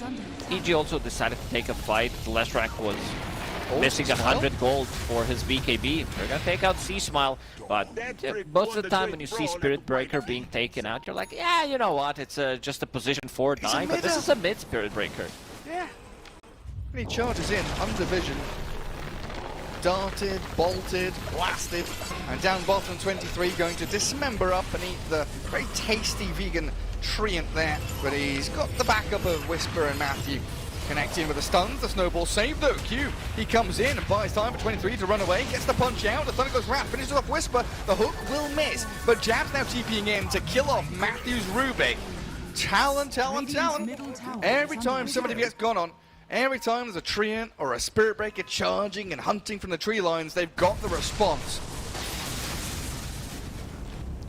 Sometimes you forget, like even professional e-gamers, they do forget about the damage that can come out from this Zeus ulti. One Zeus ulti, one Breath of Nature, everyone's down to half HP. Charge. Cancelled again. Gonna stop it. Bolt into Dart. And a Snowball back in. C-Smart not having a game. Shadowblade has not paid off for him. Talon outplaying EG every step of the way. Really shown here with a 7k lead they've built up for themselves. And I don't know, usually against the Nagasiren, I guess you've been talking about the Zeus and the Purge able to clear out the illusions, but I feel like Pakaz very often has control over 60% of the map. He's just been sat on his side of the river defensively farming. You don't He's have not that getting map anything, across the river, definitely not getting the farm. And his next item, I see a Mage Slayer. This is not gonna tank you up as much. Like, it's a difficult matchup. You're playing into Pudge, you're playing into Zeus, so maybe if he thinks that he needs to like isolate one hero and kill it to get this silence off on a Zeus. But Zeus is going for Lincoln Spheres. He does not want to get charged, he does not want to get lifted, nor silent by this Nagasiren. So good itemization from Mikoto, not the usual one. Like looks like a grief maybe to some people, like yeah, what is this Lincoln Sphere? Still gives you a decent stat top lane. Yeah, they've got this Orchid on to 23. Panda thinking about the overgrowth, and he has to use it because in comes Jabs with his BKB up. They're not going to lose the Purge, and they'll get 2 kills. Huge victory again for Talon. So much, immediate response time. They needed extra heroes. C-Smile needs to be there with the Spirit Breaker. Bit of an interesting build on Spirit Breaker. Well, fast kills from Whisper, but Gleipnir, Sleeping Dart, the control on him with a Walrus Punch through the BKB, and the physical damage comes from Jabs. The carry, the real carry has arrived. Nature's Prophet, full control of this game as they move into Roshan now. EG, they cannot take this fight. This game looks very, very difficult. They like looking at the comeback tools, how they can come back into the game if they're sieging the high ground. There's nothing compared to what Talon had in the previous game when they were like 15, even 20k gold down. This Nagasar, she's not going to be able to carry this game. It's very difficult. We mentioned Gleipnir build on Nature's Prophet. He's the one holding the Aegis. Pudge does have Aghanim Scepter, so that extra damage, extra AoE, extra healing reduction against the Treant Protector. Mentioned potentially a Bloodstone on Leshrac, but considering that he's playing into Pudge with Ags, it's just not going to be that build anymore. So yeah, especially when Naga's behind. And it's not just like she's behind one carry hero. She's very shortly she's going to be behind 3 carry heroes in Talon. Pudge is more than caught up now. He's going to overtake the Nagasaran in a few seconds. And he's going to have Eternal Shroud as well. Very nearly has it completed. Pakar's running away from that Bane. Can't even push into the tier 1 because Q and Jabs are there to defend it. This feels like where EG have got to start thinking about their smoke options. How do we find the element of surprise? I thought you were going to say game 3, but these are best of dudes. Let's see if they can get a pick-off. Problem is with Spirit Breaker, like you want to split out the map, you want to go for the pick-offs, but one Zeus ulti, one TP from Nature's Prophet. If Ricky's there, he can like see you, he can stop it and dart into hook combo. It's just so beautifully done. Every part of that was gorgeous from Talon. They also get Pakaz over in that bottom jungle. I was watching the Ricky, they pop the smoke on him and he walks near the staircase to try and see, does a smoke break here, walks around, does smoke break here. Then he jumps up with the tricks of the trade with the Dire Observer Ward on the high ground. They keep their vision on them, find the opening they needed. And at the same time, killing that Naga with just a couple of heroes on the other side of the map.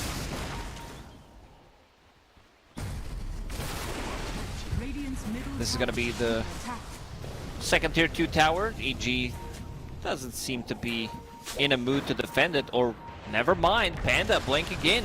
Root only on 1. Overgrowth is on the Zeus, but he gets out there with his illusion root.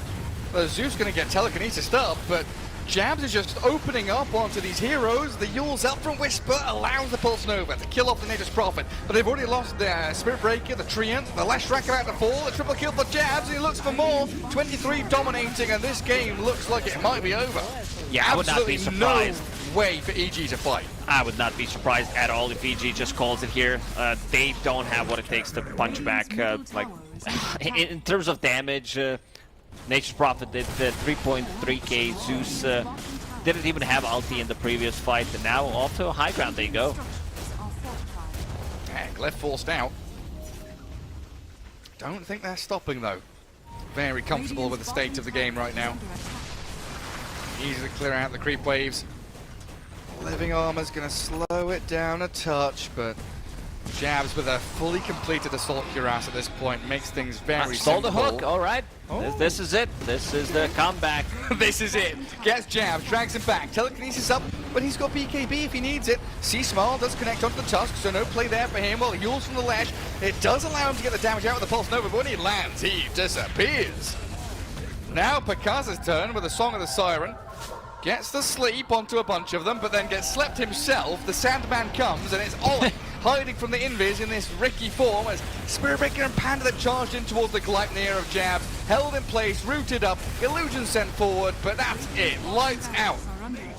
3 heroes dead again, and the barracks wide open. GG called, they know they've got no answers. Series over and another 1-1. Good execution from Talon in the second game. They didn't have much farm on 23, but the rest of the team did play extremely good. Mikoto, I think he ended up the game with actually 0 deaths. Yeah, 8, 0, and 15. Jabs 11, 0, 14. So 2 cores that didn't die at all on side of Talon. Jabs was the real carry, pretty much. As you said, in this game, Pudge did struggle. I mean, there's no surprise. You pair him up with Ricky. This is not a strong lane playing into Treant and Leshrac. They're not supposed to win this lane. But with the moves around the map, they did manage to find some farm on him. And I like the itemization on his side, getting that Blade Mail instead of going for the Aghanim Scepter, just tanking up and Jabs taking over that carry role. Naga, it's just they didn't pick him to pick this Pudge for the lane. They pick it for the game, and it worked out really well. Yeah, it just felt like everything coincided really nicely for Talon there. You think about that period, sort of 15, 16 minutes in, they had Gleipnir on Nature's Prophet, Kaya Sanj on the Zeus, double shard for Zeus and Ricky, Blade Mail on Pudge, and they were ready to fight at a moment's notice. Just, you see a hero that's being gone on by Spirit Breaker, yeah, he's got Shadow Blade, we've got cancels, we've got damage, and everything we needed there. This has always been the problem, at least from my point of view, with this EG squad, with the old Beast Coast squad, is they tend to like overcomplicate things, like have this Leshrac on the off lane, then you have Spirit Breaker from the mid lane. Looks cool, but sometimes it makes the games very difficult for them to play it. Where like I think this is a good example where if your mid laner gets shut down, it just you want consistency, right? Pretty much. Like you want to be consistent. Like you want to be on the top. This is also a very explosive team, and if they get the draft themselves that they really like, I mean, this has been their playstyle for a very long time. I think I talked about Entity before when we were showing the standings, and Entity, they're at 4-0, but they also have their own way of playing Dota where they just don't care about like meta. There are certain heroes, but overall they play Dota for themselves. Like they think it's working, they're gonna stick with it. The same thing for EG. And there we have the standings. One series into day 2 right now. Gaming Gladiators up at the top 5-1. Entity still 4-0. I can see a pattern here, Gary. I see 4 EU teams in top 4. Oh, yeah, you're right. Western European, that is. I mean, they played the more serious. Looking at the Knights, they are only sitting at 0-2. But, yeah, as expected, the Western Europe just seems to be the region that, like, that catches the meta almost instantly. And, like, the competition is very fierce. But, yeah, Shopify Rebellion up there. And Talon will get themselves to a 3rd spot for now with this draw in the series. Talon's looking good. Like they definitely look like a good team, a team that could cause a lot of upsets, I would say. Yeah, even when the draft doesn't look perfect, they still find those little avenues to kind of get back into the game. Their overall understanding seems very, very solid as we round things up for our first series of the day. Coming up next, though, we're going to have ourselves Beast Coast against Hellraisers, which definitely should be an interesting one, as, of course, the South American squad looking to continue their decent run and look to continue that South American DPC top spot finish into maybe a South American major victory here. And there's the schedule for today. EG against LGD, Beast Coast against Aster, Tundra against eHome, Entity against Knights for Group A and Group B. Yeah, our next game up should be Beast Coast against Hellraisers. But that's it for now. We're going to have a quick break, I believe, and we can head on over to a break for about 10-15 minutes until we get that next game sorted out for you, so we'll see you in a little bit.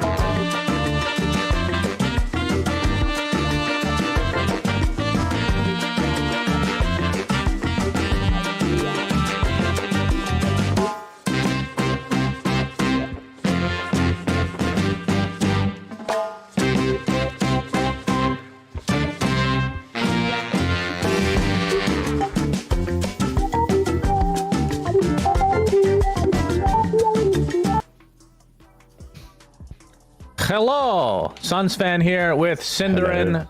Hello. We got BetBoom versus Team Aster for the Lima Major Group Stage. This is Group B, aka not the group of death, as Cinderin. Again, I just need to emphasize that he was adamant. He had no question in his mind that Group A was just far superior. Despite Okay, now we're lying even more than last time. Shopify and BetBoom being in the same groups, but BetBoom off to a rough start, Cinder. 1-3. They 1-1'd Team Liquid, which I think they would probably consider that a win. But they got 0-2'd by Shopify, who have looked very good. So they've had arguably the two toughest opponents yet. And on the other side, we have Aster, who are currently 2-2. And let me find them real quick. They have 1-1'd both their series against Shopify and Beast Coast. So, yep. So they had a better result against Shopify than BetBoom did. That's their shared opponent, right? Yeah. But that's not exactly fair because there was Nightfall that was very familiar, and they were familiar with Nightfall. That whole dynamic that you think seems to not have much impact, but I think it does. And therefore it does. That's right. Yeah. I know that. I'm learning. I'm learning here. Good. Today when we disagree, I'm just gonna say I am wrong. That's fine by me. Sounds like a good way to handle your relationship as well, actually. That's probably what you should do. All right, first pick, Nature's Prophet from BetBoom. Not too surprising. Or did I say Nature's Prophet? I meant Rubik. Nature's Prophet will be grabbed by Aster, one of their heroes. So I watched Aster and cast them quite a lot in the Chinese DPC this season, and Monet played an outstanding carry in Nature's Prophet for this team. I think it was one of their most scary heroes for the other teams to go up against. It got banned toward the later half most of the time. He played it one time. He played it once. Yeah, he owned in that game though. I mean, I'm just saying it was a very memorable game for me because of how good he was. So the fact that they're grabbing it here is no surprise to me. They also played on XXS, of course, so it is a flex for them. They play it off lane as well. It was just a very memorable carry Nature's Prophet performance for me last season. But they're gonna grab it together with Undying. Obviously, a spell steal Rubik would love to get is the Tombstone, but it is pretty hard to get. Undying can just immediately cast a Decay after putting up the tomb, and then Rubik doesn't get it. You just decay the ground. It's whatever. You just need to protect your tomb. And Betboom will run back their Terrorblade that they ran yesterday on Pure. One of the better carries against Nature's Prophet. You have high armor against the harassment from the Treants. And I guess the one thing... No, actually, there's not too much to be worried about just yet. Depends on the support. That's under the assumption that the Nature's Prophet is an offlane hero that you've been playing against, which doesn't have to be the case, obviously. But maybe it dissuades Aster a little bit from running the Nature's Prophet carry, because that matchup is rough. Terrorblade's high armor and his range fights you pretty easily head-on. So even if Nature's Prophet has a net worth advantage, which that hero usually does, then Terrorblade can fight you, and... when it comes to the split pushing aspect of Nature's Prophet, you've got that covered with Conjure Image. So it's a pretty good hero to hero matchup, I would imagine. So I don't see any games at the DPC, that is, by XXS. It's XWY. Probably the most annoying name to say, by the way, in the entire scene. I don't know how I'm going to do it in the mid lane. He played it once. So they've only picked it twice. Yeah, so I know XXS definitely plays this. I remember seeing it in the past, but that doesn't mean they had to run It's a true 1 through 3 flex. Yeah. So we're gonna at least operate under the assumption that they will be willing to put it 3. But maybe, I mean, there's two ways of looking at it here. Either you promote it to 1 to avoid the Terrorblade matchup in lane, or you're like, this carry matchup in the game is too annoying, so we downgrade it to the 3, and then we're looking to counterpick Terrorblade by other means, such as like a Zeus mid, or we run a totally different kind of carry that can beat Terrorblade, like Morphling. Mane has a very wide hero pool as a carry player, so when you show your carry early, he has a lot of time to prepare and look at the pros and cons of all of the options that he has. He had an extremely powerful Morphling, if you remember LFY's run at TI7, where some people consider them the favorites to win the whole tournament after we got deep into the bracket. They ended up 3rd, however, but Monet played an insane Morphling at that event. Another memorable performance of his. So we'll see. It is my #1 go-to hero to think about when the enemy has Terrorblade and you want to counterpick it with carry. And it's available. It didn't get banned. Yep. So So Darkseer, Pango, Ember are the bans for Betboom. Tree, Beastmaster, and one to come for Aster. Which again, they have the flexibility of the Nature's Prophet, so not exactly sure. Whereas Betboom, this is pretty much set in stone. So that's a 1 Terrorblade and a support Rubik. But it could be a 5 Rubik, but I don't think that's likely for this team in particular.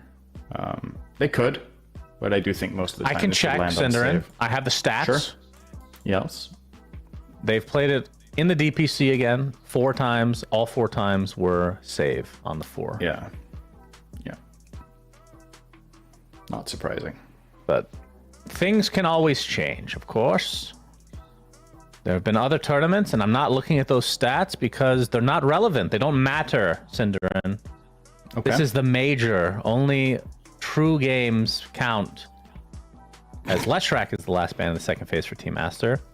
The fact that that got to the second phase with how popular this hero is currently, a bit surprising, perhaps. Especially when both teams need a mid laner in all likelihood, unless the Prophet is the mid. Betboom could have definitely considered grabbing Lesh instead of Terrorblade in this slot, but I think they just value that side lane too much in these matchups against Nature's Prophet Undying. The enemy team, obviously, as is standard, showing 2 side lane heroes first. You might want to just cover your bases. But I'm not convinced that BetBoom have fully done that with this. I think there's still problems for Terrorblade that are a possibility in the pool. Batrider did not get banned. Morphling did not get banned. So I don't think they've truly covered his... truly protected him. I mean, there are a lot of heroes you want to ban, right? I'm not going to fault any of the bans that they dropped here. But, alright. Spirit Breaker. This is something we saw from Shopify yesterday. 2 games in a row by Crit. Yep. Gonna be grabbed now by Aster. Looks like a lineup that can play really fast here. Undying, Nature's Prophet, Spirit Breaker. Maybe looking to just outpace the Terrorblade and not let him farm. Just start dominating the map and run them over. Which would definitely be in Monet's wheelhouse. If he's playing the Nature's Prophet as carry, then you don't want to go mega late game against Terrorblade, and this is the way to do it. You pick these high pressure heroes and your carry is super available. 5 Mirana and mid Tusk. Okay. So you have a semi-arrow setup with the shards, kind of. Snowball Punch is pretty reliable though. Well, that's for later in the game. I'm just talking about like the laning stage. Yeah. But so what they're missing in all likelihood is their offlaner. Yeah. And for Aster, well, like we said, they have the 2 supports, so Prophet still that flex 1 through 3. This will definitely answer some more questions here. Naga, almost certainly the 1. Yep. So Naga versus Terrorblade. I kind of feel like Nature's Prophet is mid now for XWY, because like willingly putting him in the side lane against Mirana Terrorblade, I think he's not going to find the impact that you would be looking for, unless if there's like some sort of trump last pick mid, right? By picking in this order for Aster, you're allowing Nature's Prophet to be flex until the very end, and from my perspective, this is a mandatory Batrider ban for BetBoom, by the way. You just don't let that through here. I think it's way too problematic for your heroes. Terrorblade hates the matchup. It's bad for Mirana as well. There you go. Good. All right, so the other one that I'm looking at as a potential ban is the Zeus. You don't have the most catch in the world on Aster's side. You have Ensnare, but Spirit Breaker covers the bases really well. It's a hero that can kill Terrorblade and his illusions. It can play global with Nature's Prophet. And you have to show your hand first in terms of the off lane as well. I mean, you're kind of showing your hand with Tusk mid, right? We're just assuming that has to be the case. Mm-hmm. I think that's a pretty easy lane for Zeus. You can't ever really get caught by the Tusk and shards. You just have 1 point in your jump, and you just jump away when he goes on you. So another hero. So let's just assume for a second Nature's Prophet's off lane, but it could be mid. Tiny is another hero. Okay, that's banned. Sorry about that. Didn't see that. That was very early on. But another hero. What about Mag off lane? You got the Empower Naga. Picking into Rubik. I think Terrorblade just farms that lane. I'm not Pango sold. is banned. Beastmaster. A lot of offlaner that they play are banned. They have played a good amount of Mars. Terrorblade that are in the pool. Primal Beast, I guess. They're gonna ban Tide. So when it comes to mid laners, there's more available based on what I'm seeing that XWY plays. Like Void Spirit is still there. For sure. That's true. Void Spirit is one of his standouts, and that hero is actually decent against Terrorblade because you have so much Magic Burst. But I still am leaning either the Zeus or Nature's Prophet mid way here. Okay. Well, I'm trying to find the perfect offlaner against this Terrorblade here. So there's Brewmaster, which could be interesting. Brew's cool for their lineup. They had played Brew. There is Snapfire still in? Snap's still in, right? Snap Spirit Breaker is no joke. So that's a possibility, especially again if you want to play this pace, right? If you want to control the early mid game to get time for your Naga, I think Snap could be a pick for XXS. They have also, I believe they did play that in this DPC, correct me if I'm wrong. I think they played an offlane Snap at least once. Incorrect. Incorrect, alright. Incorrect. They could have done it. Baboka but then they didn't. Yeah. What they did play is Legion Commander, which is... Yes. pretty good against Terrorblade as well, I odds think. is okay. Ooh. Okay. That's a bit on the greedier side. Doom Terrorblade. Okay. I think Astra might just want to double down on the pace here and try to have a 4 combination of heroes that just plays really fast while Naga can be left a lot to her own devices. Like there's not that much pressure on the Naga in this game to get ganked. If you have waves pushed out by Nature's Prophet and your Spirit Breaker is gathering information, it's not the easiest Naga kill you have here. Doom kills take long. The only real burst you have is Tusk mid, so he kind of has to be involved in the Naga kill to make it reliable.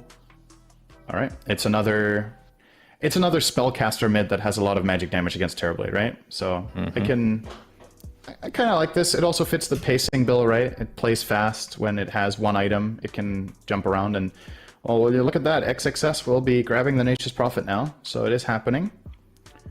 Together with Boca Spirit Breaker. For Bet Boom, I think the key here is just to buy time. Ultimately, if both Doom and Terrorblade are big, I think they have a really good shot at winning this game, but I'm a little bit concerned for them about the earlier portion of the mid-game not getting overwhelmed.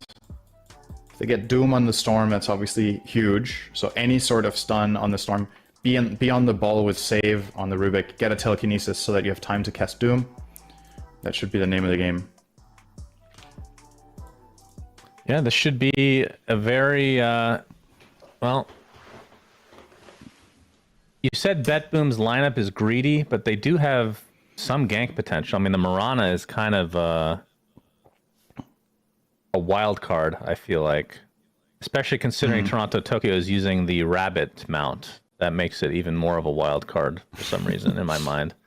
It's one of the few... Okay, I don't care about cosmetics that much. I know that we make it seem like we do on our podcast, but the Rabbit is worth so much money. I don't care about the money. I want that mount, even though I don't even play the hero. It's just the best in the game, Syndrin. It's also the year of the Rabbit, isn't it? Yes, it's a double whammy this year. Damn. But yeah, we'll see how active he is, and if he can get off to a good start with like the ganks, then that'll open it up for their semi-greedy lineup.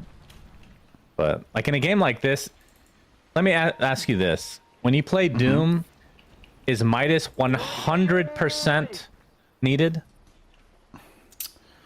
Well, that's a good question. I mean, it's not exactly one of my most played heroes, so I don't have the best like feeling of whether you grab it or not. I think it's kind of a judgment call based on how the first 5 minutes go. If they go really well, I think you grab it. If they go really poorly and you still fall back for a Midas, I'm a little bit worried about your team's ability to get stuff done, right? Then you might be better off buying some sort of utility item and being active. Yeah. Because they do have... But it's just a gut feel. Like, maybe you just have to buy Midas. I don't know. Like, in terms of the Storm control, they have, you know, the Blink Tusk Walrus Punch, or if you get the Blink Centaur Stomp on Doom, and then all of that can be followed up with an arrow. So you do have answers for that hero. Telekinesis should not be underestimated against Storm either. Yep. It is. Especially once you get Aether Lens to do that in the shadows. The fight over the early bounties here. Pichu being annoying to Nightfall. Getting a couple of decays out, but not ensuring any runes. So they will... Oh, hang on. Is Toronto Tokyo actually almost dead here? Any bash? Oh, he pops his Fairy Fire, now is getting blocked, so he's going to live. Okay. That's going to be quite annoying for him. His Rabbit took heavy damage, as you can tell, by the limp that the Rabbit has. Starstorm level 1. Oh, interesting. Is that normal? It's not that uncommon. Like, sometimes you take... Because it is the most efficient trading spell you have, because you hit twice, right? But I think in this lane, it's going to be difficult to make that much use of it. And you have to be a little bit wary. If Spirit Breaker hits level 2 before you and you don't have Leap, you can be in trouble. So... But... For now, it's fine. Look at Pure just running at XXS in this lane, with Terrorblade taking advantage of that high armor. Yep, and Toronto Tokyo is apparently CSing. They've switched roles. I don't know. Pure is back out to the connected wave now. It is Year of the Rabbit, after all. You need to take advantage. Bot lane, we're seeing a lot of harassment from Siamese Cat on that Undying. The typical 6 mango start, which seems to be extremely standard these days. On this hero to rush mangoes. Yeah. It's so good. You have incredible HP regen. You can keep spamming decay for like 3 minutes straight. Or more. Like just off cooldown, just slam them into the Doom so he can't see us so easily.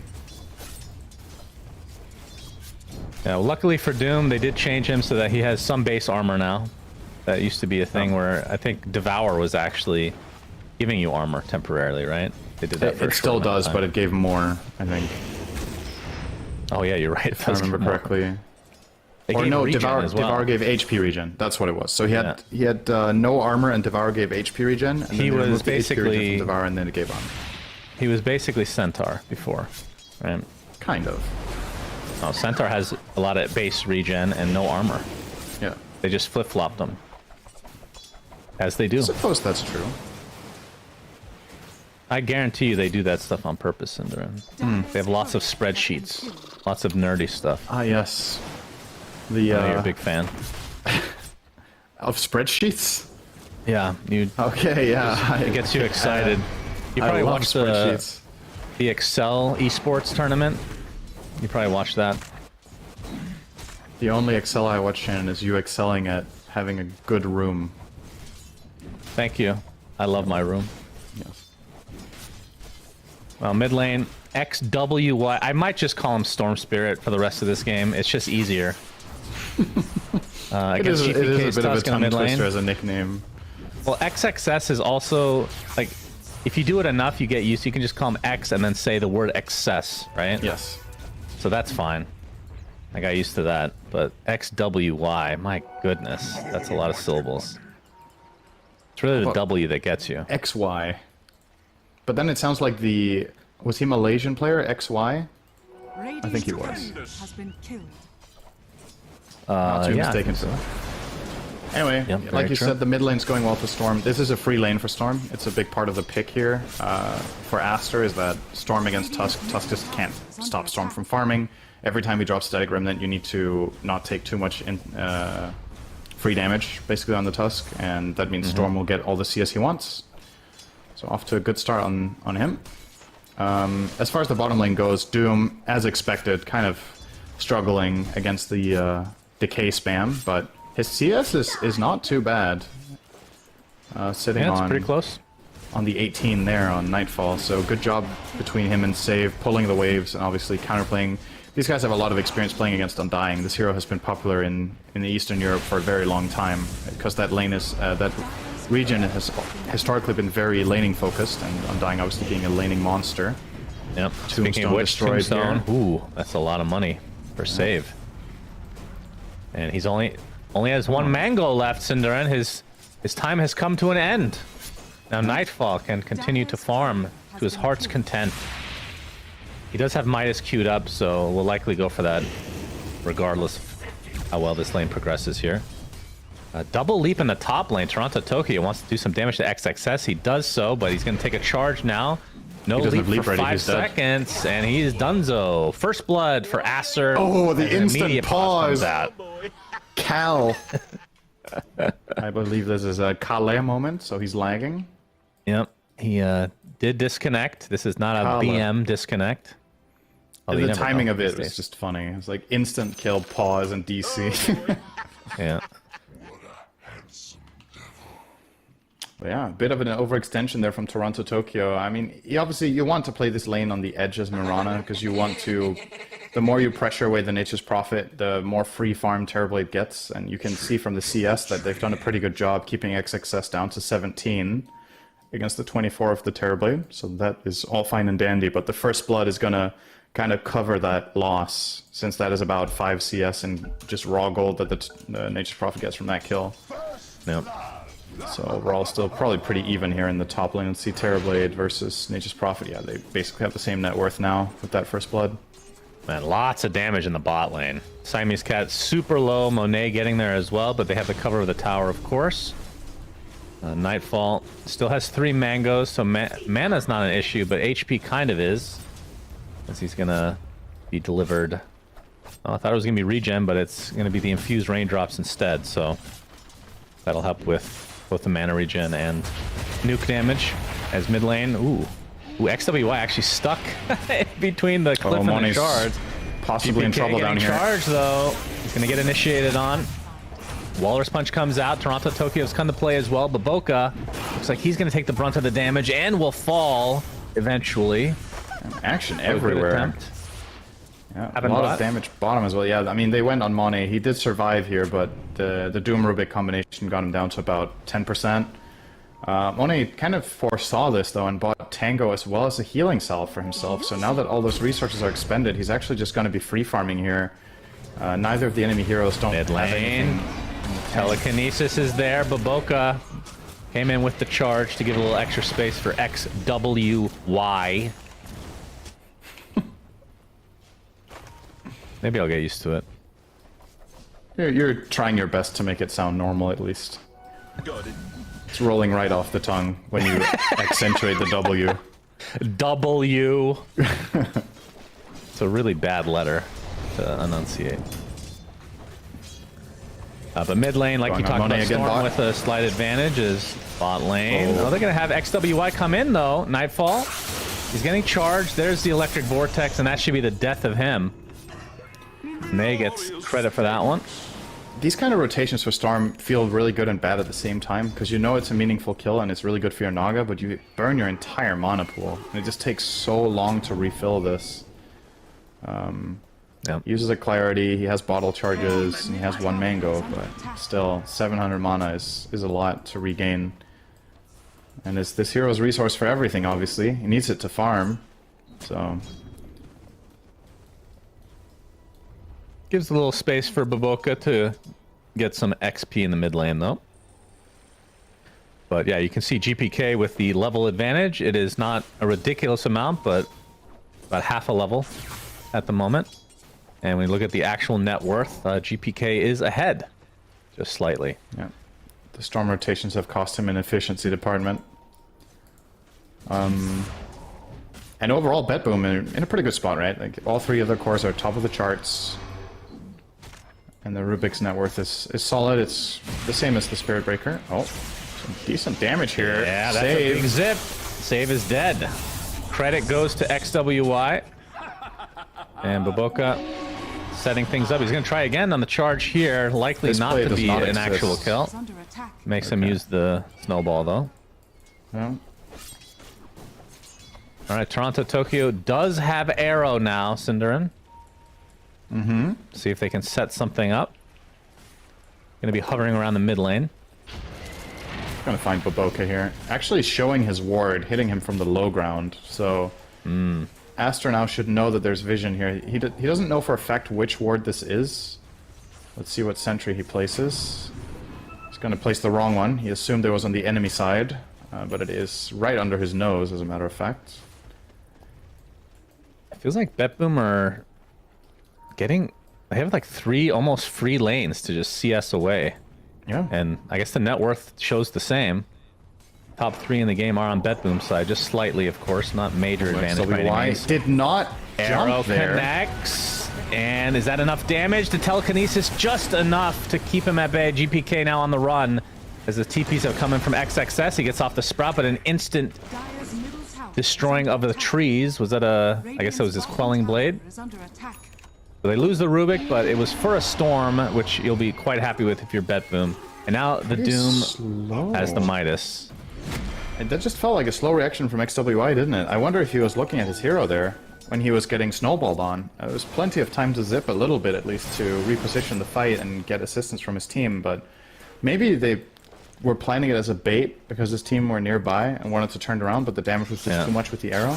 Not sure, but obviously very good for BetBoom to grab that, and as you said, Doom with the Midas is going to start ramping up really fast now. So all things for BetBoom just going according to plan. We talked about how they might have a greedier lineup, but if the lanes go like this and they just get to farm, I think all's fine and dandy for them. Yeah, Nightfall even picked up the old... Caught. Okay. Snowball. And dead. Punch. Dead. Nightfall has double damage is something. The Alpha Wolf. Help him farm a little bit more. He's going to go for the BKB before Blink. We'll even steal the big camp here. I grab a neutral item too. Dire's top tower. Tier 1 First tower tower of is the game. finally taken out by XXS.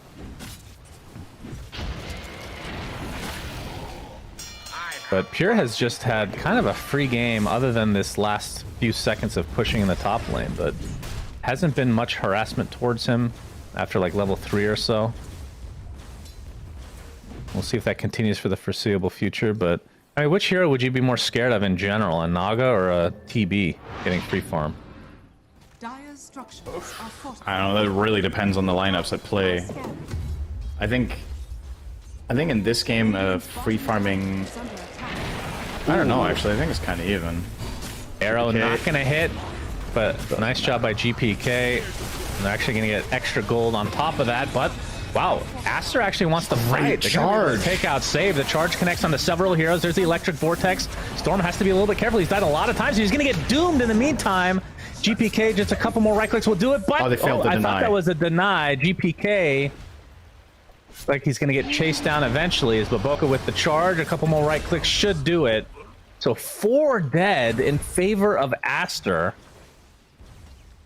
Yeah, This that was Storm really again. sudden. Middle tower. Just a great play call from Aster to set it up the way that they did. They get the Storm in from the side, and then the Nature's Prophet ulti for maximum damage kills the Rubik first off, which is the best kill they can get there. He's squishy and has so much impact. So they get him out of the picture, and then the charge coming through 3 heroes from Baboka, perfect angle. Just a really well played fight. I think Baboka was even level 5 only, now he's level 7, because he didn't use Nether Strikes, I'm assuming he didn't have it. And now, that's quite a bit of the steam blown out of BetBoom's early lead here. Yep, and I mean, normally you'd see an okay net worth lead for a team that has Doom, but now it's kind of equalized for the most part. But speaking of which, Nightfall just a recipe away from the BKB. Tusk will have his Blink Dagger around that same time, and Terrorblade the Manta around the same time. So that'll be the item timing for them coming up. As XXS comes in mid lane just to harass this tower a little bit. Not a whole lot of damage done, but they're going to charge onto Toronto Tokyo. Still has 2 leaps. It's going to be A-okay. Yeah, I think they were trying to bait a TP there. They clearly didn't want to commit the Nether Strike, so probably assuming that BetBoom are going to rotate in there and make that not worth their while. Yeah, they didn't fall for it though. Called the bluff, didn't rotate anyone. And in the Or they just didn't give meantime, a they shit. take bot tower. That's also a possibility.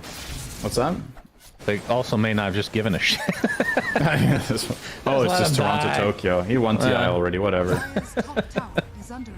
It's a position 5, you know? Yeah.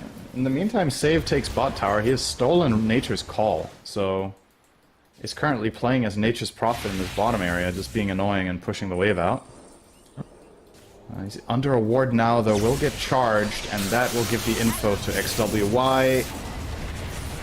Yep. Imagine he's dead He is here. donezo. Wrath of Moonlight Nature. Shadow comes out at the last moment. Doesn't look like BetBoom are going to be able to take advantage of that on any other side of the map. And now Arcane Rune for XWY, although, oh my god, the illusion actually does get the deny in the end. He didn't have enough mana to get across the Illu. Very sad. Very, very sad.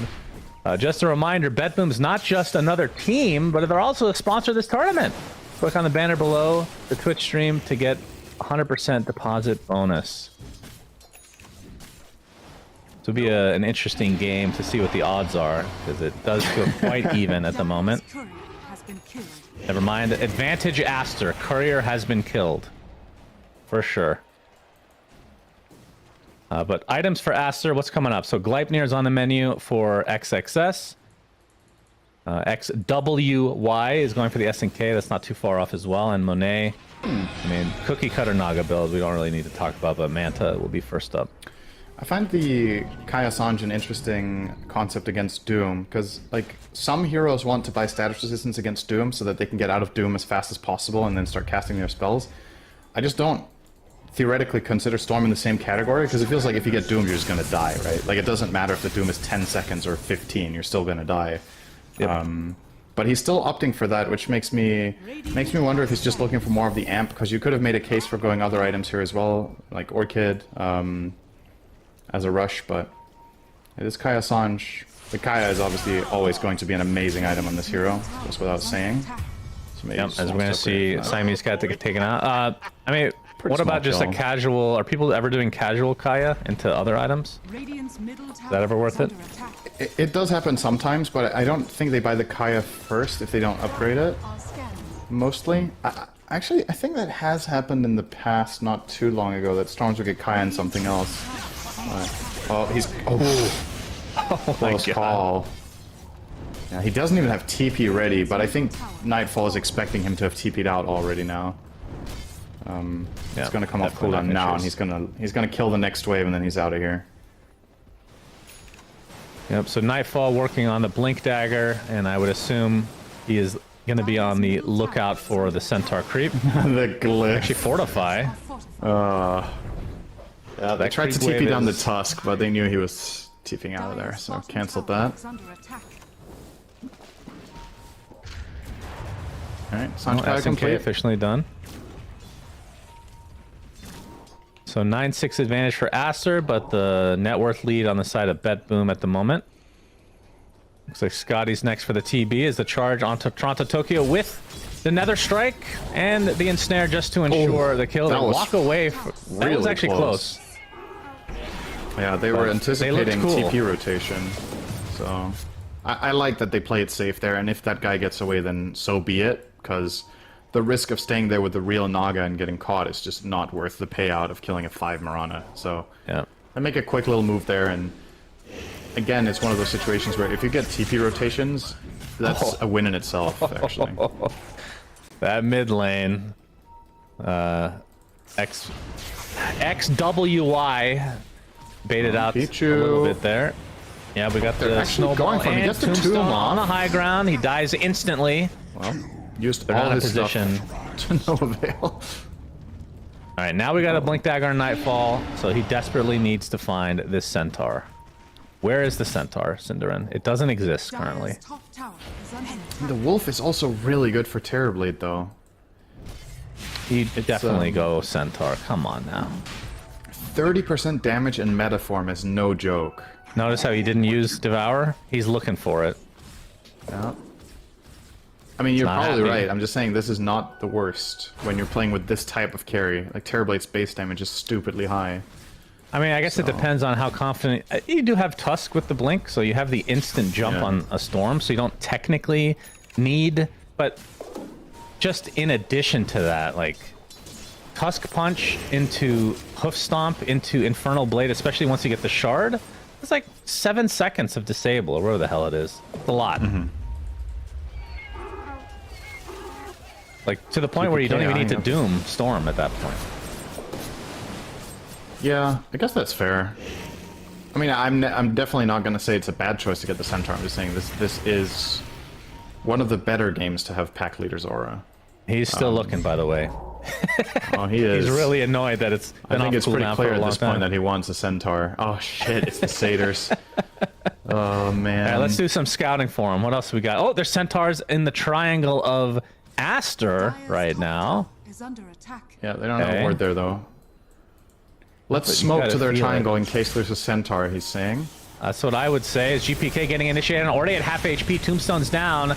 Nice telekinesis, buying a little bit of time for GPK, but he gets Nether struck back into the fray. XXS looks like he's going to drop first. There's the Doom going off onto the Storm Spirit. Can they get the deny this time? Nope. Fade Bolt is there from Save, so it's a 2-for-1. All cores dying. Talk about a value Glimmer Cape there. Save. Delaying that kill on Tusk so long that all of the rotations could come in and they get the Doom on the Storm. It was pretty clear Aster were not expecting that. I don't think they had any detection ready even. They didn't use it fast at least. And that's a big kill, getting the Storm there. The Nature's Prophet is obviously good too. But you want to delay that Storm Linken's as much as possible. Once that Linken's comes out, Doom will have to get Ags and Doom himself to reliably get the Storm. He's killing the Boca. Oh, the creeps! Unfortunate. Got blocked. Yeah. Oh, now he has to be now he's in trouble. Yeah. Oh my goodness, He's gonna pop the dead. BKB, but he's donezo. All right. Nice turnaround there for Aster. That was a bait and a half. Even if the Spear Breaker had died, it would have taken that trade every single time. Moonlight Shadow a bit late, but they had vision anyway. Oh, that's a career. Yeah, So, the Centaur creeps are being killed by XWI. Oh, no. Oh, no. Well, There's they another killed one. XXS, so that's pretty good at least. That's not as useful as a Centaur creep. Okay, debatable. Oh, Toronto Tokyo leaping. Oh my god, he totally juked him there. For now, but now the creeps see him. Arrow comes out. He gets the siege creep. The TP was very ambitious.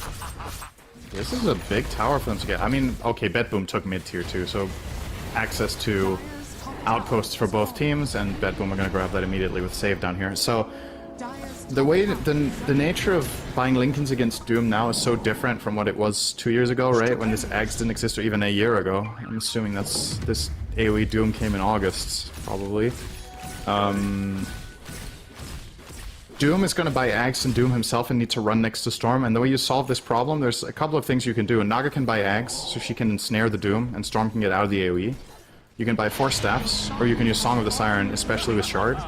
So I think this Lincolns on Storm is actually really good in forcing Doom to link to Doom himself. Because I think the solutions that they have for XWI when it comes to that point are actually really good. Yeah. In order to enable him to get away. Which makes this Lincoln's valuable. He's still looking for it. This poor soul. Oh, there it is. All right. Now you right-click the Devour. Make sure you don't accidentally replace the skill. Now you get a smoke. He's actually not going Axe. He's going for the Aether Lens, which will, I assume, be an eventual Octarine. Yeah. Standard. Is that standard before Axe? Yeah. Okay. It is. The thing that's interesting is I wonder if Nightfall is going to buy the Ags at all, even after Lincoln's comes out. Or if he's going to try to find a different solution, right? He can blink, stomp the Storm Spirit, and then buy a Lincoln Breaker. I think in this game that might be better than the Ags, because of all the reasons we just talked about, right? Of how Aster can solve the problem.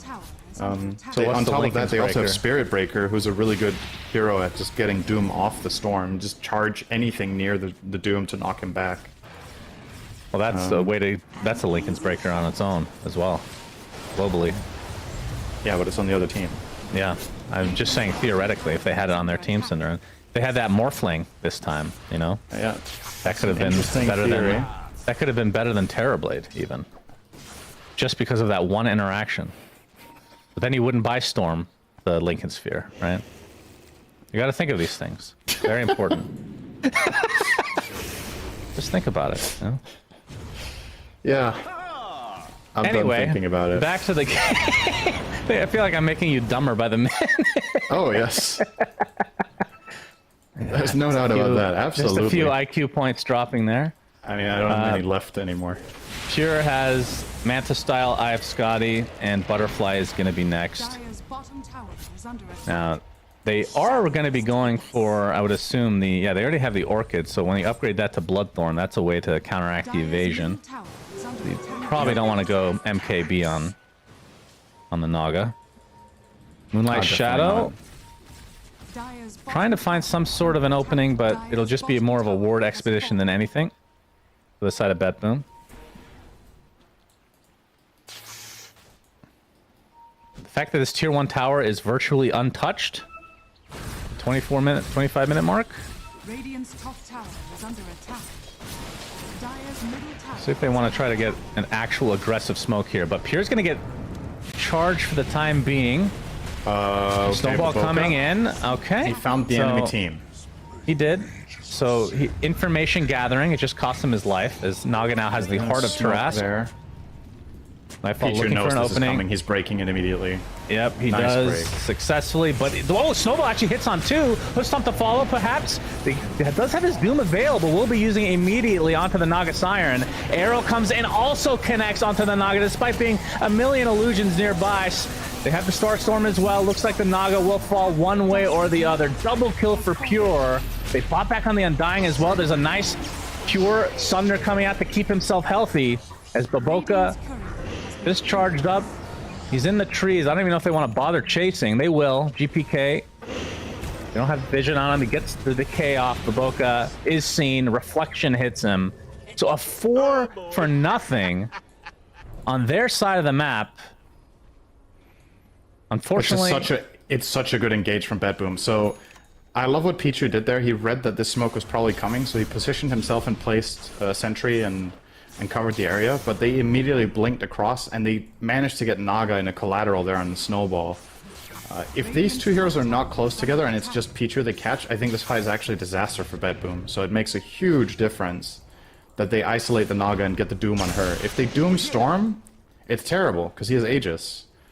So Nightfall making the right call there, prioritizing the Naga, and very well executed by them, gives them a big advantage now. Yeah, and it feels like this Aegis has not had any impact on the game. It expires in 30 seconds. Yep. And on one hand, XWY hasn't worried about dying, but he wasn't really in that fight anyway. So 6k lead for Bedboom as they look to try to continue to maintain control with this momentum. Big go for the boost of travel on Nightfall. So Octarine is next, and then I would assume Ags after the fact. I mean, if he was to get a Lincoln's Breaker, what would you even get? Because I feel like Halberd is not that good this game. You go for just a, like... What's the cheapest one possible? The cheapest one in the game is Force, right? It's 2200. Yeah. And it does have some utility for his teammates as well. It can force deaf people out of when they get ensnared or when they get sprouted. I don't think it's that bad. Looks weird though. Yeah, and maybe he's gonna have other prioritizations in mind as well. Like, okay, maybe we can't doom the storm right away, but we can scale into an absolute monster and just, you know, stand in the fight with Shiva and other auras and just be a threat that way instead of only being the doom storm bot. Curious to see what he decides is more important. Well, GPK is going to be able to get this tier 2 tower with the help of the TB illusions. And this should be close to getting him a Desolator. So going for more of a right-click oriented Tusk instead of the more utility that we saw last game with the Aghanim Scepter and whatnot. You think that's hey, that feels like a little greedy as well, considering you have a Terrorblade and a Doom.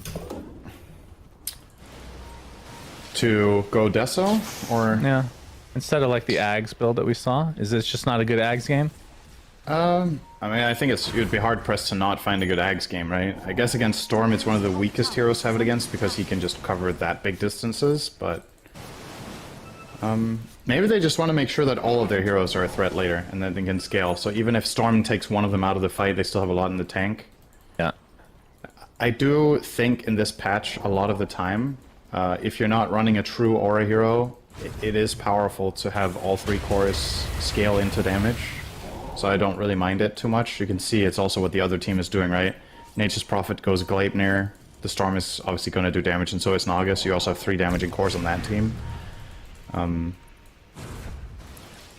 That said, I don't mind Tusk going Ags in the game that we just saw, but it was of a different nature how that worked as well. It's good. Looking to break a smoke here is GPK. You'll see. Might just kill Pichu here if he wants, but he's scared of the collateral, obviously. Have a lot of big items online now. Toronto Tokyo already using all his leaps, so has to be a bit careful. Looks like Bedboom want to kind of reset a bit here. Remember, Bedboom is a sponsor of this tournament too, Cinderin.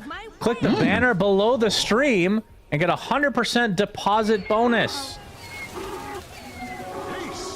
It looks like XWY wants to go for the Aghanim Scepter. Go ahead, make your joke. So you can bet on Bedboom while you boom.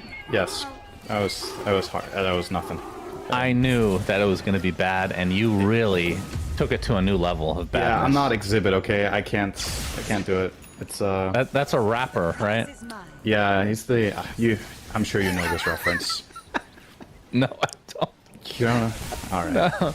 Don't you know the not. Yo Dog meme? No, I don't.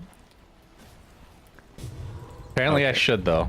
Yes. Here's I'm the sure smoke from Bedboom. all of our young chat will appreciate this. Oh, well, actually, probably the older chat. Not the youngest. It's okay. Yeah, Roche is not going to be up for another minute and a half. Of course, they don't know this. Looking for an opening is GPK and company. Nightfall with his beautiful War Stomp available for usage, Cinderin. Gonna run into some illusions. Oh, they actually Fade Bolt and give away their position a bit. We can see that dewarding action is occurring still. So, a bit of a stalemate here in the Aster Triangle. Oh, Okay. no! XXS, BKBs. Did they see it? He really wanted that. I mean, I don't think this was a mistake. I think he did it on purpose. He wanted that D-ward, and he was expecting them to jump immediately when the D-warding comes out. So I don't think it was a misclick, but... Well... It obviously looks stupid, but remember, they can't see the enemy team, and that is a really scary D-ward. So it's a tough call. If he had buyback gold, maybe he should have just gone and dewarded without BKBing, but he doesn't, and his life is too valuable to just be thrown away on a deward if he just gets jumped and killed. There's about a 20-second discrepancy between Roche being up and his BKB being up. So I think unless Bedboom immediately take it, he'll have the BKB for this fight, probably. There is It's a hard to Deso, take though. the Roche in general. The Radiant team is so good at controlling the area, right? Storm Spirit, Naga Illusions, Song of the Siren that you have to worry about. Oh, right? big Tusk. punch. Oh my god, XWI already super... He got lifted. Completely stun lock him, and he is just dead. 50 seconds, no What buyback. broke his Lincolns? They're going to The continue force on stuff? here. You can see Doom jumps in, has that shard, making Infernal Blade stun for a little bit longer. And they're going to be able to see Roche is up very shortly here, if they just walk in. So I think what they did was they blink punched him, and then Rubik with his mega cast range, Force Staff broke the Lincolns, and then he could lift him. Baboka has BKB. He's actually pretty farmed for a Spirit Breaker. Yeah, GPK enters the fray now. So the Deso is going to help this out, but the Naga Illusion is going to be able to see this, and they have the Tombstone already down. So resetting. Roche is at half HP, Tombstone down. So that's a big use of a spell there, but Storm is up in 2 seconds, so they can definitely fight. Meta's already been popped, so they Whoa, want this is to try to quite get the something out of dive. this. Undying is just going to get obliterated right off the bat. But the initiation from Storm, but the initial, oh my god, Doom actually gets it off. He gets off the stun on Sorcerer, but he somehow walks away. The Doom instead is applied to the Naga Siren, who's extremely healthy. Glimmer Cape applied as well, so Bedboom, they lose the Tusk, and now they might just lose this fight entirely. Initiation now on the Pure, has his Sunder available still with the Manta, but the Metamorphosis is not going to last too much longer here. Undying, that is a dieback on him, and now you can see the damage being applied to Nightfall. He gets ripped a new one thanks to the Bloodstone. As Pierre pops the BKB, the Sunder on the Illusions, trying to TP out. He'll be fine, but this means Naga and the rest of Aster can take Roche pretty much uncontested. Unless GPK wants to do some crazy snowball blink play. Man, I feel like they got baited really hard there, Bedboom. They went so deep to try to kill an Undying that already used all his stuff. He already used the Tombstone at the pit, he already used Flesh Golem. And they snowball all the way into a terrible position just to find that one kill on an Undying who they don't even know if has buyback, which he does, so... I feel like that's a way too overzealous play and not worth the risk whatsoever there from GPK, and it cost them dearly. That was like a 5,000 gold swing and an Aegis, plus Shard. They're gonna be very happy they were just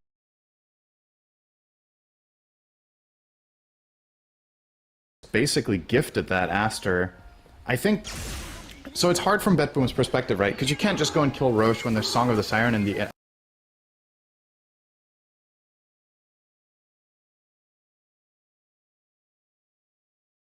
entire enemy team is alive. So I understand you want to look for the fight, but that target with those conditions is just not the way to do it. That was very, very expensive mistake.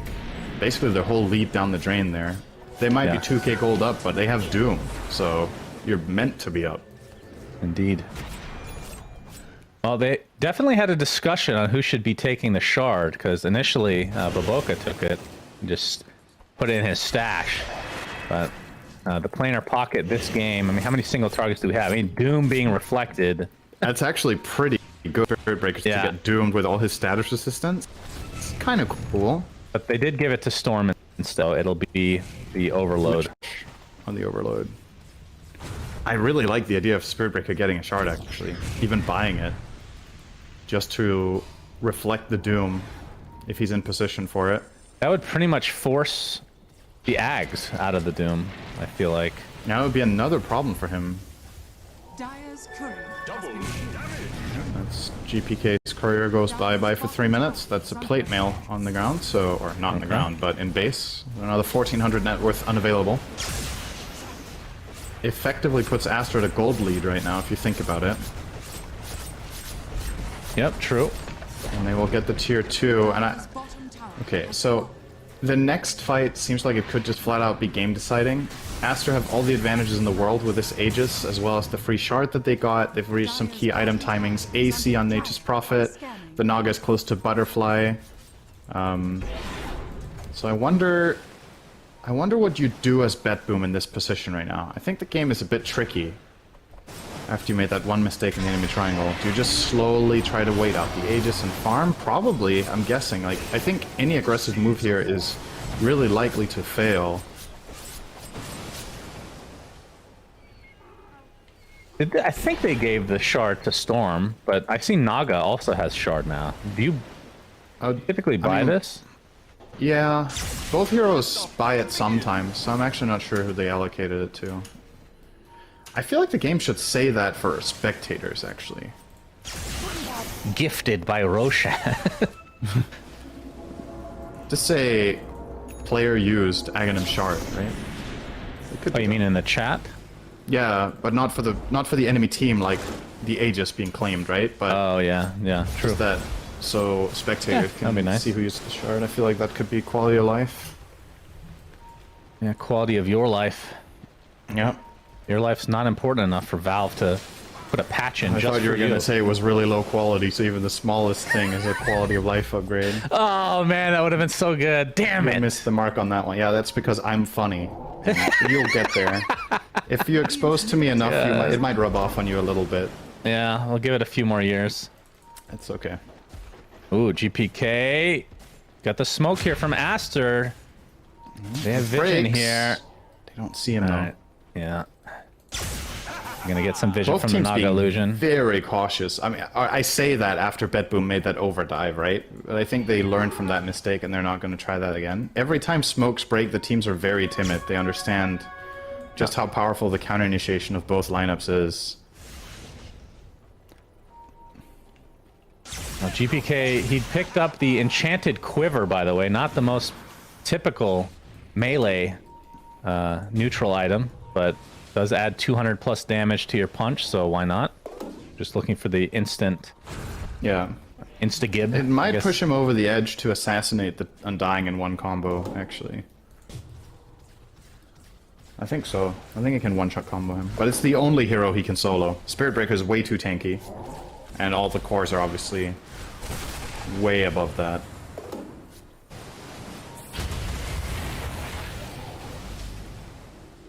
And it looks like he is going for a Force Staff as well. On GPK, that is. Let's see. Nightfall still going for the refresher. He's been working on that for quite a while. Pure is pretty much close to being done on his itemization. Second here. butter, interesting. Is he actually? I mean, I see he has it queued up, but I figured that was not going to happen. I mean, it makes the Bloodthorn more valuable, but when the Bloodthorn is not in play, nothing's going to touch you with two butters here. Because Naga does not want to buy MKB, right? I don't know if I like it though. I think Blink Ags is still better here, so you can take more initiative and assist your team and get in better position to fight. You could, if you don't like the Ags idea too much early on, buy the Swift Blink first and swap it in for your treads, maybe. They're trying to put some pressure here. Storm jump. Oh my god! Alright. Yeah, you okay there, Imagine Sinner? he has Ags there, dude. Holy, that could have been a 5-man vortex. He's about 4,000 short from having the Ags right now. Well, I just saw him jumping in and I was like, oh my god, this is... That would have been sick. Woo. He did have it queued up at one point, so opted to go Shivas instead. Yeah.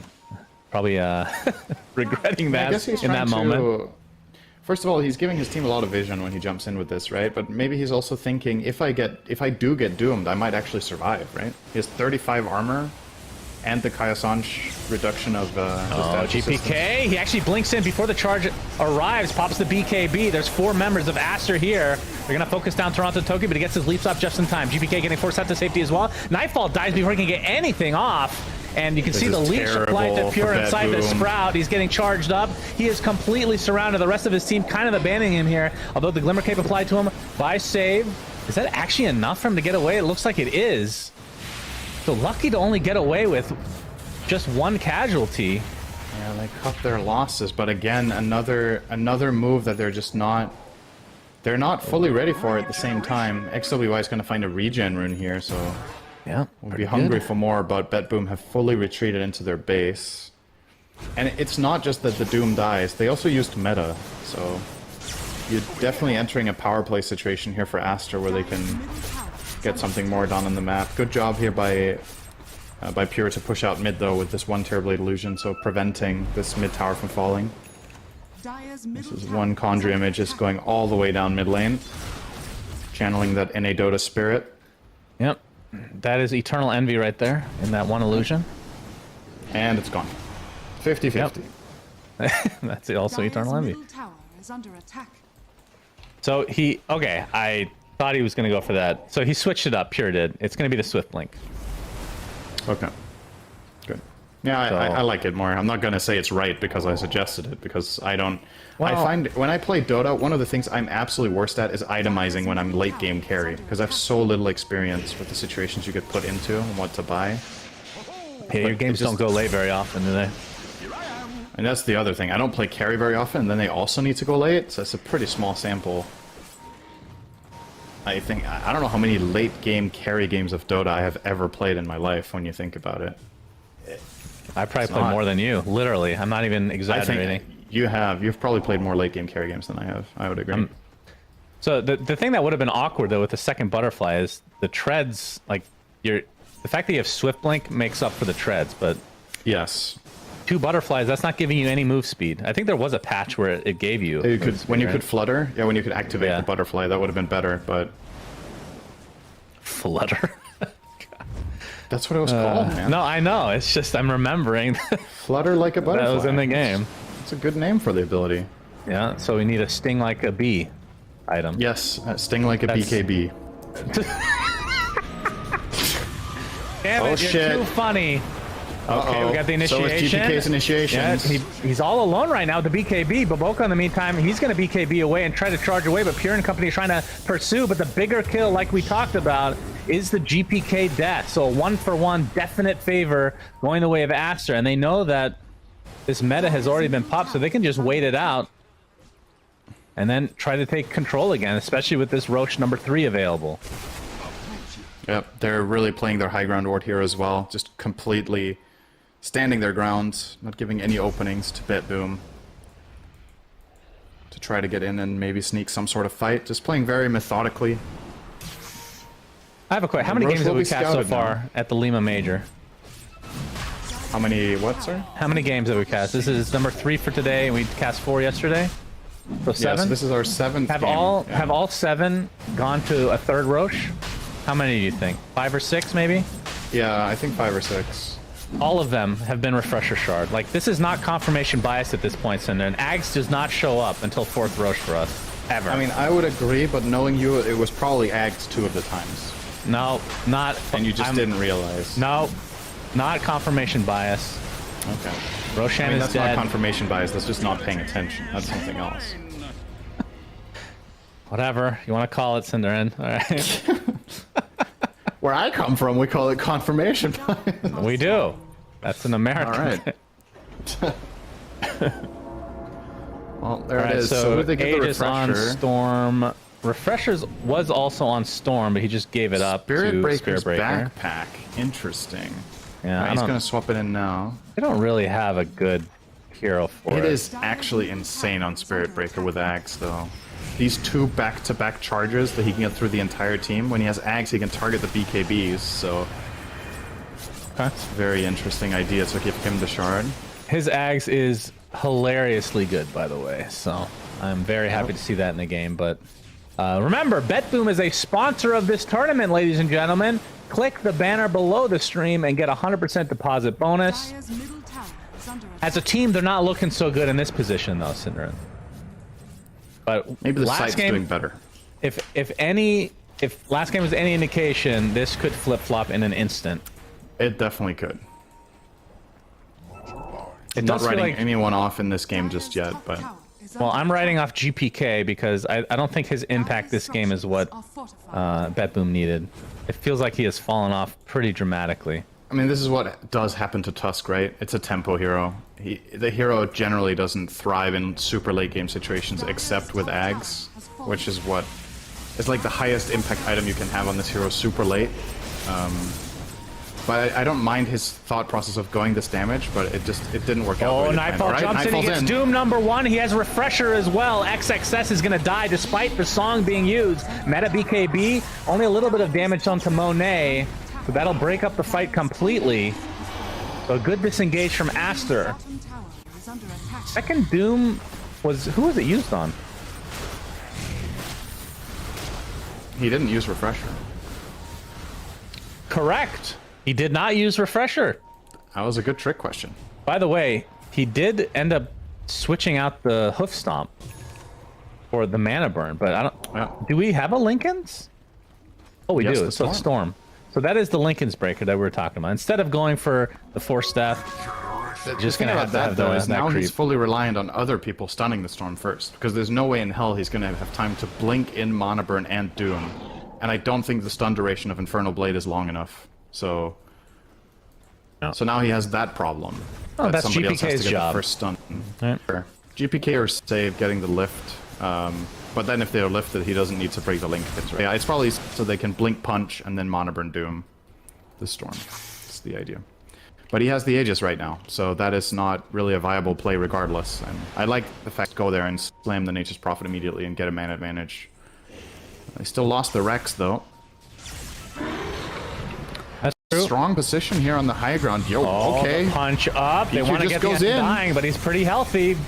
Charging by Baboka, forcing out the BKB, but it looks like GPK is going to be the one to suffer. As Pure has to refresh just to be able to blink away. But now he's getting charged again. Baboka is relentless. Pops the BKB for himself as well as XXS pops the BKB and teleports in to be able to right-click Pure to a high degree, and it looks like he is going to fall. Meta is going to be down regardless if he has the BKB up. For the buyback, I should say. And the Doom was applied to the Nature's Prophet, but he's just going to shrug it off. So a pretty big team fight win here for Aster. Some big cooldowns down for BetBoom. And Nightfall if they try had to push the pressure just to blink as well. Yeah. So yeah, what an amazing use of the Refresher shard. Just love how Baboka coordinated that. He charged into them, he BKB'd pre so that they couldn't counter his charge onto the Terrorblade. He ultis him, then he refreshes, charges him during BKB, and ults him again. So Terrorblade was chain stun for like 7 seconds there just by the Spirit Breaker alone, and it was just enough for them to get the kill with a crit from XXS going on to him. He was kind of close to being in Sunder territory, but not quite. Fortification popped. Tower #1 is down. Oh, Electric Vortex on Toronto, Tokyo, but the stun up immediately onto XWY. He's actually getting stun locked again. That's just the Aegis though. Still had some time left. Naga Siren pops the ult to be able to reset. Tombstone is going to be taken out swiftly. It did cost a buyback onto Pure. A good trade again for Aster. It's just such a good idea from XWY to go for that, right? There's 30 seconds left on the Aegis. He jumps the Mirana. One of two things is going to happen. Either Mirana dies or they buy back. And either one is a huge win because like the Aegis is going to run out anyway. Now what he got out of it was a Doom and a buyback on the enemy carry just from jumping the 5. And you can sit there as absurd and be like, wow, why on earth are BetBoom using so much? But this is like, you don't have time to think. This stuff just happens instantly and you need to make a judgment call. And the more pressure you're under, the more likely you are to make fatal mistakes. And XWY just taking advantage of that like that powerful position he's in to try to force errors out. And in hindsight, the right thing to do there is absolutely letting Mirana die. Or for Mirana to not even be in that position to begin with, so the jump doesn't exist, right? Mm-hmm. That's what it's all about. Dota's a game of mistakes. Well, despite the Doom being used, he's going to have both that and Refresher up in a few seconds, and is opting towards the Ags now. Also has Eon Disc in his backpack. Could sell the Hand of Midas. Not quite enough to get the full Ags, I don't think. But not too far away. Right? Quite. It's a little bit more. It's like 900 gold or something, right? 1100, I think. Right? You get half. Yeah, I don't know how much it is these days. Recipe's like 1750, I guess, plus gloves. Midas is 2200, so sell it for 11, which means he needs another 200 gold from anywhere. He's got it. Anyone to buy a Midas first. Oh, you don't need it. You don't need buyback, Cinderin. It's a bold claim. Yep. He's not going to get the point booster, so that indicates maybe he's not gonna buy it quite yet. Who just bought? Somebody just bought an Ags. Was that the Rubik who's been saving up? No. No. Opted for a different one. So it must be on the other side. Oh, oh, he ate it. Okay. Yeah, he needs the synth because he needs the slots, right? Yeah. I don't know about this. Like, how do you inventory manage now as Terrorblade? He currently has the Refresher in instead of the BKB. Surely that can't be right. No way. Okay, he swapped it in now. Yeah, and there we go. He needs to have BKB and Manta and then swap it in for Manta, I think. All right, last ditch effort here for Betboom. Potentially instant BKB. Initiation onto Monet, but instant BKB. XWY creating a little bit of space here. Meta's already popped for pure. You can see the Doom is applied to the Naga Siren, who's taking a ridiculous amount of damage. It looks like they'll finally get this kill that they've been looking for so long. Terror Wave comes out as well, but now that's the buyback onto the Naga Siren. She'll be back very shortly, especially considering they have outpost control. Another Doom applied. This time it's... Oh, the Sunder actually helping out as Baboka takes a tumble. He's going to have to buy back. He doesn't have it, though. A beautiful kill now onto XWY. So Betboom really needing a very emphatic teamfight win, and they get it in the form of a buyback plus 2 kills, especially on that Storm Spirit. Unfortunately for them, Roche will not be up anytime soon. They just did everything right there. They blink Doomed the Naga instantly. They space out their heroes so they don't get too hard counterplayed by the Storm. And when the Spirit Breaker is charging across and finding the Mirana, she's invis and doesn't die. And then they doom him and take him out, and the Storm gets caught in collateral. So, super clean. I thought this fight might just end the game Aster's way, but they just flat out just executed that beautifully. And Aster were just caught, they were just not ready. And this Monet buyback is big because now you have an avenue of victory now. If you kill this Naga again, you know for a fact you have a 5v4 power play that's going to be crucial. I'm going to get a replay of it here. So look, so Naga's already doomed here from the beginning. And now Spirit Breaker is kind of struggling on the right side. You can see he doesn't really know what to do because there's no great play. Now he gets Terror Waved, and now he finally gets to a charge. After Naga has died the first time, he's going to charge to the left. Mirana is now invis, doesn't die. In comes the Doom plus Sunder, and they catch the Storm in a stun combination from Doom into Tusk. So just landing everything perfectly in that instance. Very nice from Betboom. All right, I'm going to jinx it. We're at 54 minutes, 6 minutes away from the dream, Cinderin. Usually when I mention this, the game ends suddenly.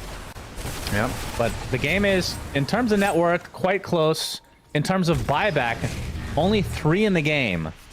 2 of which are on Betboom's side. But Roche won't be up for another minute.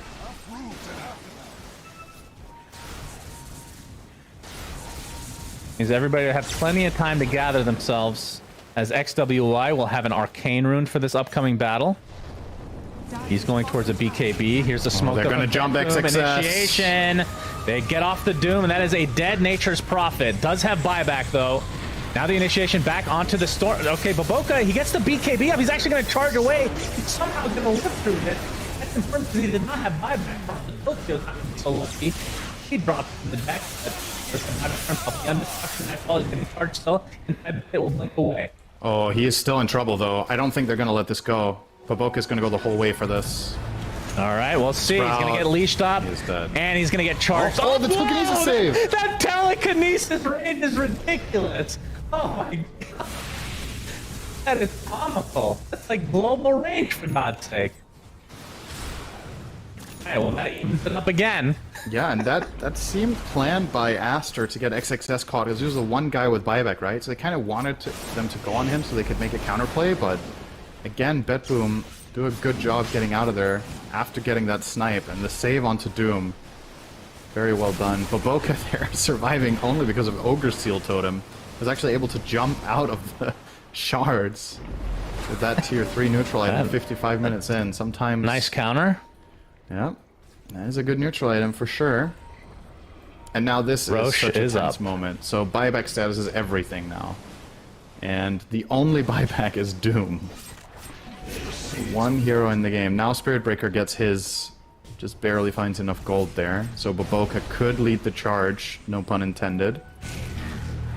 You could buy back and TP in and get there immediately again.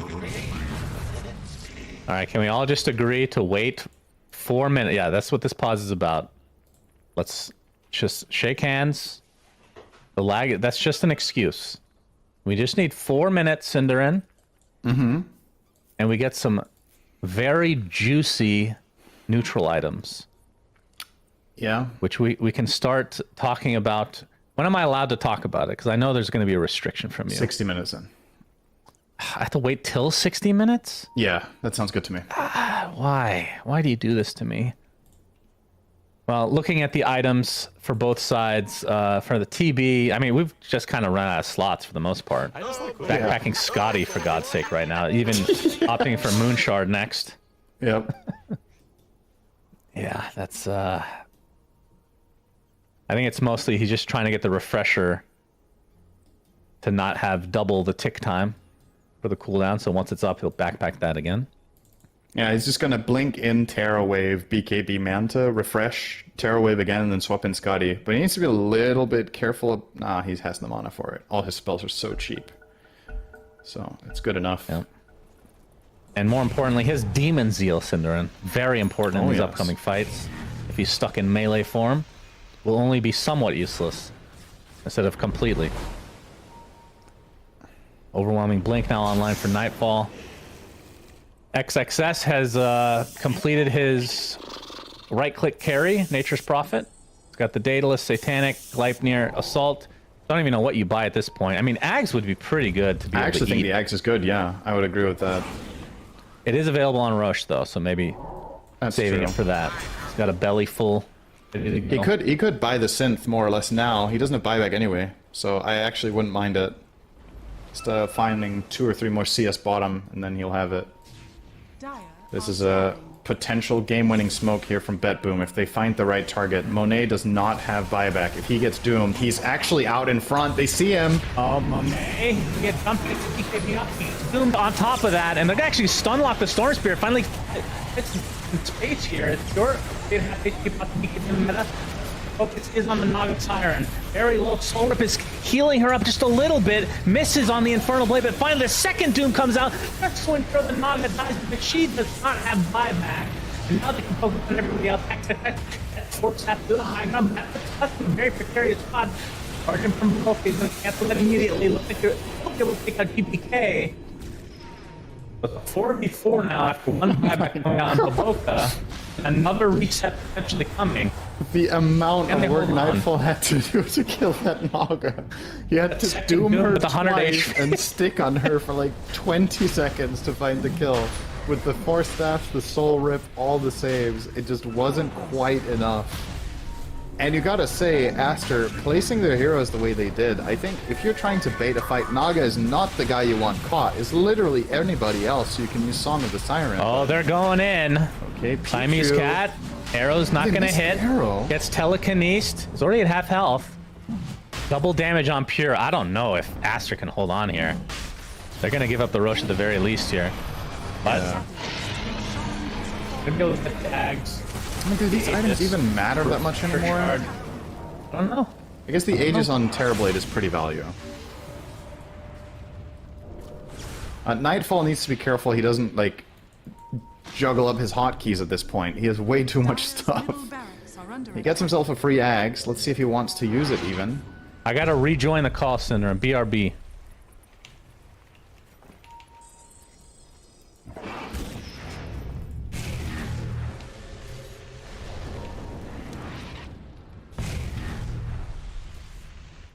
Hello? Hi, sir. Welcome back. You get to talk about your favorite topic in 45 seconds. Oh, I'm waiting. Waiting patiently. Mm-hmm. Do they wait? Or do they go beforehand? I mean, the Naga... The they don't have buyback- the map control to go anyway. So... Let's see, what is... Naga is 42 seconds away and 200 gold short of the next buyback. 1.3k gold away. It says 500 in the... When I look at buyback It status. says 1300 when I mouse over his buyback. Yeah, me too. I don't know which one's true. Find out That's shortly, weird. I guess. Okay. Yeah. We'll find out. Yeah, why are those two numbers not the same? 9 seconds. what? Oh god, just... Alright, Breathe, Cinderin. Breathe. Pause the game. 60-minute items are available for the taking. Did they go for the stacking of ancients? No, because they haven't played enough 60-minute games to know that that is what you need to do. Alright, here we go. They're invading. They're gonna take the enemy's ancients away. All right, we're looking for potential Apex on Pure. Would be one of the best items to get, I think, for him. I think, Stygian, not too bad for GPK, although he is dying a lot. I think the Meteor Hammer item, whatever that's called, Cinderin, for Nightfall would be the best possible to get. Nightfall in Sky, yes. God, you're so smart. So witty, you know? So, a Stygian on both sides. As the tier 2 tower looks to be falling, they're not going to be defending that anytime soon. You can see that Aster is kind of resigned to their jungle, which isn't going to give as high of a chance of these neutral items to drop. But not like Betboom has a ton to work with right now either. There's the Fallen Sky. Oh my god, I'm calling everything right now. Okay. Oh, Mirror Shield. That's probably the best item you could get in general. I'm sure there's 0 bugs with this in charge. Well, if you just move after you get charged. I don't know, it's man. not This is Mirror Shield. Oh my god, they got always Apex as well. Okay, this is actually maybe bad for Betboom. They're getting a lot of like these items that you want on these cores, but not so much for the supports, like the Seer Stone or the Book of the Dead or whatever the hell it's called. They're gonna Not give the Book of the Apex to Dead. Nightfall. He has 6,000 health. So yeah, No Pure has the Giants Mirror Ring yet, Shield. though. Pirate Hat. Okay, so you get some extra gold and right-click attack speed. Be sure to check out the sponsor of the tournament, which is Betboom. Click on the banner below the stream for a 100% deposit bonus. Don't forget. All right, how many items are we missing? Seems like both teams are fine just farming them up. So Betboom has 4. They actually backpack the Apex right now, and Aster only has 2. But so far, a lot of these are right-click. I'm not sure how to feel about that. So Nightfall did take the Fallen Sky. I think this is maybe going to go even longer. This is going to be like a double buyback situation for everybody. Yeah, it might just be. Nature's Prophet's 10 seconds away from his. Marana 25, and then the only one that's kind of long is the Spirit Breaker, Baboka. 3 minutes. And not enough gold either, so he's gonna need to find some farm somewhere, which is kind of difficult right now. Well, The whole that's map what is Pirate just Hat's locked for, down. Cinderin. He just hasn't used it. There we go. See? That helps. Okay, Arcanist Armor. You have nothing on the side of Betboom from Marana or Rubik, so that's a bit awkward. So a bit of bad luck here for Betboom.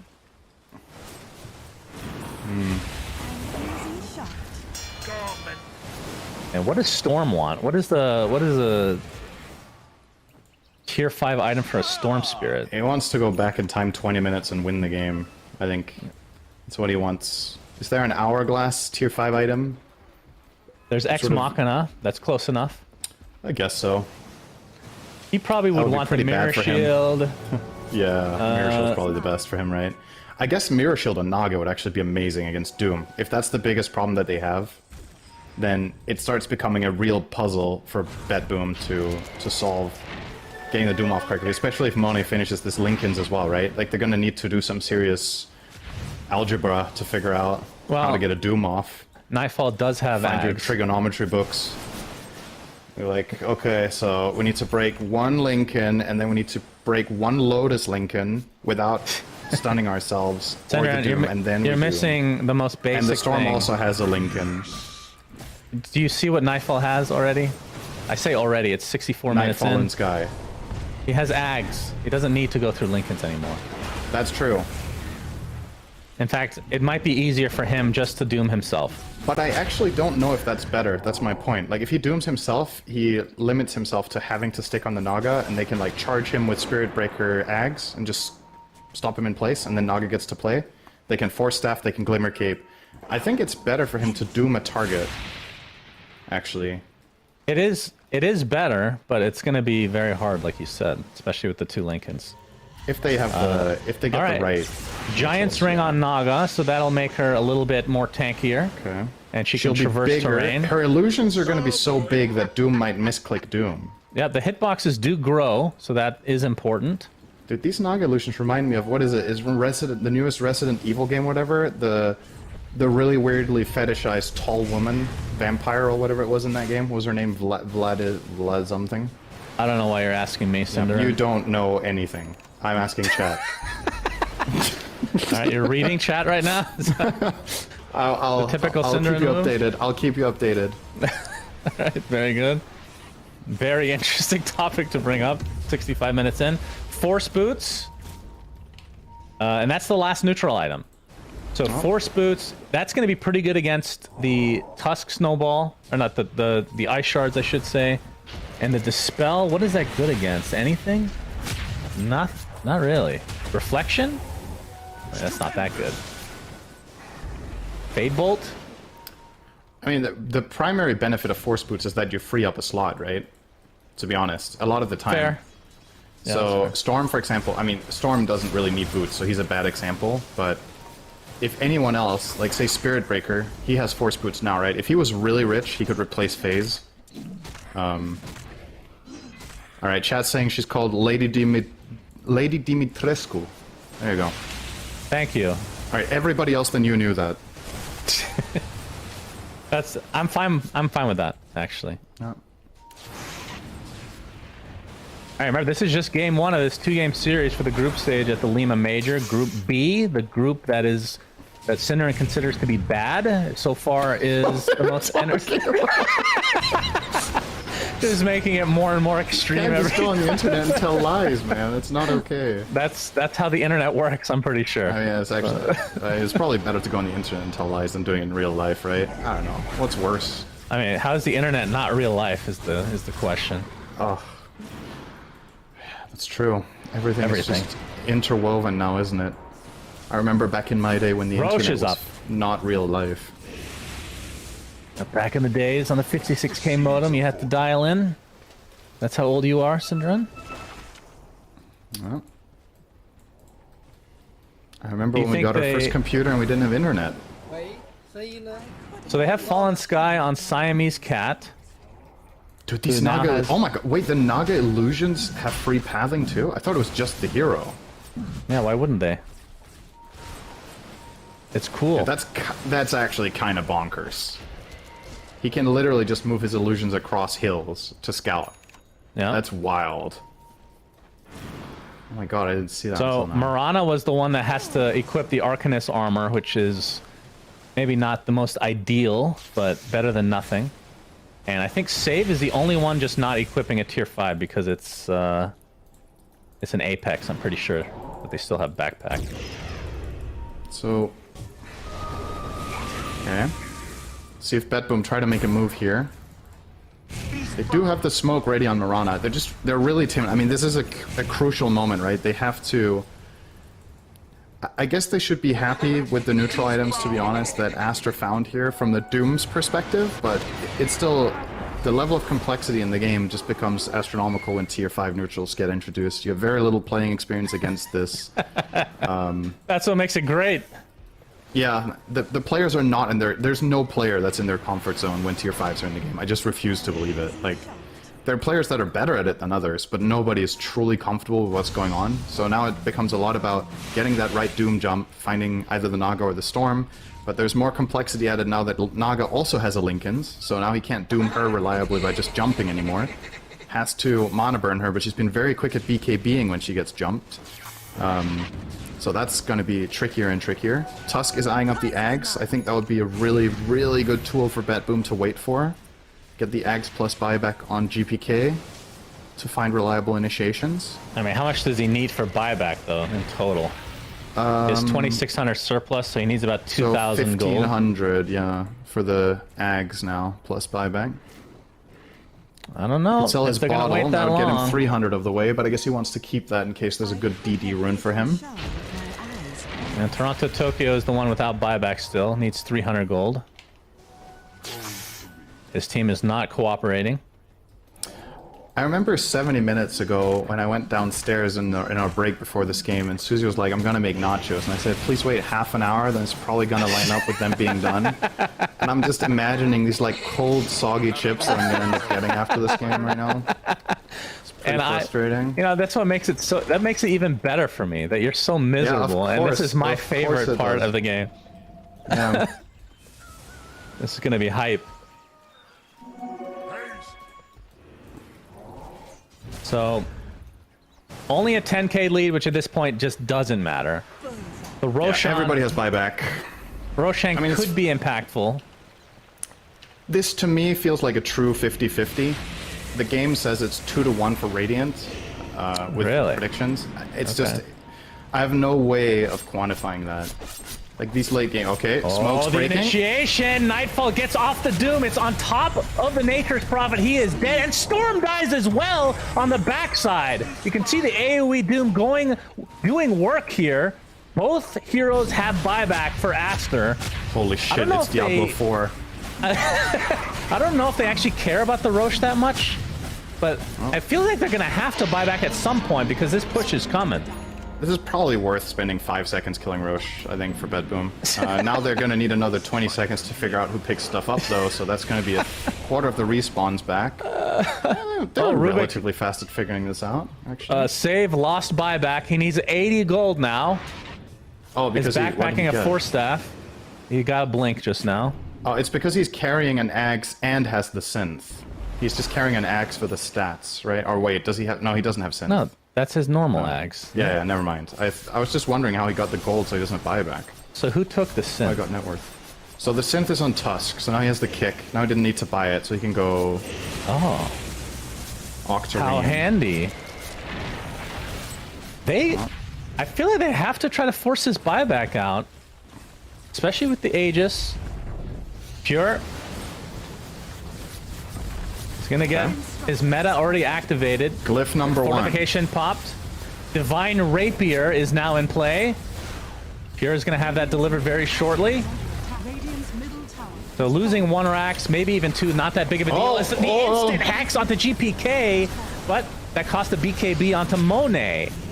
As he's gonna get telekinesis to safety, so mid-Rax is down. Bizarre, now the meta going to town again onto the top racks. Nature's Prophet's the only one not up for Acer right now. The zip in by XWY. Oh, the Doom. Blink in, the Aghanim's Doom applied again. This time trying to get into range where the Nagasaki is going to get punched into the air. The refreshers are there as well. Nagasaki's getting really low. 100 seconds on the deck does buy back into the game. But look at the amount of control that they have. GPK is doing so much work. And with that, BetBoom might have to back. The Terror Wave so many cooldowns applied now. When's the last time you saw that? Terror Blade pops Terror Wave to run away with his team, just zoning them all off. I mean, these last couple of jumps from BetBoom have been extraordinary. We were talking about whether this Ags on Doom was actually going to be a benefit or not, but what they've managed to do is finding the enemy team when they're not in the right range of each other to save. If Aster don't have the Force Staff in range, if they don't have the charge ready at a moment's notice to get on this Doom and create distance, these jumps are just amazing, especially the one they had close to their own outpost where they killed the Storm. Nightfall's playing really fast. Like, he's jumping, dooming one guy, getting the job done, and immediately refreshing, connecting on the next guy.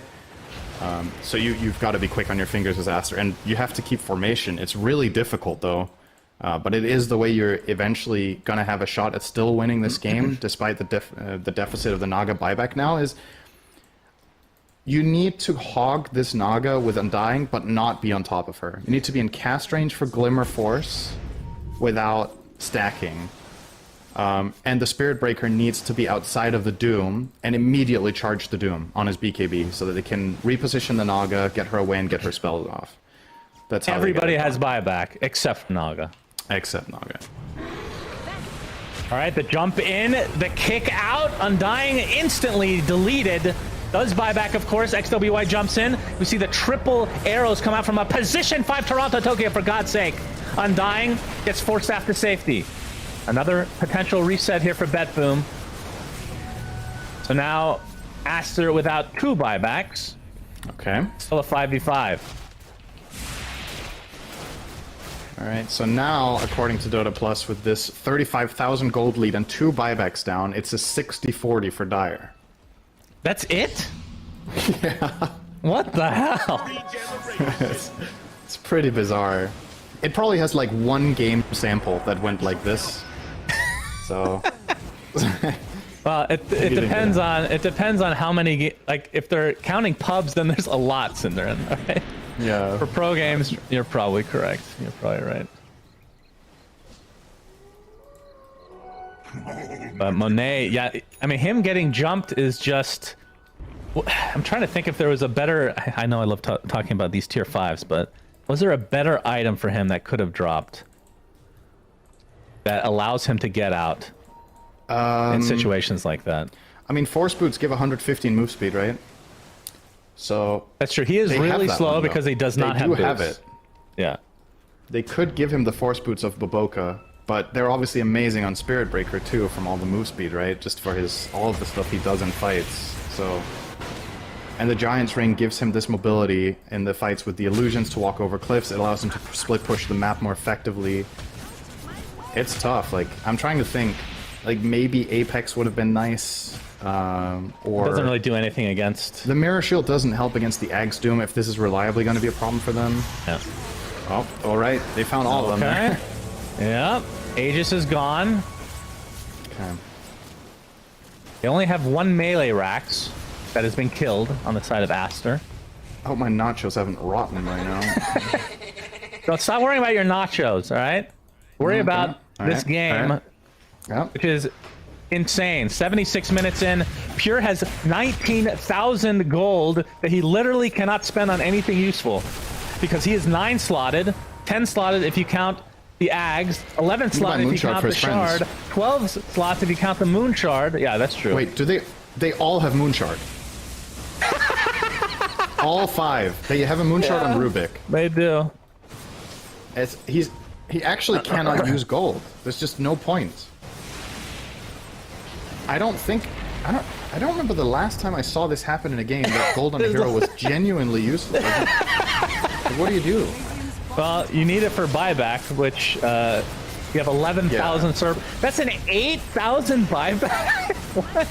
It's pretty expensive. Right? Yeah. I mean, so there was a time, if you're new to Dota, when buyback did not have a cooldown. Oh god, yeah. And we had games where teams defending on Storm Spirit with 3 or 4 buybacks and just zipping back into the fight over and over. If it was this patch with this Terrorblade and this Storm, I don't know how the game would actually end. Like this, it is possible. Pure, immediate Sprout on the racks. Yep, the zip in. Oh, okay, the AoE Doom. Eondis is not going to do too much for you here, Mr. Undying. He's dead, does have buyback. And you can see the Fear came out as well, just to dissuade the rest of Aster from going back in.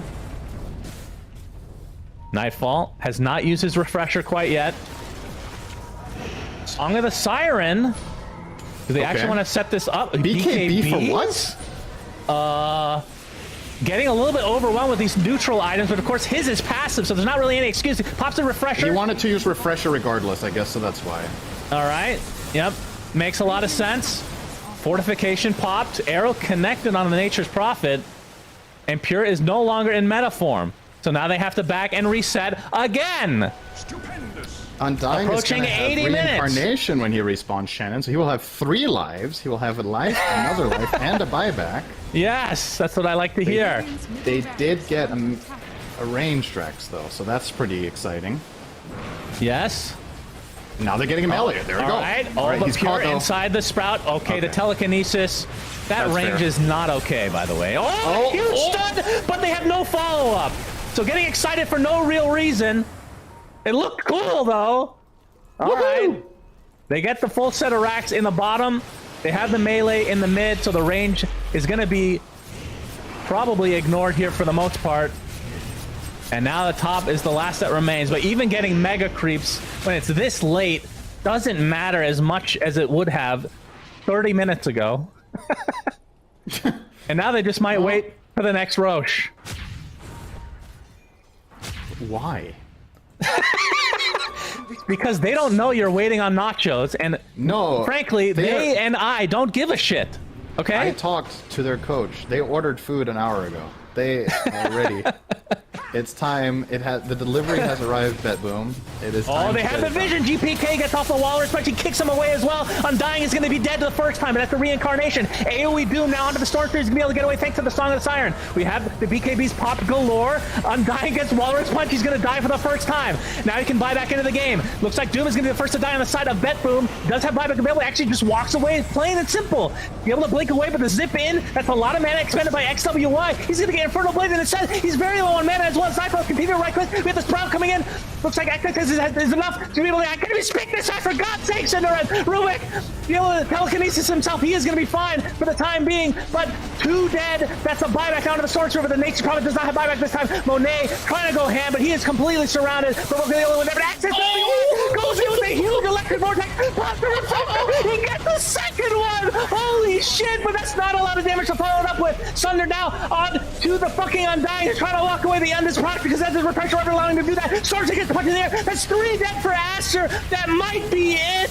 Holy but Jesus, Gaben, you have bestowed upon us one of the greatest games ever. BetBoom, take game 1. Dude, there were literally like 6 heroes just stunned. Rubik gets a 3-man vortex, then Storm gets a 3-man vortex, into Refresher 3-man vortex, and nobody's dying because the damage is in there. They had no What damage. Insane. My God. Holy. I think that game was worth your nachos being stale as fuck right now, all right, or soft or whatever it is. That was thank you. Thank you. Man, what an insane game. I mean, how do you even recap that? I feel like at any point in the late game, this could have gone either way, and it just comes down to, does Nightfall nail it every time? And he just did. Like, he had to get these good jumps and these dooms without getting counterplayed, and he just delivered over and over and over again. Just really impressive stuff. Save on the Rubik, I think that the telekinesis saves a couple of times, and his spell steals are amazing. And keep in mind, in these late game situations, Rubik becomes even harder to play just because of how much stuff is on your screen. Like, getting good steals in these absolute clusterfucks of team fights is really difficult. But he still managed to find what he needed to. What an insane game, though. I think BetBoom are going to feel really good about this one because this is one of the toughest opponents in the group, and they came off to a bad start in the tournament. This one win has got to feel so damn good after that one. How in God's name do we go 80 minutes? Pure died once. How is that even possible? Seriously, how is that possible? 16, 1, and 11. And wait, his net worth looks super low. Why does... It's because so there's an integer overflow after you reach 65k, then it starts again from 0. Oh, okay. Because it looks like he has the lowest net worth. Yeah, what does it say his net worth is right now? So it says his net worth is 19k, but even funnier. Yeah, so it's like 85k, right? It's 85k, and he probably bought the 4 moonshards for his teammates as well, right? Yeah. So it's like 100k net worth, roughly, I suppose. It says Monet... 1,572 last hits. It says Monet has a 692 net worth. 3 digits. Yeah, that's so he good. has like 65k in a bit, right?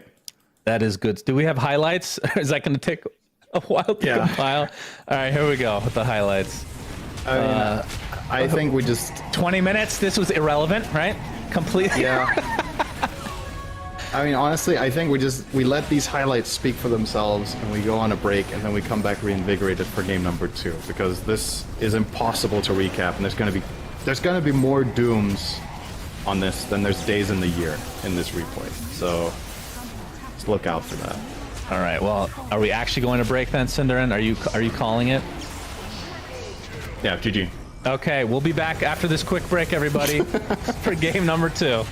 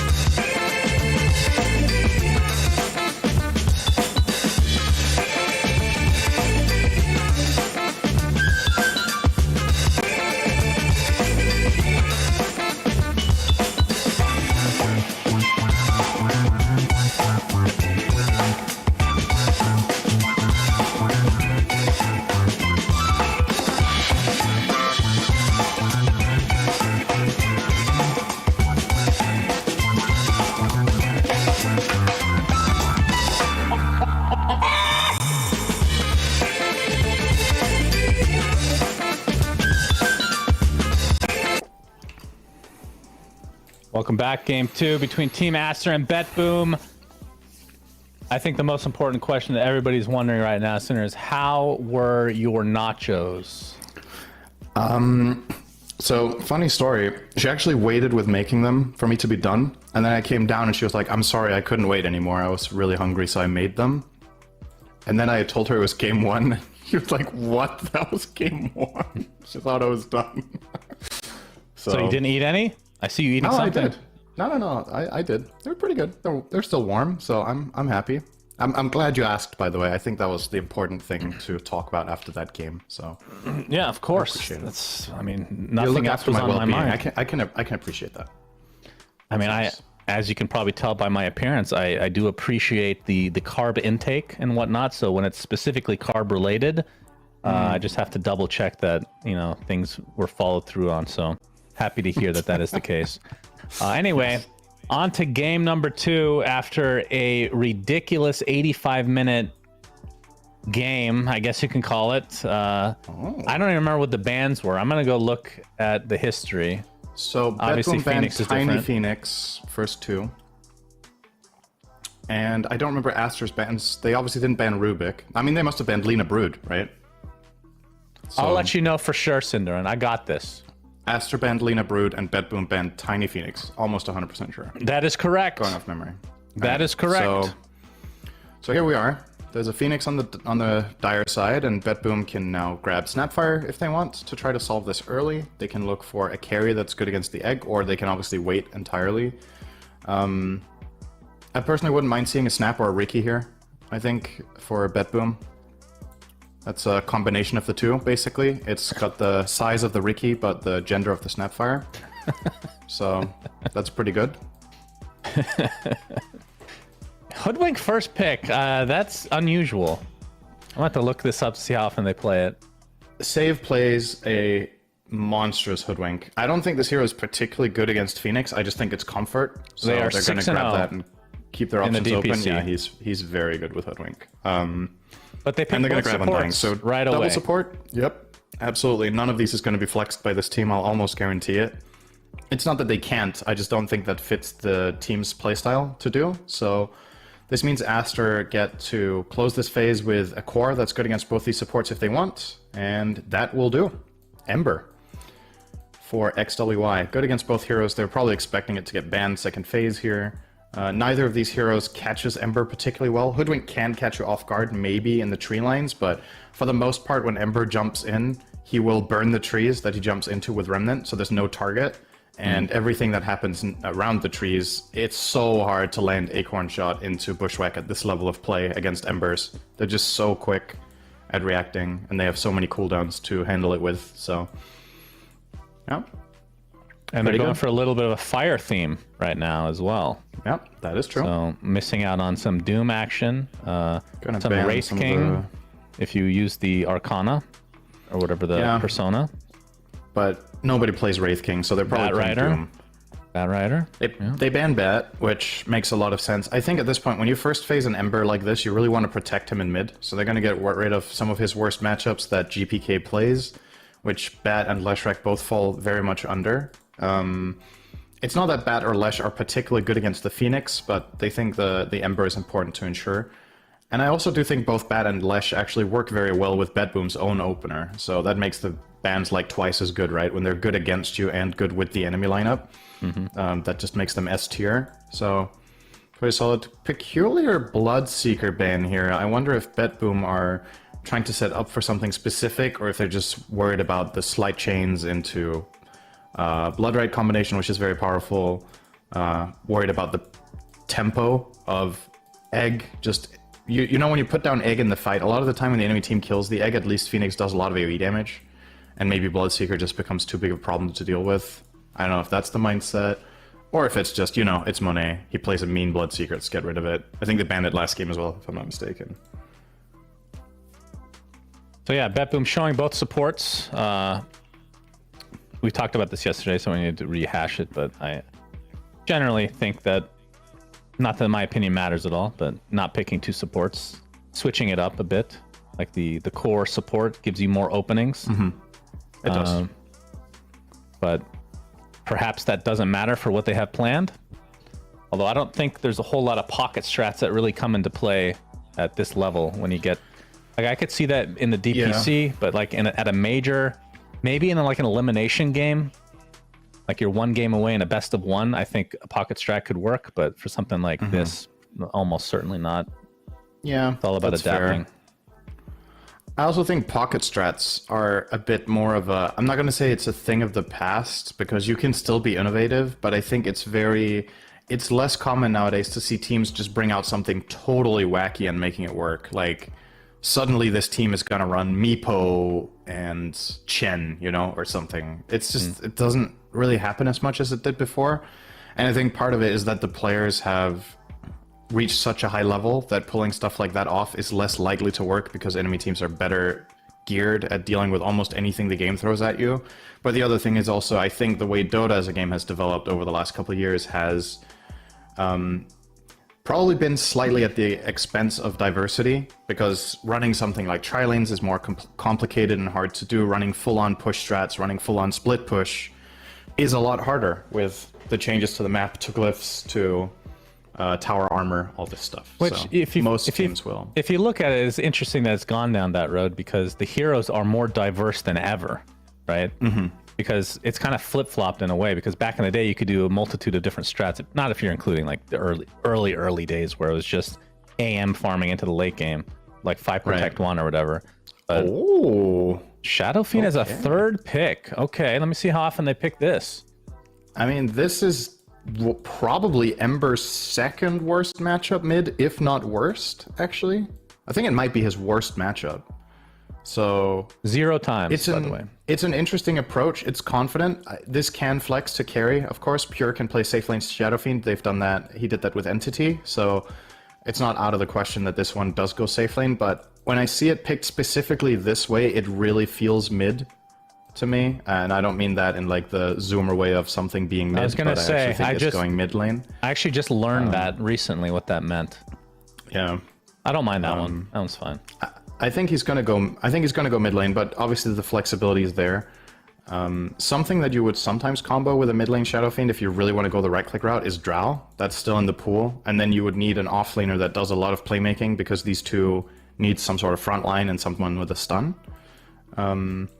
And I think Astra is spending quite a bit of time here to figure things out. They're going to get Mag Ember, which is an old school combination with Empower. Not as good as it used to be, but still massive team fight for sure. And they're going to save their carry pick for last, grabbing the Ench this time for Pichu. Okay. I'm assuming it's PQ playing Ench. So BetBoom looking for either, well, an off lane almost certainly, and then depending on if Shadow Fiend is mid or safe lane, the other. Yeah. Which I would assume this ends up being the off lane. Although there's only 2 bans for Astra, and they've already picked their off lane. So if you have 3 heroes that you're okay with, just leave the off lane for last, probably.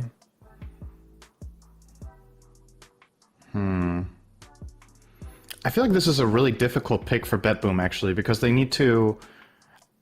I think they should pick the offlane here and keep Shadow Fiend's options open. They're going to do that, right? So after some deliberation, they find Marcy, which is a really interesting pick. She has super high attack speed in Unleash, which kills Egg and Ench, so that's pretty cool. It's like it's a replacement for the Ursa that got banned by Aster. You have Sidekick for Shadow Fiend, and you're a pretty good laner with Hoodwink. If this Marcy is 3, it could still be carry, by the way. That is not unheard of. So in the I actually think this is DPC, I see 0 games played on Marcy in general for them. For Bedboom, yeah. I think the pick itself is genius here, so we'll see how it works out for them. I think just on a theoretical level, if you can execute this was a really creative idea for this spot. Now, I don't think you go the Drow route anymore now if this is an offlane Marcy, because I think you're falling a little bit too flat on teamfight and your ability to initiate reliably into this kind of scary stuff with Magnus Phoenix.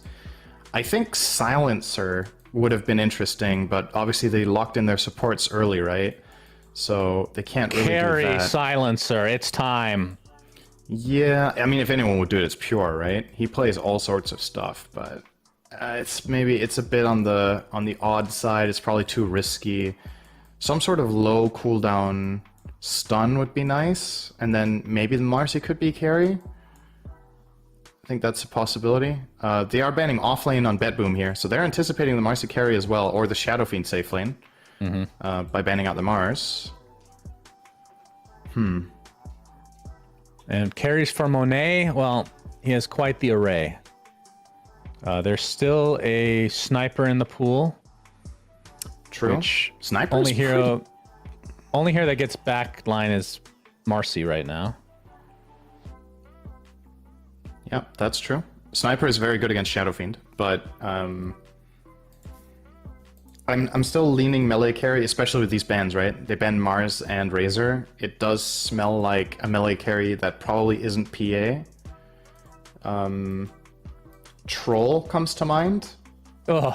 As a hero that deals well with the Marcy head-to-head. Has Life Stealer. Pretty weak against Marcy in my experience. She just overpowers you. When she has a basher, she just destroys you. But Troll kind of levels the playing field with his ult. They're going to ban Terrorblade, which I think could have also been an interesting idea here. There it is. All right.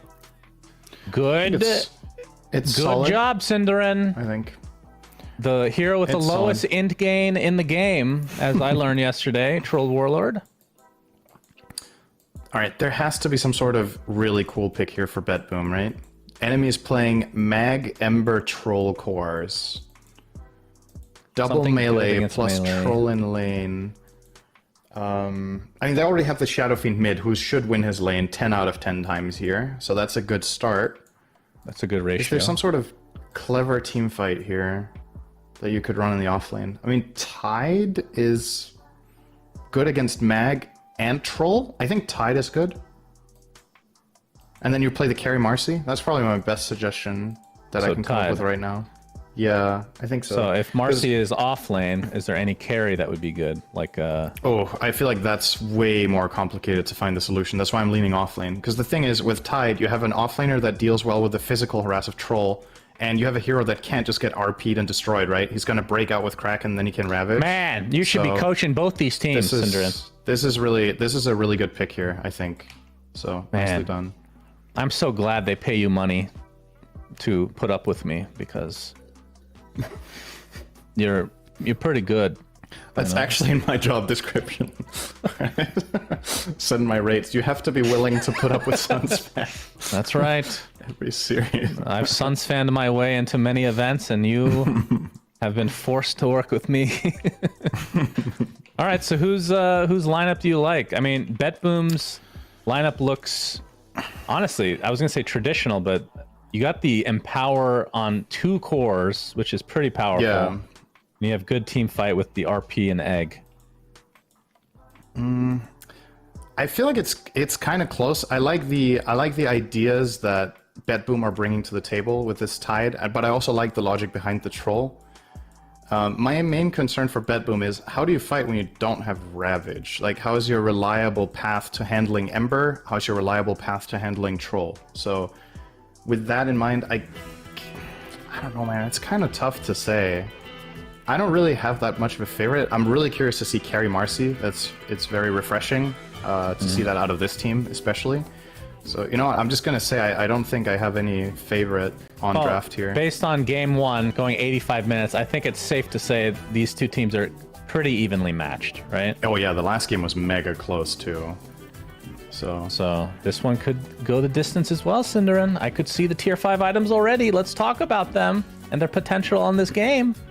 Sound good as the game gets started? Let's wait 61 minutes and we can 61 minutes? Okay. Yeah, that's the that gives deal. me a few extra seconds. All right. As there's smokes from both sides, and so part of me loves Troll. It's one of my favorite heroes to watch as a spectator and play. It's just that ult can be so frustrating and very abusable. You don't really have the prototypical Yule's carrying heroes on BetBoom. Is that an item that you just have to kind of force, or do you go for a force staff instead, or both? Like, what's the itemization against Troll these days? I mean, some of the things you can do against Troll, obviously, like this, the obvious choice is having high armor or getting physical immunity with Ghost Scepter, right? Or it's either that or you kite the Troll through Force Staffs, through Bash. For their lineup in particular, I mean, the Marcy Bash is a no-brainer here, right? That's gonna come out, but she probably wants Phase BKB first so she can navigate fights. As far as their other heroes go, I mean, they are a little bit limited in their solutions, right? That's why I'm looking so much to the Ravage, because when that is not available, Troll seems to have like a somewhat free time. You can buy Yules on Hoodwink. It's not out of the question, but it doesn't feel the greatest to do. I guess one of the upsides to buying Yules here is the value by pre-casting it on Magnus as well. So if you have Vision, and you're assuming he's going to go for Blink Skewer, that puts a lot more value in the stock of that item. So thinking twice, I might actually like it on save to get Yules. But it's specifically because Mag is in the game too. Otherwise, I don't know if it would have been worth it. But yeah, those are the main ways. Is Yule, Force Staff, and Ghost, right? There's not too much else. E-Blade, sometime, but nobody's going to buy that this game, right? Maybe Hoodwink if she gets filthy rich. Yeah, that is a Hoodwink item, late, super late. GPK already bullying XWY in the mid lane. And obviously doesn't have his Necromastery yet, but he's getting quite a few last hits. But that one deny will tarnish his reputation forever. But that is a lot of damage. XWY is be forced out. Another one to come. Shadow Raise. He has another Mango coming, and the long range raise is up. Oh, he tries to fake it out. Nice attempt. GPK gets first blood. God. That is rough. Players. I mean, that is why GPK wanted to play Shadow Fiend. He's confident coming off the win last game, and that double, triple fake out on the raise is just masterful, right? He knows that XWY is gonna try it, and he fakes it the first time, and he's like, okay, now he's gonna think I throw it for real. So he fakes it another time, baits out the slight, and then gets it. That's literally that's rock, paper, scissors, lizard Spock with more layers, basically, what he did right there. Wow. That was pretty damn crazy. And yeah, I mean, that's what Shadow Fiend loves to do in this matchup. That's why it's so hard on Ember, because in order to CS, you have to come in melee range, and your Flame Guard just doesn't offer enough protection against triple raise. And it's going to get way worse now. GPK is level 3. Yep, as we see the At very Undying. least they find the Undying bottom. Not an expected kill from my side. And 125 gold to boot for there, but mid lane again, and they actually cancel a TP. GPK is trashing the mid lane. Holy jeez. And he can get both water runes if he wants. This is as bad of a start as you could possibly have. Yeah, he's going to get both. He's going to potentially give up 1 CS, maybe not. But Ember has to walk all the way back as well. Literally only has a Quelling Blade in his inventory. Oh my god, this is disgusting to watch. We're gonna see how much he can carry from the mid lane, because this is as good of a start as you can ever hope for. And I mean, one of the really concerning things about this is, what do Aster really have to rotate with? They have a 4 Phoenix, which can technically gank Shadow Fiend with some good execution, perhaps? Alright, nice dodge there from XWY on that raise at the very least. But yeah, this mid lane is going to be disaster for them. They can't really solve it, so I think you probably focus on the other lanes the best you can. Oh my god, he's oh my god. Just I mean, wait until Shadow Fiend hits 5. That is going to be even more fun. That's a power spike for sure. He's given up a bit of CS by doing this, but obviously the trade-off. I mean, XWY is level 3, has an empty bottle, has to walk to get the bounty rune to fill it up just to the 2/3 point. All right, let's talk about the other lanes, but pay attention to it to see, make sure we don't miss that kill because it might be coming in just a moment. All right, How this is lane. going. Oh, that's a. They basically. Oh, they Skewer fed him a skewer. Oh my goodness, That's a Pure. pretty bad mistake from BetBoom down here. Pure is dead. Toronto Tokyo is relatively healthy. Still has a bunch of mangoes. He's dead too. And the shockwave connects. He gets up another decay, but the last right click should do it. Double kill. So this is what Aster needs. They need to win their other lanes because, as we've talked to death, this mid lane is kind of over. But Boca's come to try to help out as well. Oh, okay. So what basically happened down there was that Marcy went in for Dispose on the Mag together with Undying, and that just put Mag in a position to skewer both of them into the tower. So they killed both of themselves with one spell. Oh. That's about as bad as a mistake is going to get there from BetBoom, and kind of a godsend for Aster because they, like we've talked to death now, they do need to compensate for this mid lane being an uphill battle for quite a while. They send in Baboka a little bit with the Ench to help XWY out. Just the threat of the Wildwing Ripper has been really annoying for GPK, so at the very least, XWY gets a little bit of love there. And that's one of the good things about Troll safe lane is how self-sufficient he is with his Ring of Health. Yep, it's okay for the Ench to leave him for a bit because these two heroes are never going to touch Monet. A little bit of harassment in the bot lane, but yeah, Monet is sitting pretty nicely at 28 and 4 in the CS department. But the next 3 on the side of BetBoom has tied. I mean, Nightfall, he's also farming quite a bit in this lane, so it's not like it's the worst thing ever. Plus, Troll obviously going for the Battle Fury, so it's going to be a bit of a ramp up for him anyway. That's GPK. He's going to get potentially backstabbed here by Siamese Cat, but it is just a Phoenix. We'll see how much potential they have for an actual kill. Maybe it's just a rune dominating. Make sure the power rune doesn't go the way of GPK. Yeah. Nightfall actually has the TP base top, so this is a big win for Aster in that lane. Baboka got pretty unlucky with the Centaur Stomp. I think it procced Kraken Shell at the exact time, so didn't really get any stun out of it, and means that Nightfall would just TP out after. It's a long walk of shame back to that top lane, and Monet is going to be the biggest winner of this laning stage, as unbelievable as that sounds with what we saw mid from Shadow Fiend, but he's still not going to be top net worth. Missed stun there, nice sidestep from GPK. Oh, do a wonderful combo there from Save with the quick cast. Yeah, but there's the Phoenix damage. Phoenix coming in as well, but the tombstone's already placed. Only a couple zombies chasing after this Phoenix. I feel like if both teams dig deep, they could maybe bring in one more hero. Right clicks, and GPK will get that one for himself. So he's still obviously doing quite well. But Monet is a regen rune running, top. so he just gets to raise this wave for free and keep the push going with the siege creep here. Let's see if he glyphs this. Nope. Nope. All right. He could have glyphed that and double raised the wave, but I think, again, the enemy team's just going to show up and kill it, and then you've wasted the glyph, so probably the right call. That's so insane that somebody can be 3-0 in the laning stage and not be the top farmer. Monet has just been free farming, I guess. Yeah, I mean, Monet has 46 CS at 7 minutes. Ooh, that's quite the stack we have in the triangle as well.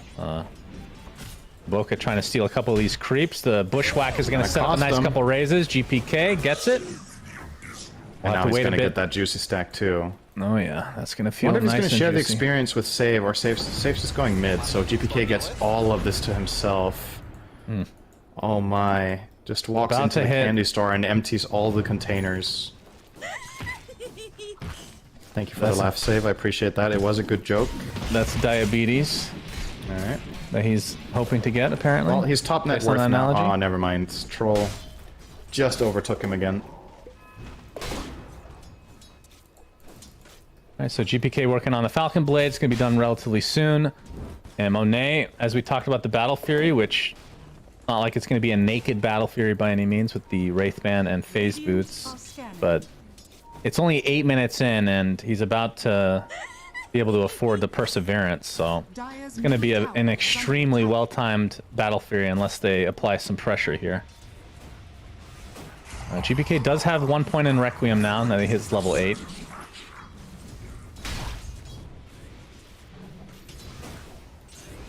As XWY has boots officially, Cinderin? Brown boots? You know how things are going when that's the highlight minute 8 for your mid. He's about to get a javelin, so... Oh, GPK actually has the Lance of Pursuit here, giving him a couple of extra hits. Save. Onto Pichu, but not quite enough. Is dead. Yeah, GPK with the haste rune is not feeling too pressured at the moment.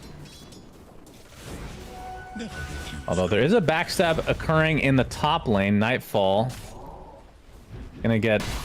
Baboka's not gonna be able to do too much against him. But meanwhile, while this is happening, Pure has caught up a bit after that embarrassing death in the bot lane, I want to say. I mean, there's not really any way around it. That's just a full-on blunder, right? Sometimes even at the highest level, people make some pretty bad mistakes, and sometimes a spade is just a spade, right? Like, that was just not good. But yeah, you're right. He hasn't lost his cool after that. He's stabilizing. You know, mistakes happen. You got to just reset and keep playing by the book.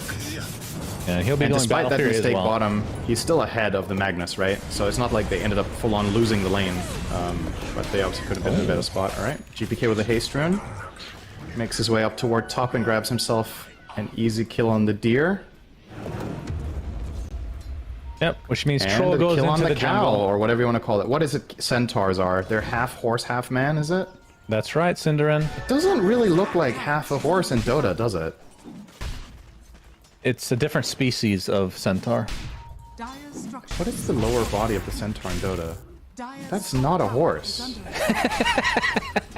That is the shortest Icelandic horse I've ever seen, if that is a horse. So Pure is getting gone on a bit by XWY. Yeah, don't they know what a goddamn centaur looks like? Jesus. What is that bottom half? What animal has this? You're really focusing it shares a lot the on bottom that. half with Magnus, technically. They kind of have the same bottom, right? Mm-hmm. Yeah, they do. It's actually... So it's, I guess it's half... half hippo. Man, half amazing. It's half hippo, half man. I would like that. Toronto Tokyo has to put down his tombstone and the flesh golem. We see a TP coming in. They're going to try to focus down the egg. They will very easily deal with it. XXS is kind of posturing here. Regrets his decision, it looks like, as the Tier 1 tower is dead. Egg against Unleash is just unfair. You know, it's one thing when you're playing against Little Shred and it's like, alright, there's this one volley. Like, Marcy has... On level like 3 ult, I think she has like 25 attacks with this or something like that. Mm-hmm. So yeah, it's Need to get it's always going to be Halberd an or uphill battle. something. Yeah. I mean, it's just going to be tough. The protection of the egg in this game is RP, right? But they didn't set it up, so PQ went for the egg to try to defend the tower, but Mag wasn't there in time to save with the RP. If they do combo that well, this could have been beautiful from Aster, but just not ready. The pace that BetBoom is setting is a problem. Just a reminder, everybody, that BetBoom is a sponsor of this major, so click the banner the below the Radiant stream and to get a 100% deposit bonus. Enjoy. That's true. They coincidentally also sponsor the team that is in this game. As we have a... they're not smoking. XWY and Siamese Cat going towards the bot lane. Pure is all alone. Doesn't have a rebound up for 10 seconds, so he's going to take a lot of damage here. But it's just... You just TP out. Yeah, I was thinking to myself, these two ganking Marcy, if she doesn't have rebound, is possible, but gotta hold the chains if that's the idea.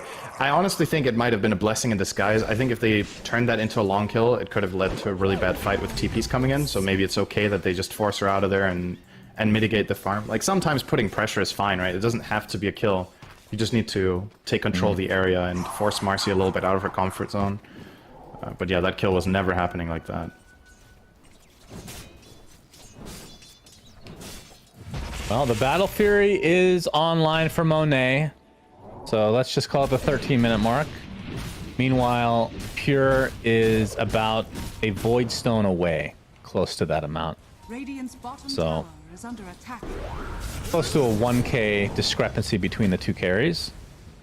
And Baboka getting some help thanks to the Wild Wing Ripper, but they're going to be able to take him out pretty swiftly. Obviously, the break from Sharpshooter does help. By the way, what do you think of Hoodwink Aghanim Scepter? I don't think I've ever asked you. Maybe I have. The new one, you mean? The decoy? Yeah. I think it's pretty cool. I think it gets kind of dwarfed by how good the shard is. But there are games where that Ags, I think, is really, really cool on Hoodwink. It gives you some interesting utility in certain areas of the map where you get a really nice lineup with the fake sharpshooter. At the same time, though, it's not the best Ags in the game exactly, so you need to hold it up against, am I getting a Hex? Am I getting Dagger Force, right? Like, whenever you hold any item in Dota up against having Blink and Force Staff on a support, it better be good, right? So, true. It's kind of...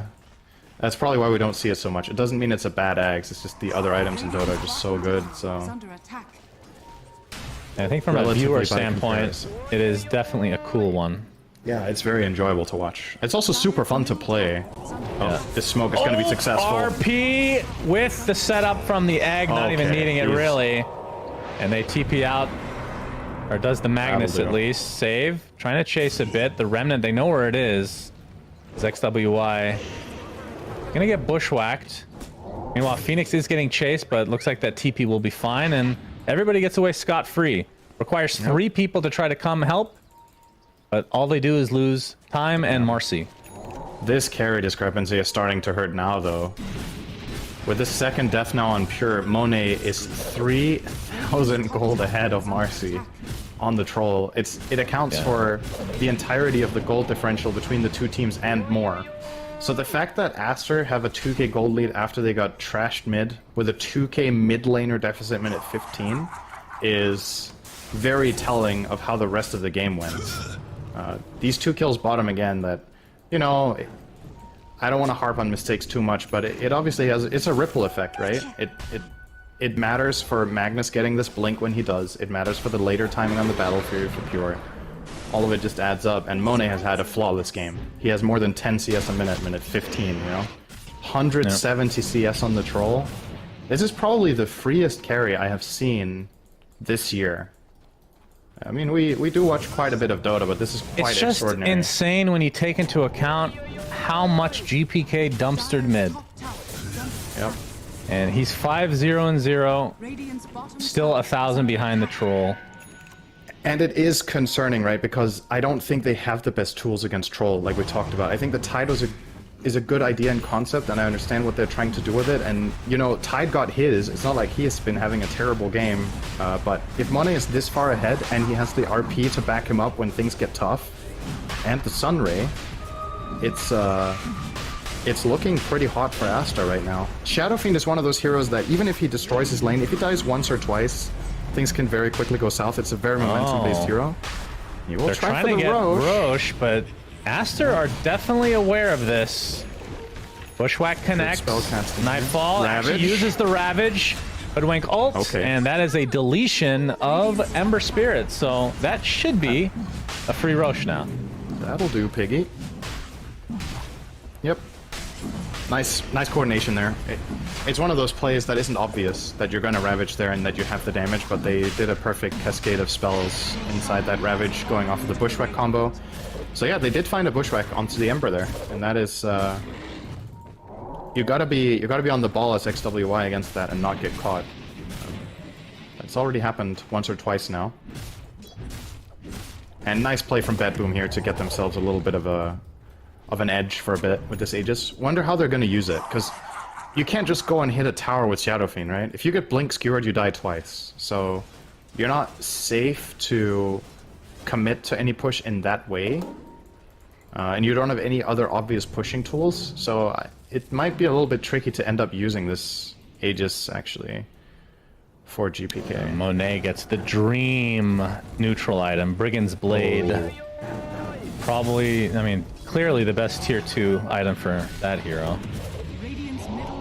I wonder if there's... You'd probably take it over some tier 3 items, at least.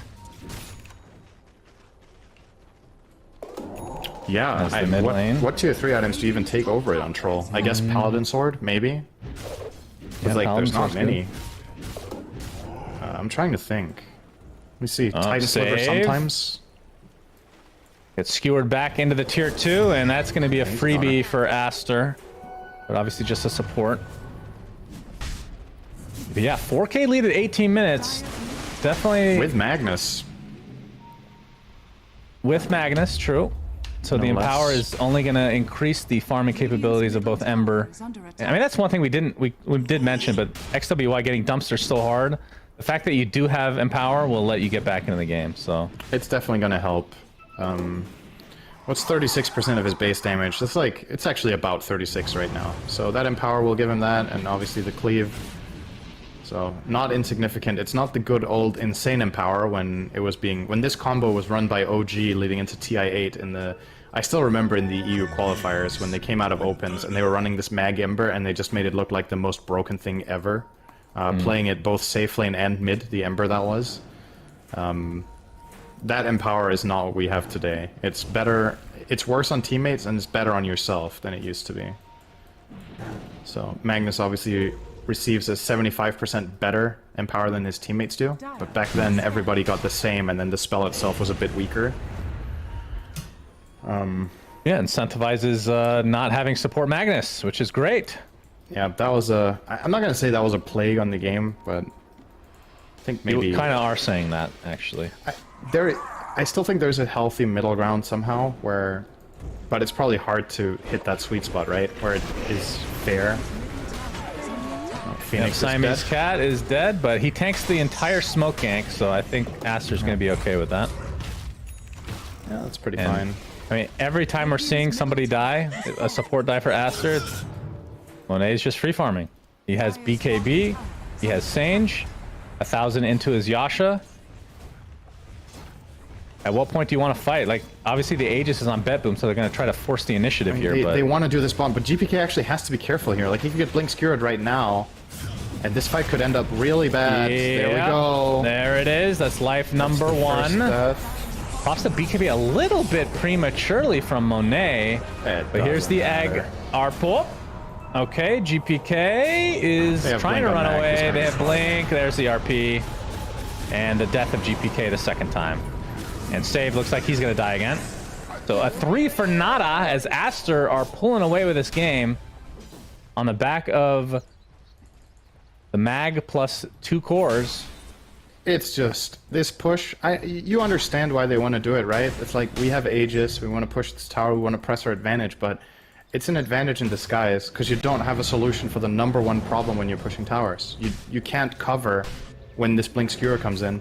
You're not going to just blind Blink Ravage on your Tide there and win a fight off it while your SF is behind enemy lines.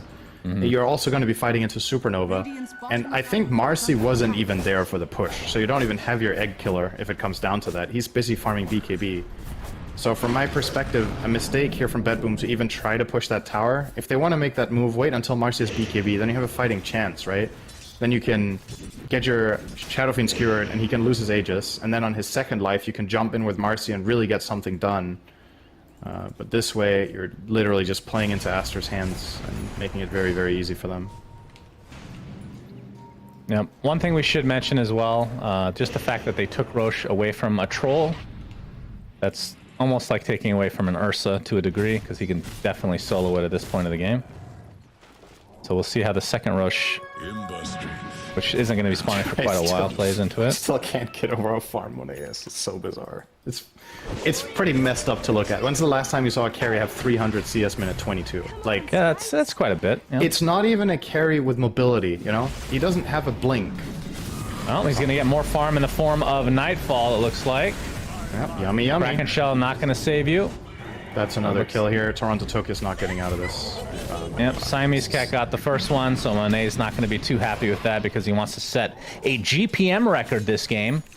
This reminds me of playing those custom games in Warcraft 3, the Angel Arena game, where you could just keep buying Tome of Agility non-stop in the end game, and people would have like 1,000 agility. This feels like a hero that got a lot of kills early and just bought Tomes of Agility, and now he's just unfairly strong compared to everyone else.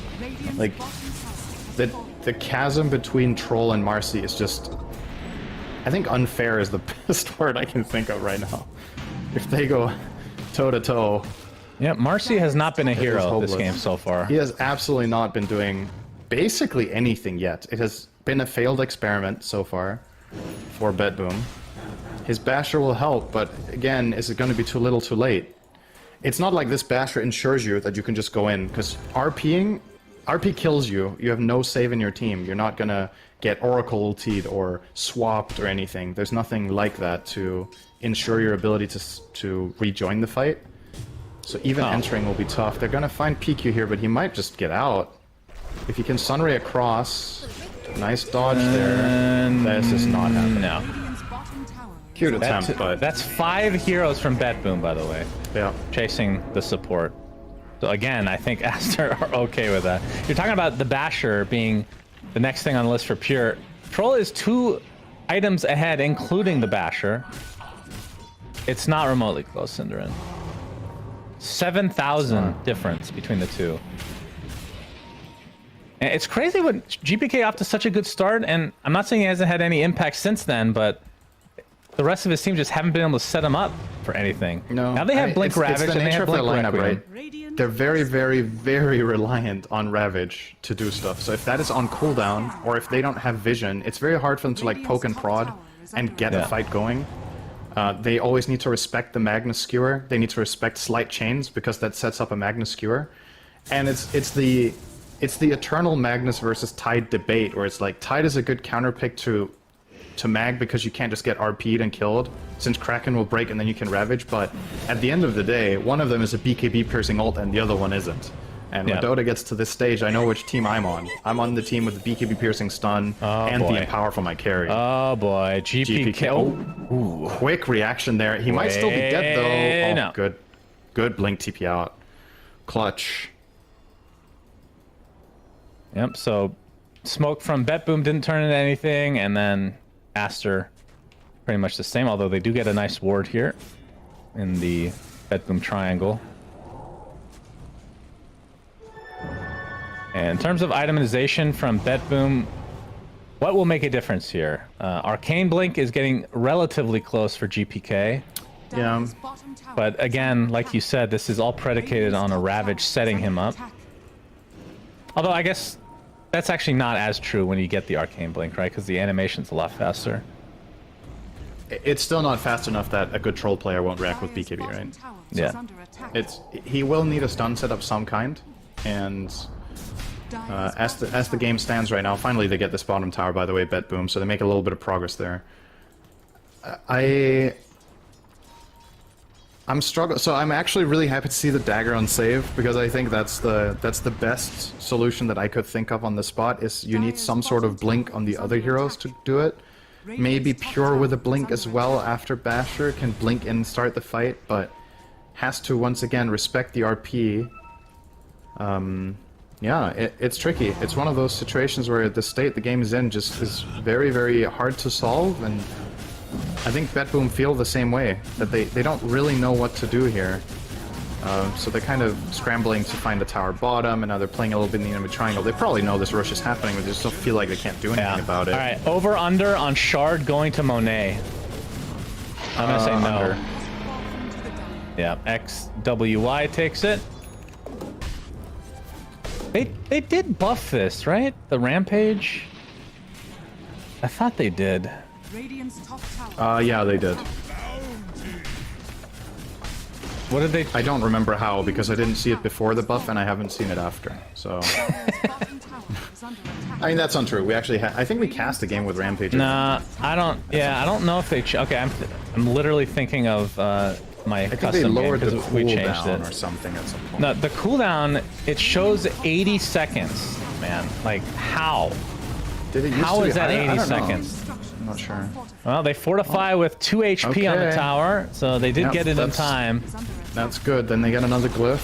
I think they're just giving this up. Now there's Abyssal Blade on Monet, and that is a top set of racks for I'm a bit Aster. afraid to say it, Shannon, but it kind of feels like BetBoom are just giving up. Like, I know they aren't actually giving up, because then they would type GG, but if you have no hope of defending this lane, Aster's just going to be like, okay, and go to the next lane.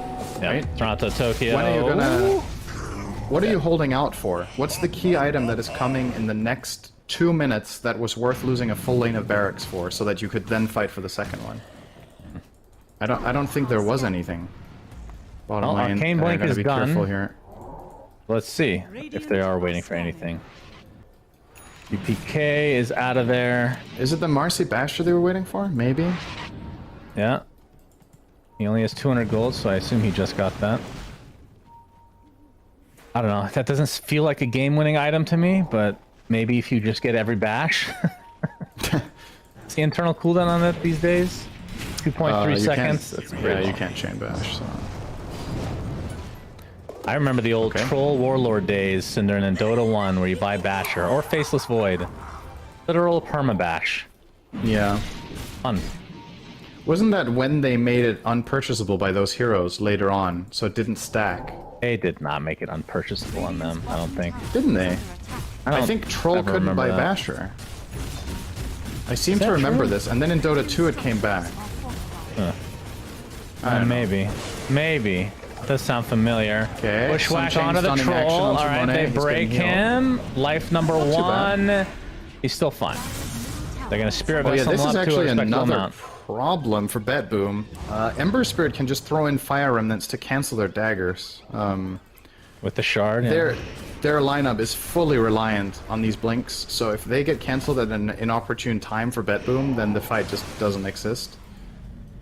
Are Astra actually backing off here? I'd be a bit surprised. They seem to be a bit hesitant. I mean, they forced the enemy team back, and now they can go and push out their waves, but I would like to see them use the Aegis.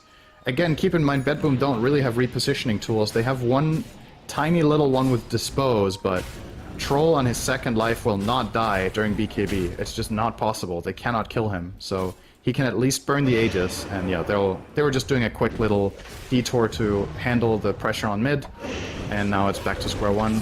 We're gonna go high ground again. Sunray. Yep, and they get the tower. Did take And a they while get a to freebie. skewer back out. Toronto Tokyo gets the Greaves off and dies shortly after, but does have his buyback available. And yeah, this is the time, Cinderin. This is the time to try to get something done. Try to get rid of this Aegis, and then you go full on. But they just can't get rid of the Aegis, so they're going to give up another set of racks, it looks like. They are just terrified of going on this Troll when he still has his Aegis. I know this might sound... It's kind of weird, right? This is the best play. If they go on him like they could have here, they probably just lose. So They got the tower again. But now they... They're just if the gonna best get play Mega is Creep. not going, then the game is just over, right? I mean... Yeah, alright, they get the melee racks, so the range racks is all that's alive at this point. So finally a fight is breaking out. Save is going to be taken out relatively easily. Toronto Tokyo looks to be next. Mega Creeps already in favor of Aster, and finally a Ravage comes out that hits nobody because of the BKBs. GG is called. What the hell happened here? Now, if this was reversed, it would make some sense because, like, okay, that was an 85-minute barn burner. You know, the team that lost, you're going to feel really bad about it, and maybe that carries over to the second game. That is literally the opposite of what happened. Yeah. Aster, like, when we get to our highlights here in a minute, it better just be troll farming, because that's all that happened this game. ROTK was pissed, okay, after game one. Yeah, Like, give him a nice speech. You guys better step it up in game number 2 or I'm out of here. They were like, all right, okay, boss, you know? Yeah, I mean, what a strange game, right? Like, mid goes great for GPK, the side lane's not so great for BetBoom, but it still looks somewhat even, and you just reach this point when Magnus has a Blink and a BKB and a Lens or whatever it was, and BetBoom's lineup just cannot make anything happen. They just watch themselves bleed to death. That's effectively the game. Like, I don't think BetBoom did anything in the last 15 minutes. This is the only highlight of BetBoom, was the first few minutes of the game when GPK just trashed XWY. Absolute trash. So this is the fake out. That was nice. Double, triple fake there. And then, yeah, so they could do this nice kill on the Marcy after Marcy died bottom. So we didn't get the highlight bottom of Marcy and Undying both getting skewered into tower, but that obviously set the tone for that lane. And here was the following after the skewer behind the tower, where Aster can just go and clean house immediately after. Yeah, it's... It's weird. You don't get to see many of these games at this level because usually, and I personally, when I saw the draft, I didn't foresee this to be the situation in the game that we were going to reach this point this quickly, especially with how the mid lane went. But you know, that's at the end of the day, it kind of feels like a shortcoming of BetBoom's strategy here that they don't have good ways of handling the Ember, of catching him, aside from beating him in lane. They don't have any way of stopping Troll from farming like a machine, and they have no save against Magnus, Blink Skewer. So they're kind of covered in all aspects, right? The Astra lineup has better team fight because they have Mag Phoenix. They have better elusiveness with Troll Ember, and they have better scaling with Troll Ember with Empower. So you kind of beat them at none of the aspects of the game that generally decides games after minute 20 to 25. So looking back on it, when I think about it and I see the game play out, it's like BetBoom actually have to crush the lanes, not the lane, the lanes in this game to get in a comfortable position where they can enforce the way their lineup is meant to work. So yeah, Aster take game 2, I want to say very easily after the first few minutes were pretty easy. Pretty disastrous. But that ends up splitting the series 1-1. Game 1, if you didn't see it, that's the game to watch. Not game 2, you can throw that one in the toilet. But either way, both teams will probably be happy with the 1-1 because they're both extremely strong. But that does it for you and I today, Synderen. Next will be, I believe, OD Pixel and Fogged will be on the mic. It's going to be Tundra versus Game & Gladiators and an Entity Liquid. So some double hype Western games. EU action. Yeah, that is going to be some good stuff. So stay tuned for that. We'll be back with them after this break.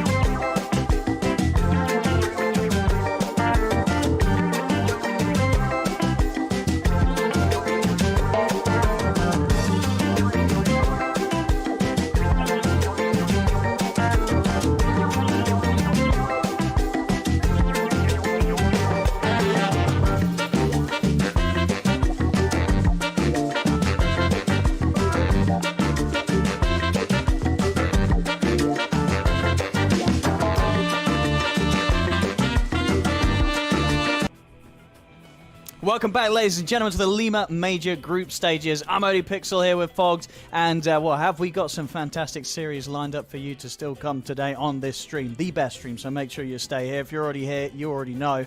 We've got two EU showdowns, Fogged. And the first one, Gaming Gladiators versus Tundra Esports, which we're just in the lobby right now, should be getting into the draft pretty shortly. These two teams at the moment, they're top of the group. Yep, both I think having the same exact score, right? I think they've won two series plus one game of their of the other series too. So yeah, this is a pretty big decider to see who's going to be at the top there. And we've watched these teams a ton, of course, through the DPC, so it should be a pretty interesting one. I think they also even played in like the little Bet Boom tournament that was going on right afterwards too. So tons of information on these teams. They're very comfortable with each other. I believe it was Gaming Gladiators who have come out ahead in the most recent times versus them, at least in the DPC, but then they lost in the Bet Boom. So yeah, this should be a fun one. No, absolutely, absolutely. I mean, with everything sort of shown as close as it is, I mean, from what you've seen performance-wise, you know, early predictions, you know, who would you tip as the favourites? Would it be the current TI champs, Tundra, or Gaming Gladiators? Are they doing something cool pretty recently? They're coming up with some new stuff that teams are struggling with. That's a tough question, you know. I'm not too sure. I think they're pretty evenly matched. I think Tundra always has a good grasp, especially of this patch, the way that they can draft for themselves. They have, I would say, a pretty wide hero pool, even though I think most people look at them and still think that they play the same stuff all the time. Gaming, however, sometimes just, you know, Quinn just pops off, right? So, yeah, I don't know. This should be a very even kind of matchup. I think Gaming kind of just put out a little bit of display of the last series over eHome. They stomped. I think both games were the fastest games of the tournament so far, like a 14-minuter. A 14-minuter, by the way, and then a 24-minuter. Wait, hold up. I didn't catch that one. There was a 14-minute one. 14 minutes, yeah. What happened in that? Give us a recap. I mean... What heroes resulted in the 14 minutes? And was it more on their draft being amazing, or did the enemy kind of mess things up? I mean, eHome's definitely been... I mean, for lack of a better word, it's kind of shitting the bed a little bit at this tournament. They're struggling a lot, but they got Bat-Ridered. They got like 17 picked Bat-Rider in a free bat game, and Quinn just took over the entire game. So they even like counter-picked it. Like they picked some Quap versus it. The Quap, I think, died once. The game just ended so quick. It was really bizarre. Everything just went. And was it totally indeed an understandable GG at the 14 minutes, or was it like, come on, you could have still played, or was it over?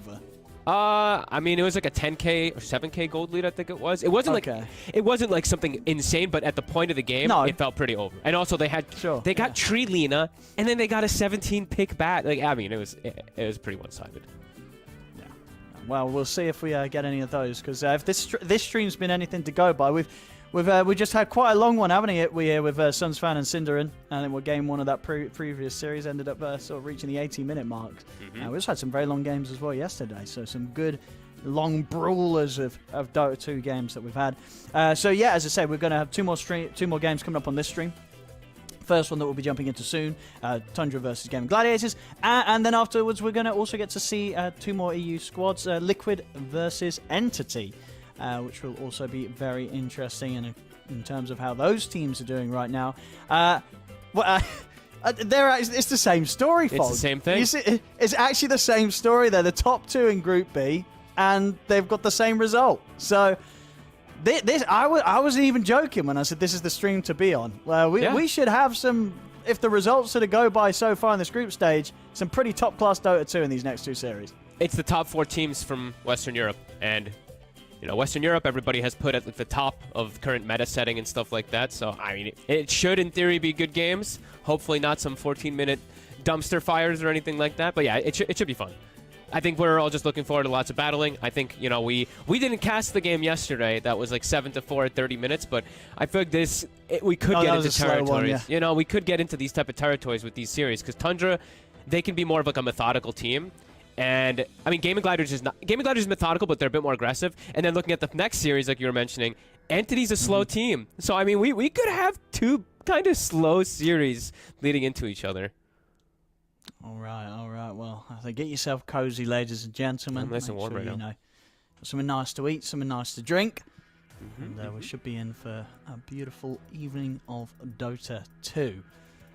As I said, we should have the first game starting pretty soon. Just a bit of a delay on it at this moment, but all players are ready to go, so you can expect some drafts on your screen very, very shortly. I mean, in terms of games today, Fogged, I just wanted to, did you catch any games today that sort of stood out? Anyone sort of outside of these top 4 EU squads that we're seeing at the moment that you think by the end of the groups could be fighting for that top spot? I mean, I've been mostly looking at Europe. I'm surprised how poor China was looking, because they did look... Yeah. It's tough to say because you're watching just intra-regional. They're all playing versus each other. Not sure. I mean, the NA teams are doing really good, which I didn't really expect. I knew I thought TSM would do pretty good. Maybe I'm sleeping on Shopify a little bit. They looked good in their series yesterday, and this morning they looked pretty solid too. So I think those maybe are like the surprisers for me, at the very least. So they could probably run away with it. And like everybody always wants to say, this might be RTZ's year. I mean, he looked good yesterday. He did. You know, sort of the first game that we watched with them on the carry profit. You know, he did what he could. I liked his innovation, going for sort of the butterfly build. At the end of the day, I don't think, that wasn't the reason why they lost. No, for sure. Because, butterfly is not the item you expect to see on a Prophet. He went for it. It wasn't the reason they lost. They had a lot of other problems. He's still farmed pretty solidly in that match. But yeah, the game 2, some really nice stuff on that SF. Some really good early fights that he was able to turn up to, and solid item builds. So yeah, Arteezy looking good on this LAN.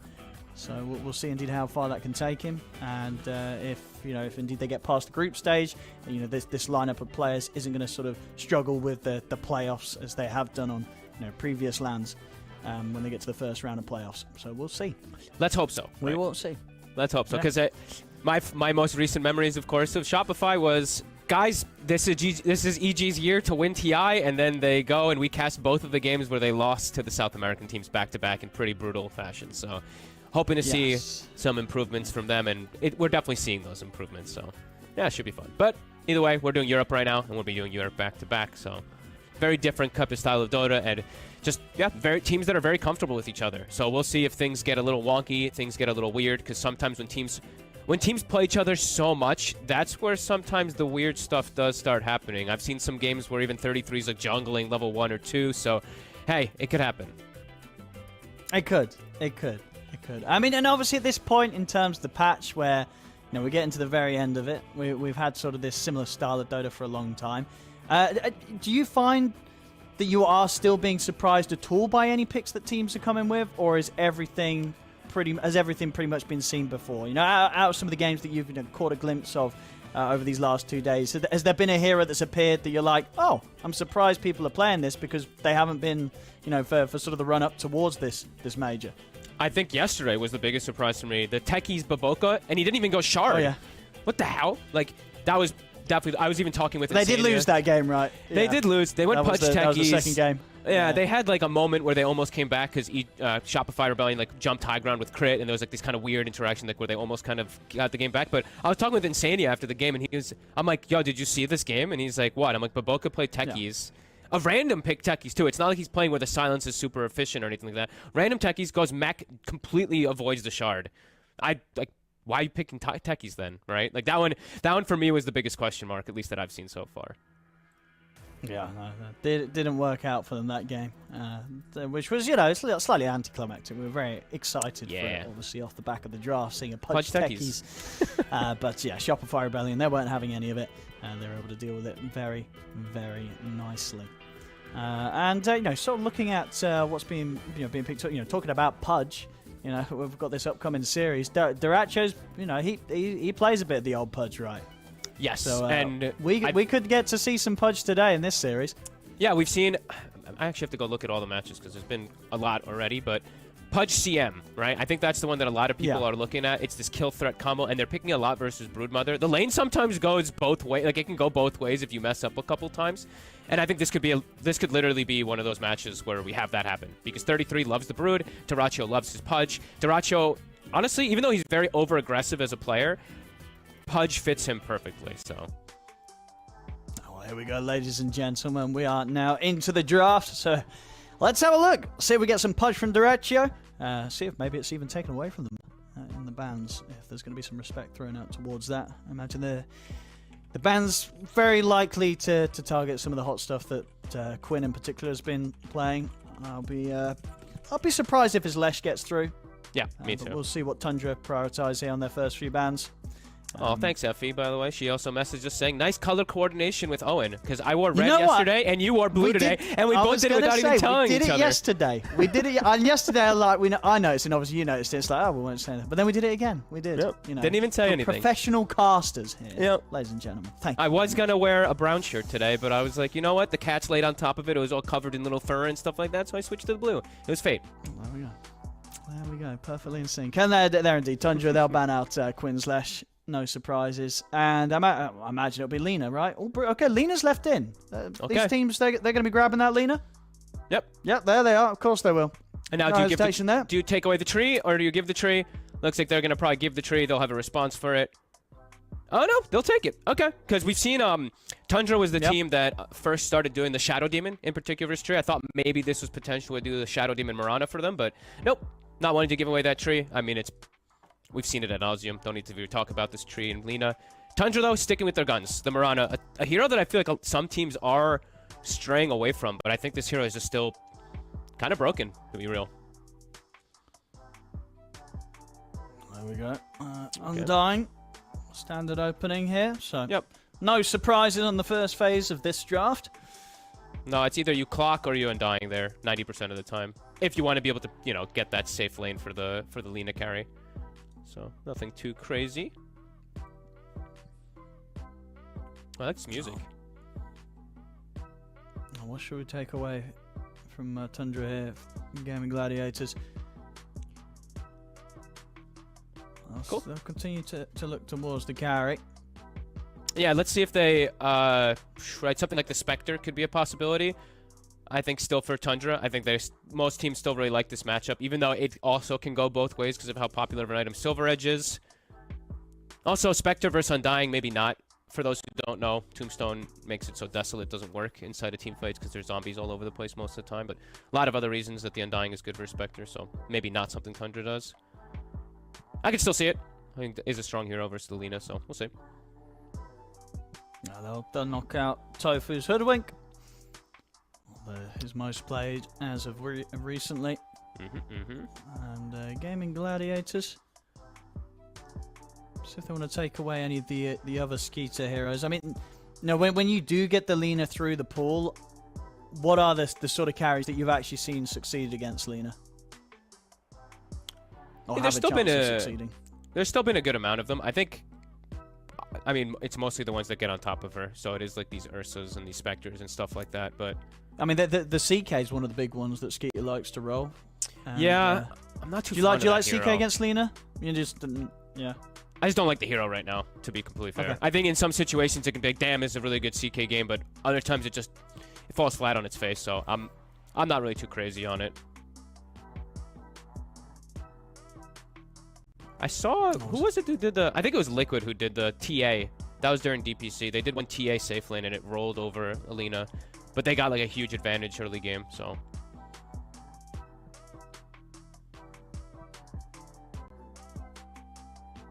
Cool. So they actually banned the Shadow Demon. We saw that combo, I think it was from EG yesterday, right? The Shadow Demon Undying. When you have Lina, maybe that can work out, and they have the tree, so they're wanting to protect the tree, so they ban it out. So, cool little stuff. Also, SD versus Mirana can always be good. That's safe versus the arrow.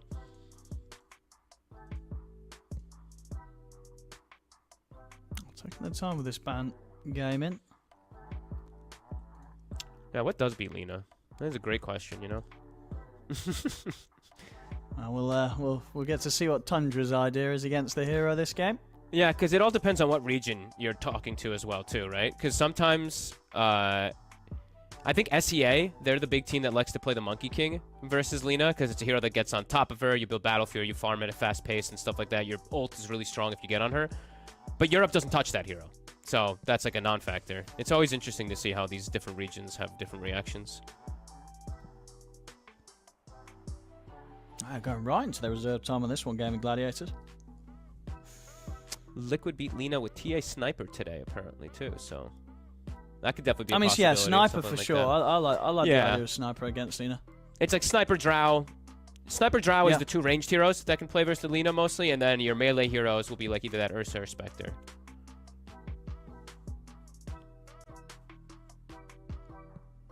We'll go for the bat ban. Took a long time to settle on that. Tundra, meanwhile. I mean, obviously Lina's very strong in her hero in her own right, but are there any heroes that you don't really want to allow them to have alongside the Lina? You know, is there anything that kind of sets this hero to the next level? Mostly just initiators, bruisers. So yeah, I like this ban. Taking out the Pango as well too, so I like that. This is just a hard team fight starter as Tundra. Okay, so I prefaced earlier saying that sometimes we have seen situations where 33 gets into this weird position where he actually gets forced to jungle. Last time this happened was when he played Beastmaster into an Undying Pudge lane. That's when he did the like level 2 jungle thing. So if they mess up top lane a little bit, could definitely see something like that happening again. Undying is insane in that lane up top. Or down bottom. Sorry, the Radiant. My bad. Yeah, we'll see how it goes. Interesting enough, looking at some of 33's recent stats. So in the last 3 months, out of all the heroes that he's played, Beastmaster is the only one that he actually has a sub 50% win rate on. 42% win rate with 7 games played. So, in terms of recent play, it's definitely not his most successful hero to roll with. Yeah, I mean, if he has a good game on this hero, he's usually top net worth, right, by a significant margin. But and if he dominating. doesn't, you can fall off pretty hard. Exactly. Like I've seen him. Like I said, literally. I mean, I actually have to look back and find this game, but it was a game they're playing versus. It was Pudge Undying. I believe it was Tundra versus Entity. And yeah, he jungled from like I'm not even kidding you, like 2-minute mark. It was a complete. Well, what was the lane he was against disaster. that kind of caused him to? They didn't even play. It was Undying plus Pudge, if I remember correctly. I have to go back and look at all this just to be sure, because I could be a little bit wrong. I mean, he's going to be against a strong lane here again, right? You know, this sort of setup. And in terms of the mid, we'll be getting the Quinn Puck coming out here for Gaming Gladiators. Trying to see if I can find which one it was. On Tundra. Let's see if they want to save 9 or Skeeter's hero for the last pick. They're going to probably... I mean, obviously it can be hard with sort of the course, but someone that's going to have some additional sort of catch. I mean, you see the Puck, you know, what's sort of top of the list for what 9 wants to take mid against that? Is Tusk still in it? I mean, no, it's not. Okay. So, Tusk is gone. Do you like mid call against Puck for something to sort of blast the wave back? It is 9. Just call, yeah. I guess it's a slight possibility. I'd prefer them to have some extra form of catch. Honestly, like something. Sure. Maybe not the Void Spirit, but it's something along these type of lines that are just be able to pop this hero. I mean, like even maybe Tiny could still be a possibility. Something else to just start fighting and give coverage, but. What about Nine's mid Doom? He has done it a couple of times. I'm not crazy about it. I ain't crazy about it, but okay. They'll get the sniper in their lineup. Okay, so they'll do as we know, it's going to have some strengths against the Lina. And they will play this. What will Skeeter play this in the safe lane, or was Nine going to play this mid? Most likely Skeeter. I guess still a little flexible, but. Yeah, 90% chance, probably just Skeeter. I like it. What Game's got right now to start fights and peel things away from the Lina, so this is pretty cool. It's a very aggressive, fast-paced lineup. And Quinn, you could definitely see the reasoning why he'd want a Puck here, playing versus like no actual disables. Yes, there's Brood and there's arrows, but this stuff isn't going to really catch a Puck so much. So no, a good Puck's going to be dancing all over these. Yeah, and sort of the disables that you do have, you're kind of forced in the fights to throw them the way of the Lina. Otherwise, the Lina's just going to kill everyone. You know, for 33, he probably wants to raw the Lina. So Puck's going to have a pretty free game. Yeah, and now they're going to try to ban to cover this Puck to make sure that Quinn has a good game / lane, so the Ember's taken out. Still, as we said, I don't think you can fully write off the Sniper going mid. It's probably only like a 5% chance that's going to happen, but could still be something they switch up.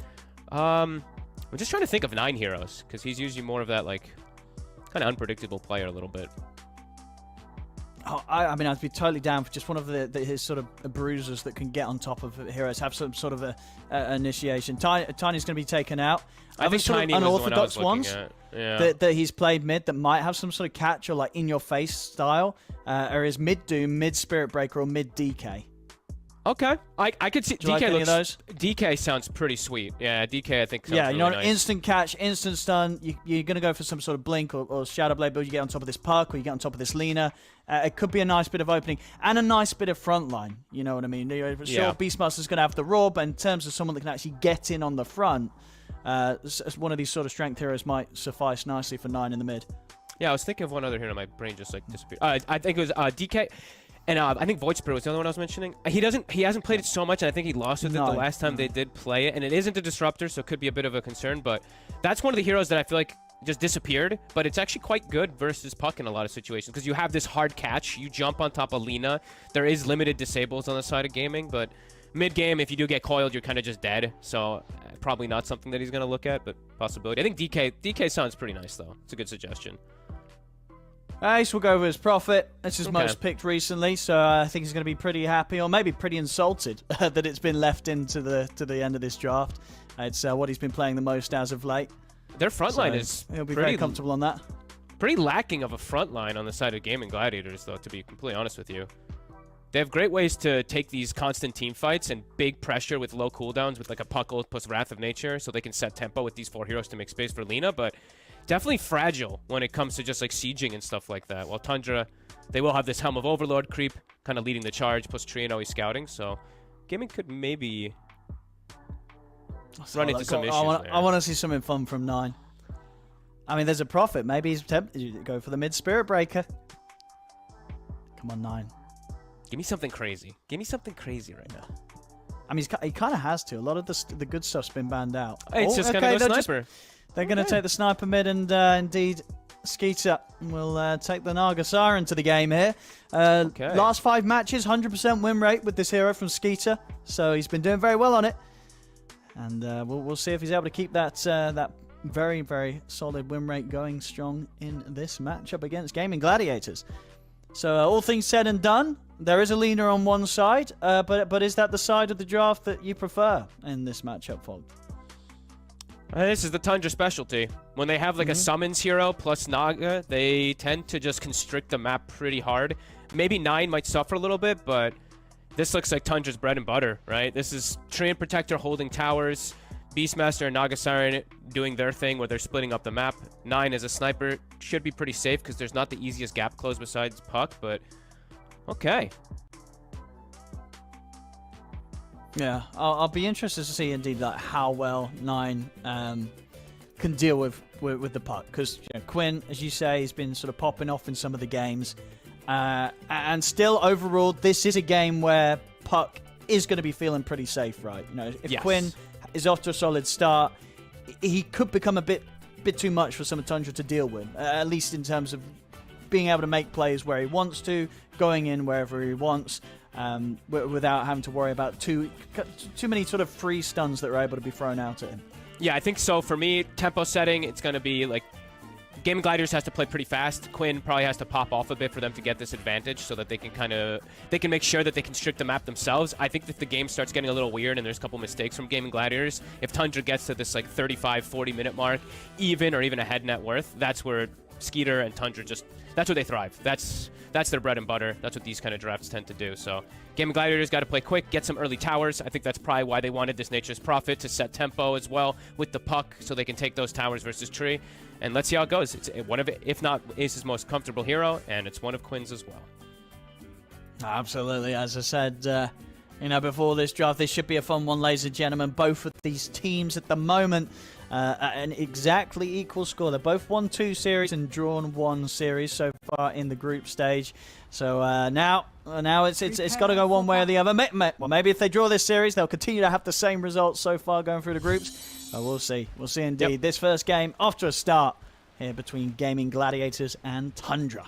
And Gaming Gladiators already have a strat, so look at Tofu. Boots plus the Quelling Blade, they're smoked up, running straight to the top lane. They're going to start cutting these trees down. Even Ace buys a Quelling, playing versus Tree and Protector. We've seen this time and time again. All about cutting down those trees early on so you can have a successful lane. And is this... when this happens, do you still just always play the lane, or do you sometimes consider switching sides with the other support, or can you just not do that with Tundra's setup? Not preferred. No, definitely not. I don't think you want to have the Naga Siren laning versus Alina. That sounds pretty sad. No. In terms of just the support swapping lane. Oh, just the support swapping it up. So Tree playing bottom. No, I think I don't like that. I think you just he'll keep the Tree with the Lina. This hero is just too good at covering and tanking spells in comparison to like Mirana. You can't really trade as effectively. Tree, you trade, pop Leech Seed, just feed tangos. So you don't want to switch things up. Or anything crazy that we're taking a look at. So it looks like Tundra, they play some early ward vision. I think this is actually the scout lanes. So for those who aren't super aware, like Gaming Gladiators, they're a team that's actually very adept at just switching things up, sometimes running in tri-lanes, and Gaming Gladiators actually gets 4 bounty runs. No, yeah, Tofu there with the cheeky level 1 glimpse. Was able to make sure that he got that one as well. So indeed, every single bounty rune going for Gaming Gladiators. We saw that happen the other day. I can't remember who did it. Who did in the games yesterday we saw? They got 4 bounty runes. That team did win. So that does normally bode well if you get the 4 bounties. It's quite a bit of a cash bonus. Unless you're Team Liquid, right? I think they've said a couple times where they do not like getting 4 bounties because then they feel too confident. That's understandable, yeah. Sometimes it can be too much of a blessing. Yeah. All right, and I'm gonna be I'm going to be looking at this bottom lane. Let's see how 33 and how Sox is able to do versus Undying, because I've seen some of these lanes sometimes when 33 is playing Beastmaster versus Undying, he just cannot play the lane at all. Yeah, I'm excited to see what Nine's going to be able to do in the mid against this puck. 9 on the sniper. Nice glimpse. I don't think we've seen it on him for a while. Top lane, yeah, Snake King taking a lot of damage here. In fact, he might just be going down. Yeah, Tofu able to get him there. Making the magic happen here. Level 1 glimpse gets you the bounty runes and gets your first blood. With that sort of control and setup. Playing that top already very, very well, Tofu and Ace. Yeah, it's a very strong lane. They even get the courier kill onto Skeeter as well, too. Really, really well played from Tofu. And just using these treants at their maximum versus the treant protector. Beautiful. Bottom, we're already seeing the creep pulling shenanigans. This is probably not a lane that's going to be too fun to watch, unless you're really keen on just watching the little mechanics of creep catching and stuff like that. Sure. Because they're just going to cut to avoid so that 33 has a good start. But that will be the thing, right? As you say, some games 33's gone straight to the jungle. You imagine this one, he will manage to get a few sort of creep pulls off before he has to sort of just leave the lane completely? I mean, he has to try, but I think it's still going to be a pretty sad lane. They even got the creeps meeting up above here, too, so definitely a bit of a struggle there for 33. I think this is going to be a very hard lane. Apologies to those who can only hear me in your right ear, apparently. Hopefully we can fix that up. So just make sure you talk out the left side as well as the right side of your mouth, Bob. Okay, I'll switch it up now. I'll talk only on the left side. Balance is in all things. Taking a look at mid, lane that we haven't really glanced at just yet. 9 is a sniper, definitely with an advantage in this lane, but as the levels come out, Puck able to farm a lot better, but the denies should go in favor of 9 overall, and we'll see up to rune control based on how Quinn is able to do.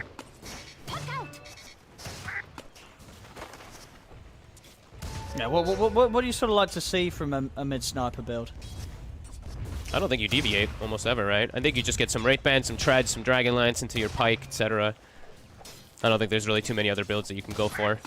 Well, like, are you throwing a Maelstrom in there, or are you kind of going for a Silver Edge?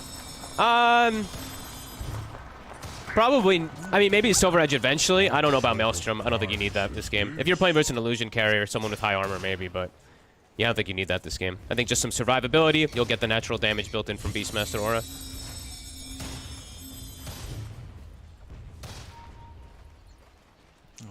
Bottom lane, with the way they've been able to sort of pull the creeps around, you know, 33 is getting fine CS out of this, you know, he's not getting completely harassed out. Yeah, not too bad. I thought it would actually be quite a bit worse, because they weren't able to get a lot of these like pulls and stuff like that, but yeah, not too shabby. Dire's middle tower is under attack.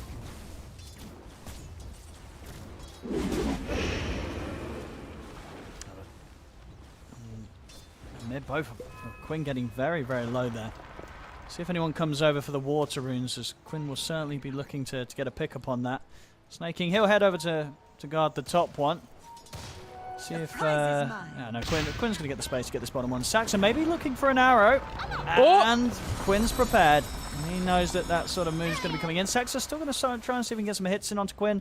But he can't, and it doesn't matter. Quinn's already been able to refuel. He's got the bottle charges. He'll be fine. I can already hear Quinn, though, right? Why the 3 people mid? Just the reaction. Almost gets arrowed. They're going to constantly be checking those runes. Since 9's playing sniper, he doesn't actually get the runes himself. They want to prevent Quinn from getting those bottle refills. Saxa finds a pretty nice courier snipe. That's a javelin. Very, very nice courier snipe. Wait, did I see that right? No javelin for a minute. Yeah, that was Duracio's javelin. He rushed the javelin. That's the weird thing. Because he's getting free fun. That's why I was surprised. Him going javelin, not Falcon Blade. Well, this is what the Linas used to do, right? You just rush a quick Maelstrom. Oh, actually, wait, no, I'm thinking of They Clinks. always Falcon Blade first. This is some Clink style javelin rush. Yeah, he was going for the naked. He was going for the naked javelin. He hasn't got it for a minute now. With Saxa getting that snipe. Okay, I mean, interesting. He's definitely going to be lacking a little bit on the mana to keep himself like constantly pumped up. But either way, he wasn't going to get it anyway because it died. But yeah, interesting to see the javelin over the Falcon Blade rush. I usually don't see that. He is free farming. First 5 minutes, looking pretty good. Puck a little bit behind his counterpart, but not bad. You know what it is? Because he's got mangoes on celery? He's like, Mr. Undying, you've got a lot of mangoes. What if I was to just go Maelstrom and no Falcon Blade? What a shame it would be if you'd have to give those mangoes to me, the carry. That's his plan. He's just trying to steal Celery's mangoes. But Falcon Blade it's not just the mana regen. It gives you a lot of health and damage too, you know? Yeah, Either way, but whatever. you know, Greedy carry player here, you know. It's I a hear small little item. You want to get the big items. You know, this is just a Duracho advancing in the correct direction. You know, next game he'll be Russian Naked Midas on Lina. Then he'll truly understand. He's getting there, steps by steps. I mean, it's still going to be a very quick Maelstrom. It will. Mid lane, because 9 he's not getting pressured too much. 9 is already 6.5. Wait, hang on. Well, Quinn is yeah, let's have a look at this CS. Hang on. What's 38 for 18 against 19 for 2? He's got nearly as many denies as Quinn has last hits. Holy moly. And you're obviously very strong when you get the double Wraith bans, but this is something else. 9's crushing it. He's got a haste rune. He's zooming down bottom, and they got to watch out because this man's got a gun. Oh, Duracho is super dead. Oh, he is very dead. The easiest gank of 9's life there. They'll make sure he gets the last hit on that one. Wow, okay, this sniper is... he's going to be huge. He's going a different bit of a build, too. I mean, it's not the most unorthodox, but it's a Mask of Madness. So he's feeling like he's going to be able to sit in the back lines and just do damage since he's got pretty good front line. Cool. I mean, he's having such a damn good start. I like it. I mean, because if you do the maths on, like, kind of Puck's toolset, you know, 9 knows if Quinn ever tries to jump and go on with the magical burst, he's just going to be able to stand his ground and shoot back. And with the Mask of Madness, he'll be able to just survive through any sort of damage that Quinn's doing. Snake stuck. He just got trapped. Ace just trapped him with the treants. And it's, as I say, it's the hero he's been playing the most recently. Ace has been loving the Prophet and doing very, very well on it as well. And he's going the carry build. He's not going to be doing the liquid build that I call it usually, just that straight Aghanims rush. He's going for Mjolnir. He's even got it just full queued. Playing versus Naga Siren, he wants to also be able to transition and scale. Cool. Oh, nice try. Tried to glimpse him back to base.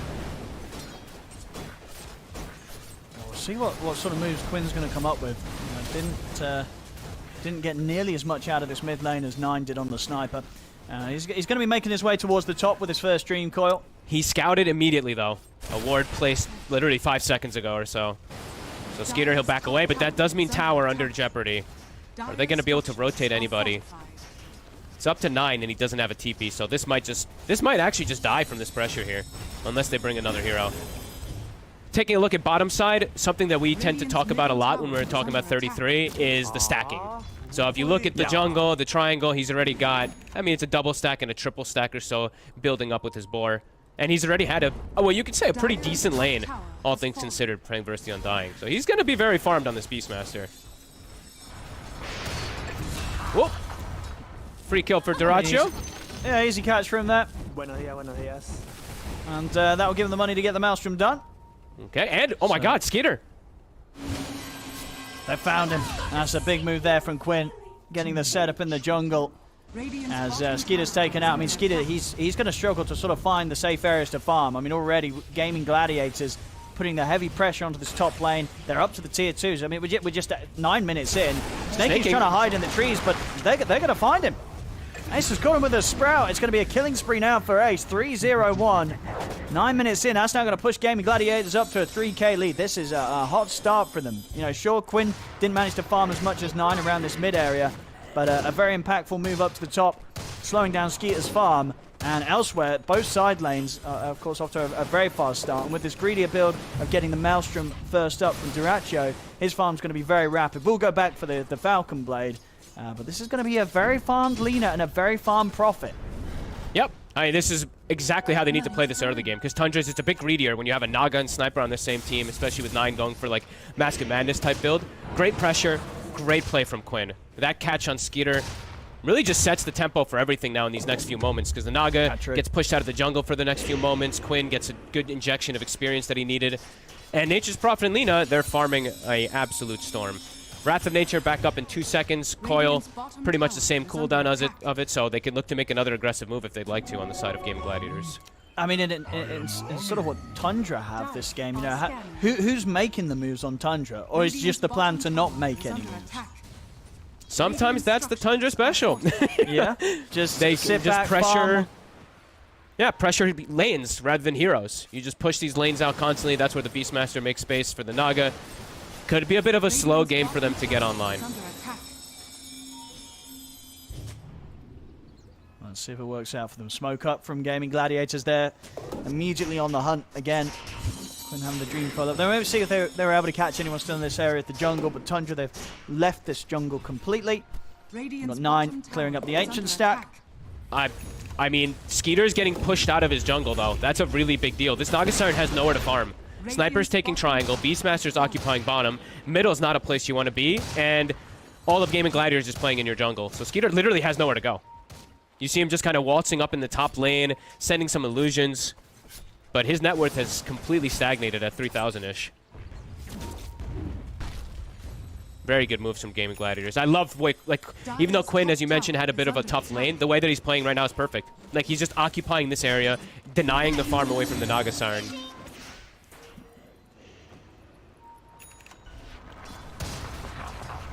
Just having to settle for just these top waves. Skeeter. Yet to see Gaming Gladiators try and bring anyone up there to force Skeeter out of the area. They know where he is. Dyrachyo is making his way over. It's under ward coverage, though, so Skeeter, he's going to get away. And now they're going to open up the map a little bit for Skeeter.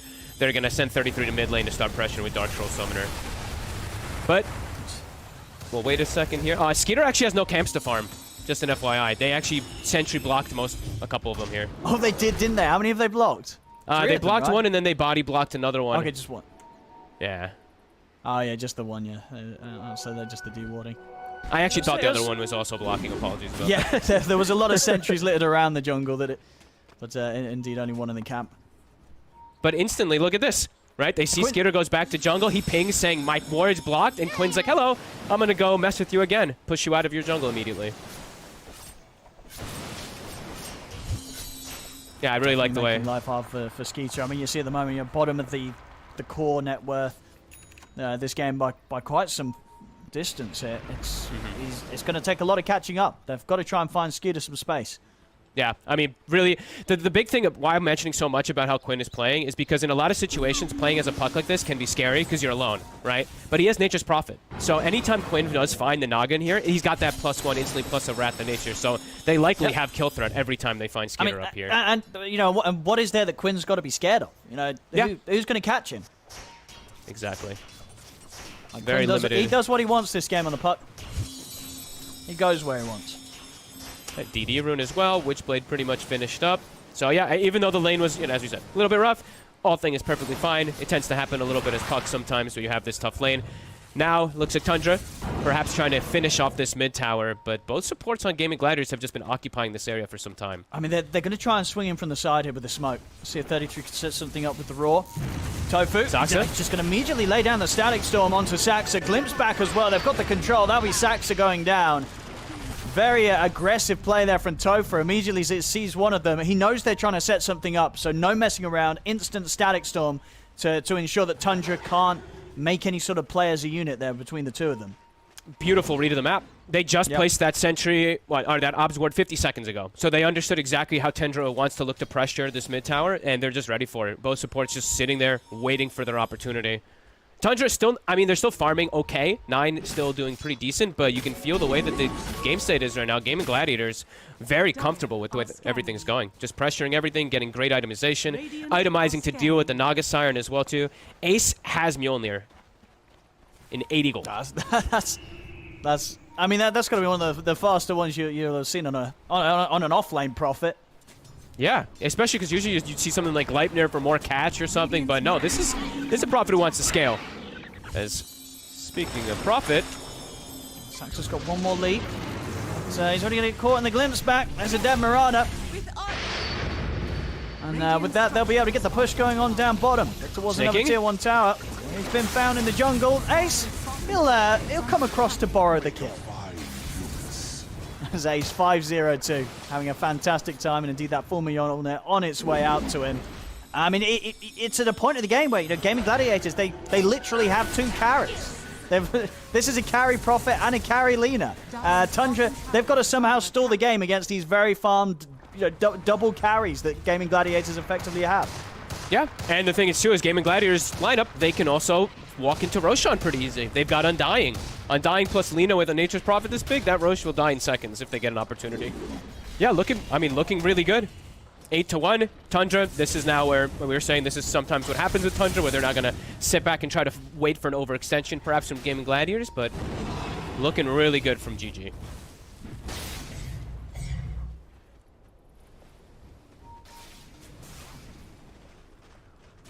I mean, when would you sort of imagine Gaming Gladiators are going to try and force it even more against Tundra? Any sort of item that they're waiting on? Probably Duracio's BKB, that when they're really going to start forcing a little more. I mean, it's probably going to come at the same time as the Nature's Prophet, so might be able to just wait for both in unison. And then Quinn having a Blink Dagger. I think all three of those should come around the same time, and then they can really start pushing their advantage. Tundra need to find something, it feels like, to slow the pace of this game down, because sure, they have this like really strong late game kind of scaling lineup, but if Gaming Gladiators are ahead and getting Roshans, they should have a clear path.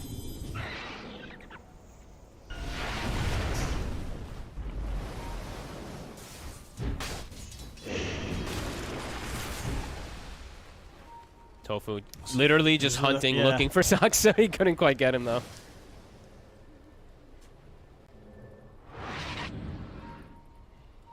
Nine, very close to having the full Hurricane Pike. Oh, look what Ace is doing, too. Ace is like, fine, you guys want to play farm game? Oh, we'll wait for that a second. Oh, off the mark. They weren't able to set that up. I mean, what was just a little too slow on the release of the song there from Skeeter? Yeah. Okay. Well, I think Gaming Gladiators is fine with that. They just lose Tofu. That's just fine. A little other thing that I saw Ace doing. So he's like, okay, you guys want to play the farm game? Look at the triangle. Do you see that little purple dot on Dire Triangle? He's blocking camps. He's sending those treants.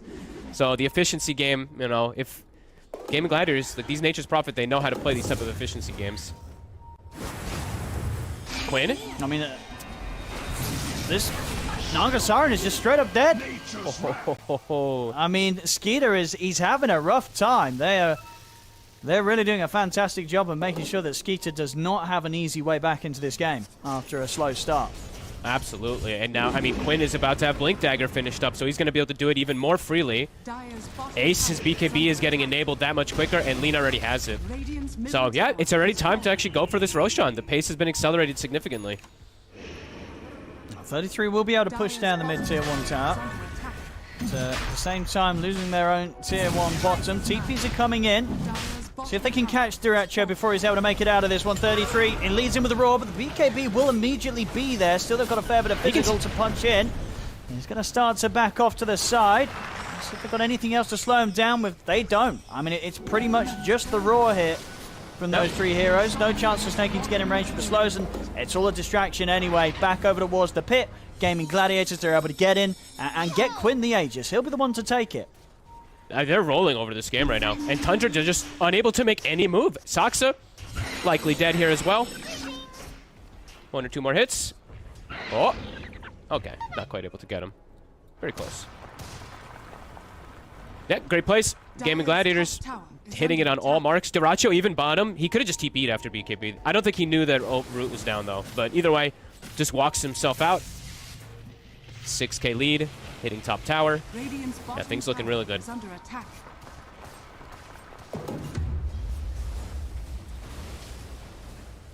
Tundra, I'm going to put pressure onto this tier 2 bottom though. Open up a bit of the jungle from jungle of Gaming Gladiators for Skeeter to farm through the mountain. Should be able to get the Orchid on before the next fight.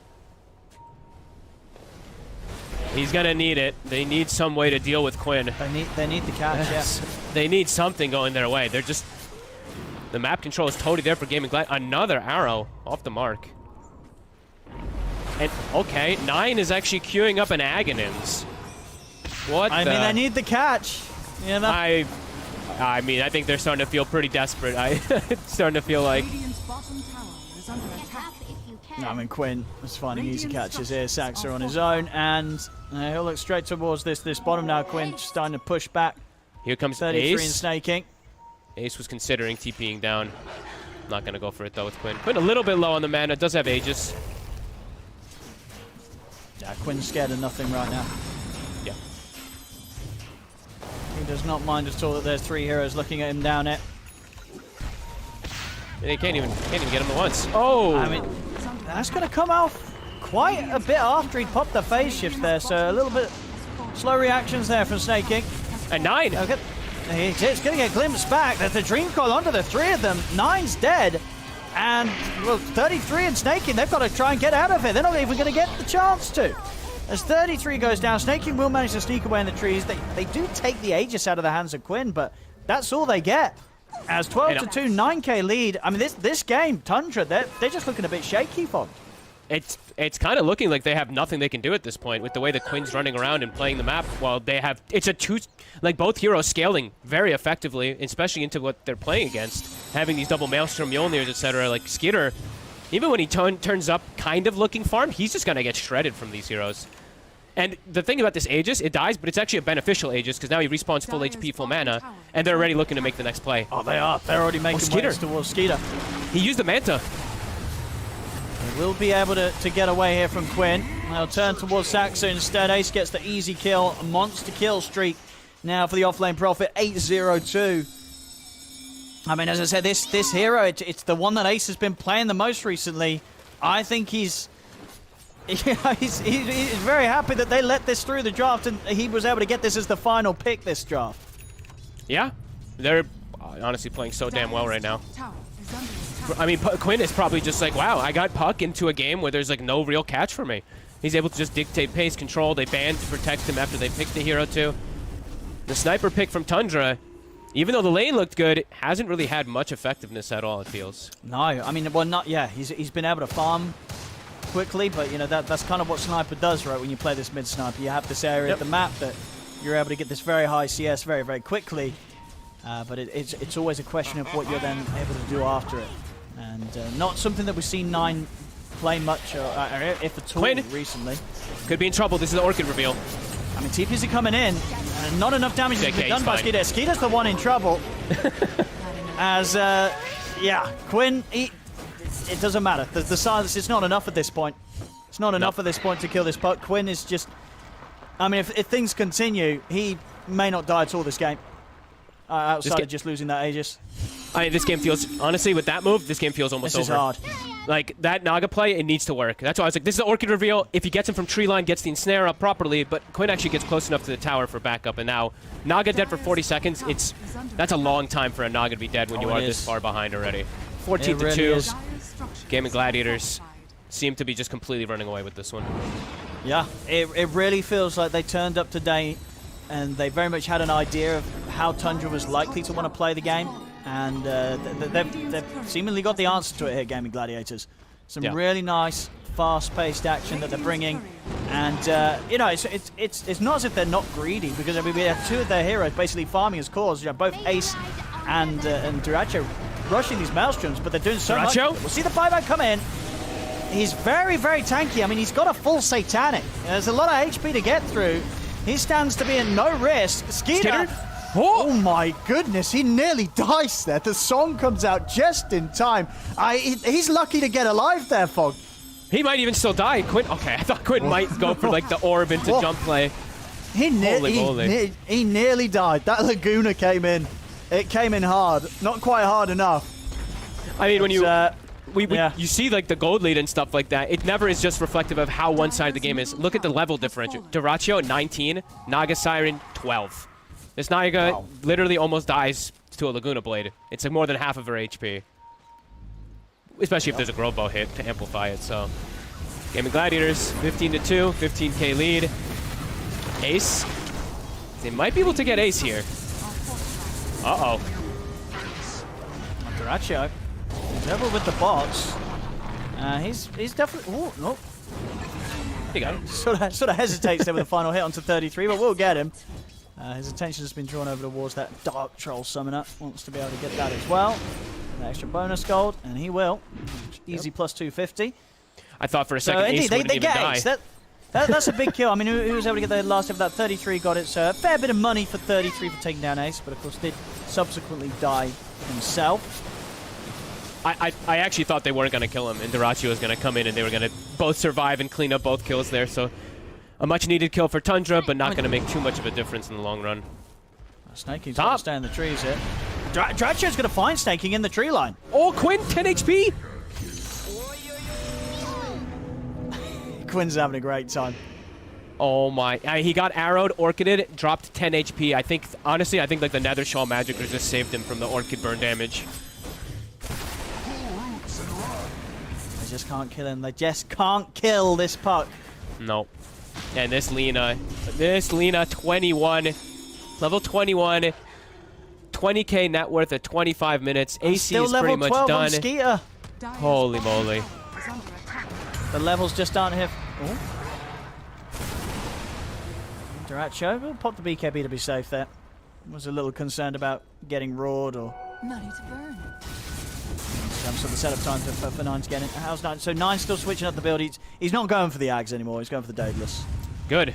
I was like, oh my god. Yeah, the Ags weren't going to cut it. No, I mean, I don't know if the Daedalus is going to cut it either. Yeah, it's tough. They're down 16k, 17-3, just 26 minutes in. They're going to try for a smoke up. If this doesn't find something good for them, they're going to be feeling pretty bad here, Tundra. They need to make this move work. It's no BKB on Duracho. If there's any moment to hit, it's right now. But he still is quite tanky even without it with this plate Satanic. mail. Yeah. And what? Just 80 gold off a full AC. Mm-hmm. Right, he's already got the Hyperstone, I think. Or is he Yeah, not? he's got it finished. He's got the the full AC. So there we go. Yep. 27 minutes in. Maelstrom, AC, Satanic, BKB, Lina. That's this is the broken hero at peak performance here from Duracho. I mean, Ace even massive too. He's gone for Shivas himself, so I mean they're so tanky. There's no way that there's going to be enough damage on Tundra to take out both of these cores. And Quinn, he's just going to be dancing in the midst of everything too. Is he going for the Lincolns this game? He is. Yeah, so he is. he's going to have the He's pretty much counter got it, right? versus. Yeah, he's about to. So counter versus Orchid, counter versus Roar. It's going to be very effective. Radiant's bottom tower is under attack. Dire's top tower is under attack.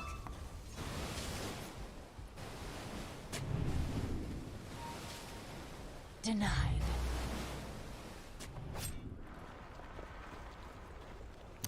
Pass over the gem as well to Quinn, so they'll be able to really shut down the vision Tundra has on the map. I like it. I think Skeeter's Snay just also. trying to find anywhere to farm, and they've moved into the triangle of gaming gladiators. DD rune up top. Duracho gonna go straight for it and a fight. Oh. Well, they'll catch on to snaking. They'll be able to get 33 out there with the BKB. TP, Saxa and Skeeter, they're trying to sort of cut the waves. And get out. Skeeter, TP's over towards the bottom. DD Rune, in the bottom. They're watching him. Fight. Ace is already TPing onto Skitter. Let's see if we can close the gap. Skeeter's just, again, having to just run. Just run away all the time here with the Naga Siren. And Duracho onto the mid lane. He has a DD inside the bottle. Looks like he's just going to walk up to the high ground. Is under attack. Dire structures are fortified. Let's see what they got. Tundra. They're going to have to do something about this high ground push. No BKB on 33. Playing into this enormous Lina. With a Roche up now too. Gaming Gladiators could just back up and go for it, but continuing the push. Duracho. Oh, decent damage here from 9. That completed Daedalus.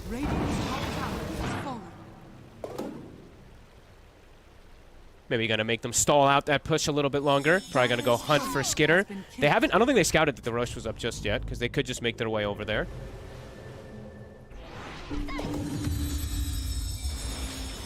Skitter has to be so careful. He has managed to finish his heart at least, Skeeter, so he's got his next item online. But he's still level 14, and what's our Lina? 23, 9 level differential. It's pretty absurd.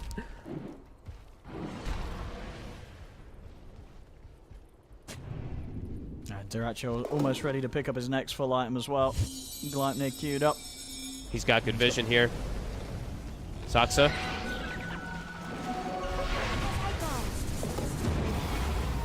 Oh, Ace came in with the dust there to see if he could catch Saxa on the retreat.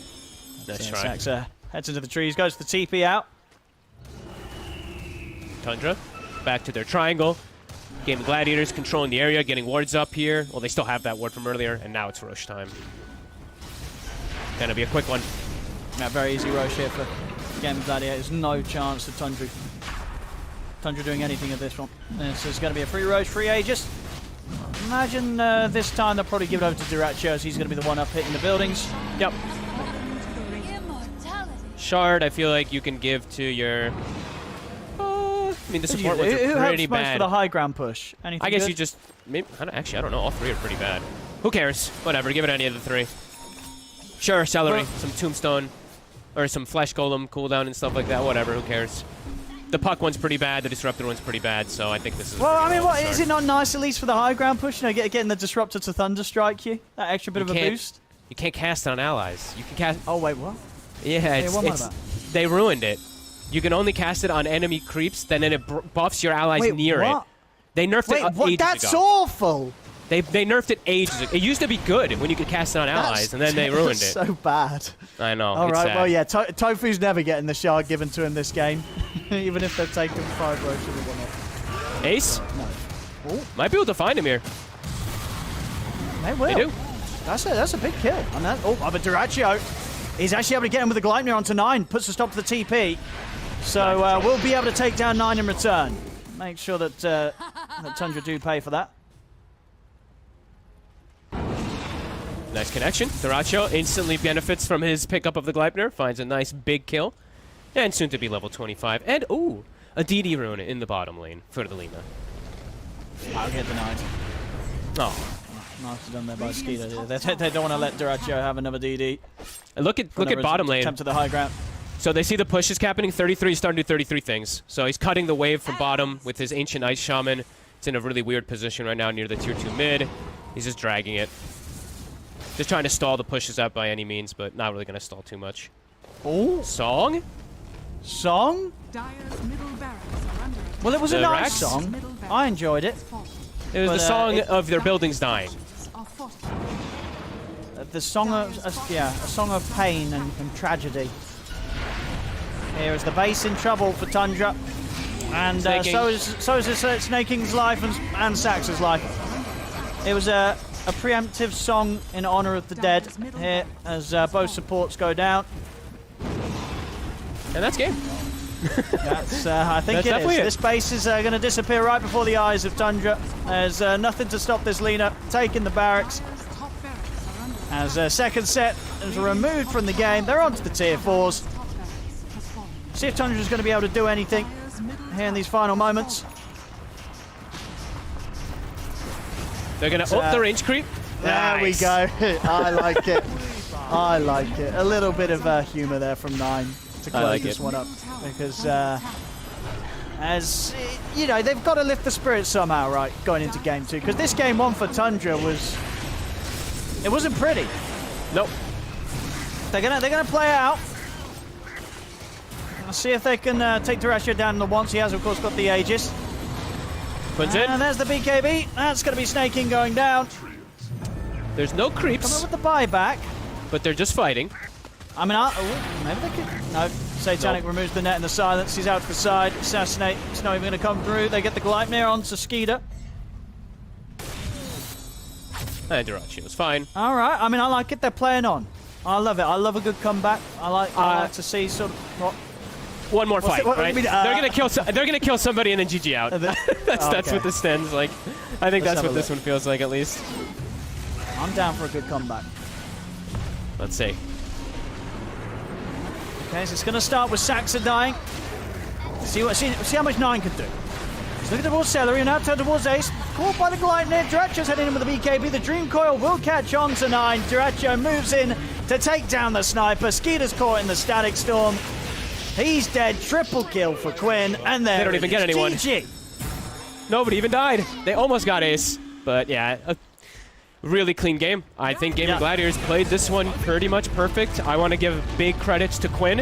I think the movements that they did where they take the top tower and then the puck just occupies the opposing jungle was pretty much the key to everything for me. They did not allow Skeeter to play the game. They didn't let him farm and catch up.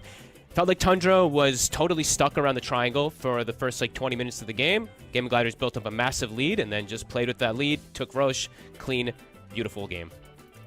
Yeah, I mean, I'll be surprised.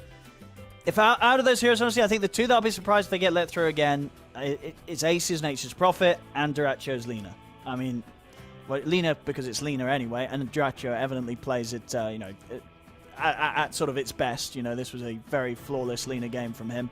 And yeah, as I said, Ace's Prophet. He's been playing it all the time. He keeps winning with it. Don't let it through the draft, I think, if you're Tundra. Yeah, and I think so. A little thing back to, I think they could have maybe done something with this draft, but I'm gonna go back to a little bit earlier on when it was during the draft phase and they picked the sniper. I think they'd already seen the puck, and then you see the way Gaming Gladiators just make sure that Quinn can have this good game. I believe they banned what? They banned Tiny and Ember, the two heroes that can slow down Quinn's game. And then Tundra, they kind of switched the way things are, and they last picked this Naga Sarn, which I think actually shot them in the foot a bit.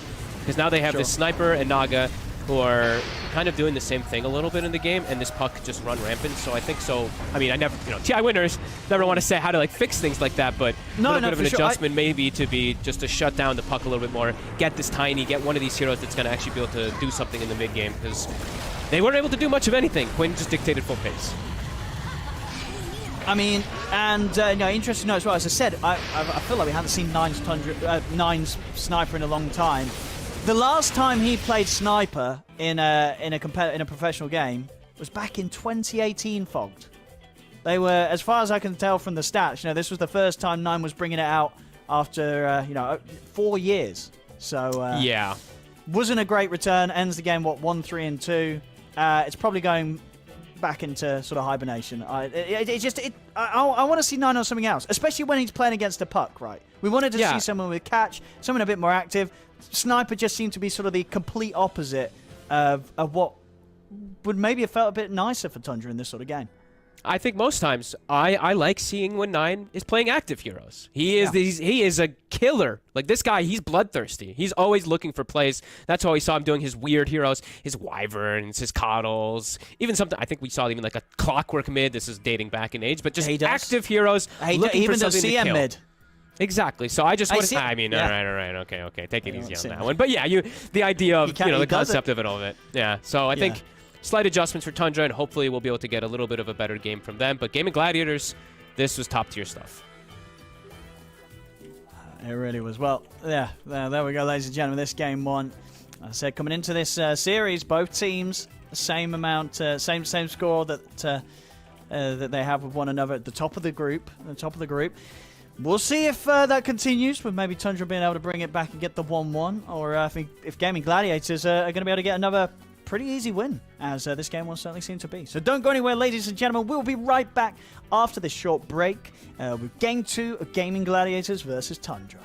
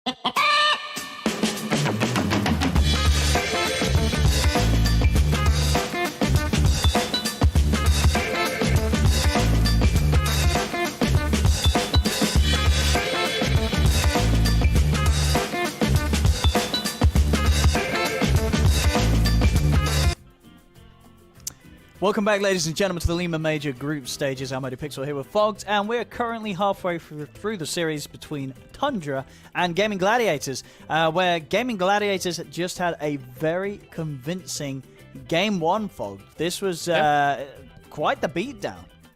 Yep. CCNC living up to his name. Cool, calm, collected. That's what that game was. As clean as it can get. No, it's a treat to watch. I like seeing games when it's like pretty much zero mistakes. So that was definitely one of those examples of it. No, absolutely. I mean, yeah, Quinn 6-0-10, Duracho 9-1, and 7-Ace 9-2. You know, just these very, very low deaths. Whereas obviously, meanwhile for Tundra, it was just nothing fell into place for them. They tried something different, as I said, bringing out the 9 sniper, which we haven't seen, as far as I'm aware, for years. It didn't work out. It didn't sort of fit what they needed to be able to achieve against how fast Gaming Gladiators played. But here we go, Game 2 draft. I expect to see some change-ups. As I say, it's specifically with regards to what Tundra let Gaming Gladiators have. Looking at that Ace, Nature's Prophet, and of course the Lina. And indeed, they'll actually, there's the respect that Ace probably is like, yeah, that's right. You ban that you ban it in your first phase. Ban it over Lina. Well, because something interesting is Tundra doesn't play it. Right? Really, none of their players played Prophet. I mean, you'd imagine that 33 obviously can because of all the micro. They look at their games. When is the last time they played Nature's Prophet? I cannot think about it even in a year. At least a year, maybe longer. I'm doing the research here. They played it 7 months ago. Okay. Yeah. I never see them really play it. They did play it on the off lane. Okay. But 7 months ago, and they played it 3 times there. So there was a period where they were trying it out. Okay. What is it? That was like Arlington? No, it was at the Riyadh Masters. Oh, wow! I completely even forgot about where they had Dahak standing in for them. Oh, yeah, all right. No, so I was going to say, what? They literally don't play it apart from when they have Dahak on the team. Yeah. Let's have a look here with these first picks. So Brood is going to be the first one for Tundra. We'll see what Gaming Gladiators want to open with. Lina's there. Why not take it? I mean, why not take it, right? Lina Tree, it's there. Why not take it? It's there. Do it. They'll actually go Lina Undying this time. Okay. And they're probably more comfortable with the Undying overall. Yeah. Just the way that Celery likes to play with it. I'm fine with it. But Tree. I mean, I'm fine with I prefer Tree, but if you're more comfortable with Undying, I mean, this hero is still top-notch ever since TI. I mean, this Decay thing is just so crazy. Tombstone's always pretty busted, so... Let's see if Tundra's able to do something since they got this Brood. Do they want something like Hoodwink with it? See what their option is. That. Yeah. Yeah, I think that's usually the appropriate response, but if not... we just get Ricky. Okay, look at the snap. Okay, way to kill Tombstone. True, and they do have flexibility with this. Right? We could see some 9 snap fire. Yeah. Quite lovely on the mid on it. Probably not. I've not been too snap. Yeah, I've not been too fond on the mid snaps lately. I've seen a couple people still playing. Okay. I think Chris Luck tried it this tournament. I actually don't remember if it won. I think it did end up losing, but I don't know. I just don't really like it as much as I used to. You don't have the small camp. You don't farm as fast. Could be a possibility though. Flexible for sure, and it is a playmaker at the same time. But I think more than likely just Soxa. So we got the Darkseer ban. This time from Tundra. Okay. That's a bit of an interesting one. What am I... trying to think then what they could maybe want. Like, when you ban Darkseer, usually it's because you want some type of character. Like, you're thinking some, like, Terrorblade or something, right? Like, usually you don't just, like, ban a Darkseer. So, this must have to do with something that Skeeter maybe wants to look to play. Or maybe they're just really scared of the Darkseer. We did see, I think, a game where it was a top net worth Darkseer earlier. I don't remember who was playing it. Too many games. Maybe it was Entity. I think it was Entity, actually. I'm gonna go look at that game. I think Toby had some, like, ridiculous Darkseer performance. Or did they end up losing?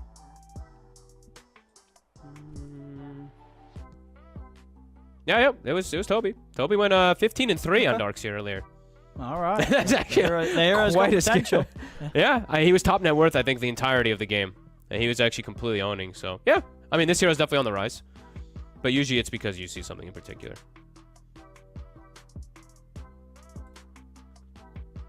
We'll see what Ace wants to get this time. Could go for his Tide. Did you like sort of Tide in a game against like a Brood? Does it offer you enough against that? Yeah, I mean, Sort I of love fight Ace's in the Tide. catch? I think Yeah. it's one of his best heroes. Definitely pretty good. Snapfire is decent versus it, but... Do you prefer it over his Magnus in these sort of situations? Yeah, I would. I don't know. Magnus sometimes is a bit of a weird hit or miss hero. I feel like you really...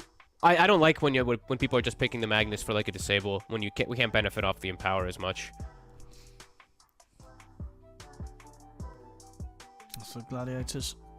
Nah, look at We'll that. ban that So, Terrorblade. Yeah, they're looking it's at because that of his Darkseer. ban. Yeah. It's the only thing that makes sense, because otherwise, like, even if the hero is good, it's always because there's, or almost always because there's a reasoning that you want to be able to take it out. So, okay. Must have been a decent amount of time that Game of Gladiators was talking. It's probably because they also have the Undying, right? Where Undying doesn't threaten TB much at all. Darkseer ban, it's like things are starting to make sense, and they'll even ban Timber. Okay, so what are they trying to protect? What are they trying to make have an easy lane? Yeah, what is this saying to you? I mean, it's like Naga what Siren, carry? right? But,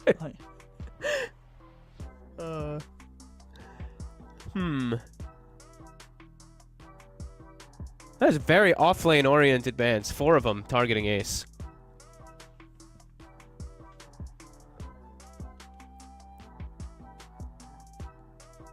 I'm trying to think what else it would be, but... No, ban 9's Tusk. Well, not necessarily 9's Tusk, I guess it could still be in the support. And look at themselves the Disruptor again. I mean, the last game. It looked really, really good. Yeah, Tofu had a fantastic time with it. Looked really nice.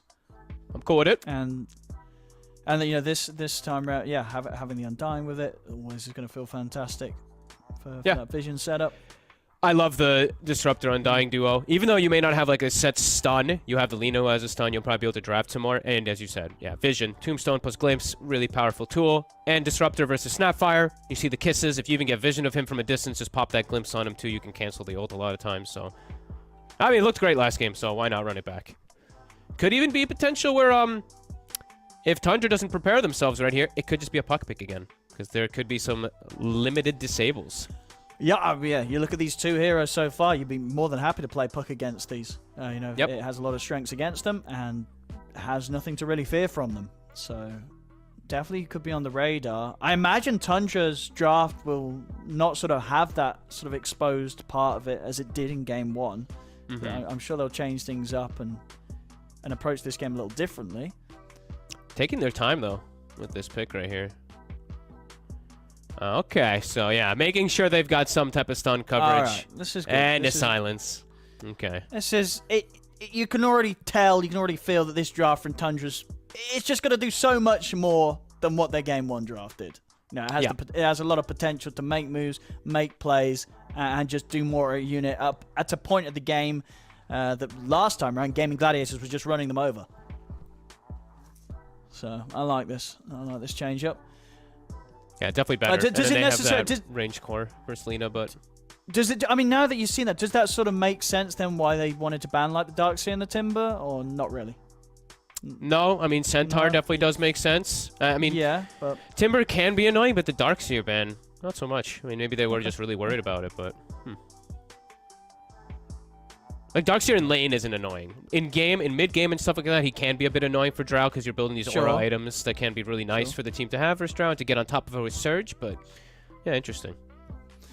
We're getting Gladiators. See who they want to save for last pick. Last time round, they're able to go for Ace at the end of the draft. This time round, but some of the offlane has been taken out. Maybe they want to get Ace's hero now before he gets too sort of kind of shoved into a corner in terms of what's actually left for him. And indeed, they'll grab that Tide. Yeah, I think that's the best one. This is indeed nice. It's you know, for sort of getting in with the Ravage is going to be huge this game, and it's one of those heroes, right, that's kind of annoying for the Shaker. You know, Shaker wants to jump in, drop the combo, suddenly Kraken Shell's proccing, and Tide's still able to get his Ravage off. So a solid pick here for Ace. And the team fight now for them looks unbelievably strong, right? Tide, Disruptor, Undying. They'll should be able to win most of the fights, especially pre our Shaker Blink, which, I mean, this Shaker Blink is going to take a long time. It's very likely that Snaking's probably playing it. So, cool. The only thing Tide can suffer against a little bit here is like the snap. Those kisses early on are definitely pretty threatening, but you have to imagine he's probably just going to itemize versus that pretty early. Quinn, he was one of the few that would definitely bust out the last pick Huskar. Now they're banning the cheese. Cheese versus each other. OD ban as well. Well, I mean, I imagine Quinn and Quinn's he's just going to pick Pango, right? It is definitely in the pool. It's really good. It's really good. Just he wants Pango. That's why they're banning the OD as well, to make sure he has a decent lane. I imagine Tundra will ban Pango. I hope so. They either ban Pango or they ban Ember. And I think I'd rather they ban Pango. Because I think that's going to be better for Quinn. I think that's what Gaiman's got the overall last pick. So it's really tough to really select what you want to take out.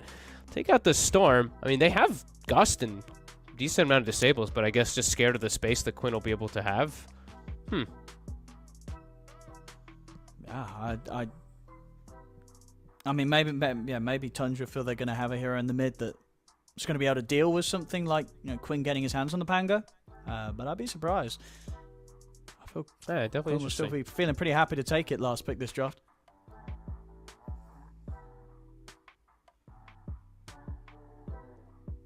Unless, I mean, maybe Tundra's just stealing it. They're taking the Pango themselves. I mean, maybe. Right? Maybe. Yeah. I mean, that would be the only reason I feel that it hasn't been banned by them. Yeah, I think surely. I would be very surprised if they didn't, yeah. If that's not why they've just left it in to get for themselves. The Gaiman's taking their time here.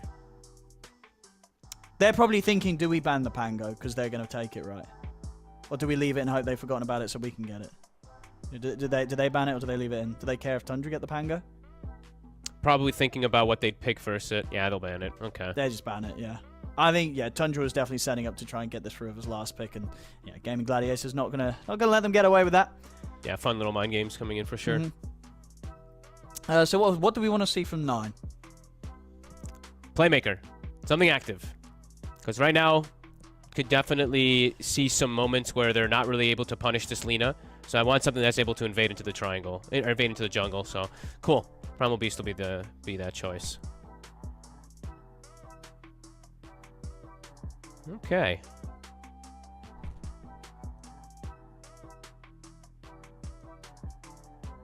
What does Quinn want versus Primal? I mean, Ember's still there, but how's the lane go against the Primal? Probably pretty okay. I think it's fine, right? Play around Flame Guard. You got the chains. Chains very good when he's trying to trample you. You just hold it, you just root him, and then suddenly he's not going to be able to stomp around.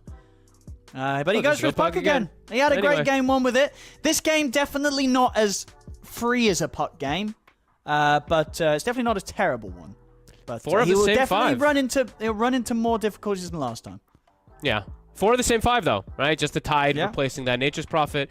Game of Gladiators, I mean, they played it really, really well last game. The one thing I will say is that the Nature's Prophet definitely did enable Quinn to pop off a lot, right? The reason that he could actually play as aggressive as he did, sitting inside of that jungle, is because he always had like an NP Wrath of Nature or an NP TP kind of coming in. So this one might be a little harder for him to at least try to shut down that opposing jungle. But that being said, it's an overwhelming amount of team fight.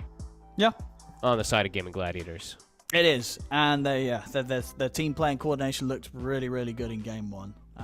There's no way that Tundra's going to get rolled over in the same way they did the first game. Without a doubt, this is Tundra having much better heroes to just be able to do something against Gaming Gladiators' sort of fast-paced draft and the way that Gaming Gladiators were able to take over the map very, very quickly in that game 1. I mean, because this time, from Tundra, what do you think is sort of the strongest part of their draft? It's this play with. It can just really get out of control the way that this Brood can just dominate the lane. Sure, you're playing into a very strong lane, but you're going to have Primal Beast making early rotations to bottom and setting up for this Lina constantly. So I think Tundra can play way more aggressively. I think this time around it's 9. Nine's not playing like some farming sniper or something like that. He's playing a Primal Beast that wants to fight. And he's got good kill threat on honestly, on both these side lanes. Mid lane, sure, a bit difficult for you to punish the puck by any means, but getting on top of Tidehunter, you can't crack it off trample. He just runs you down with it.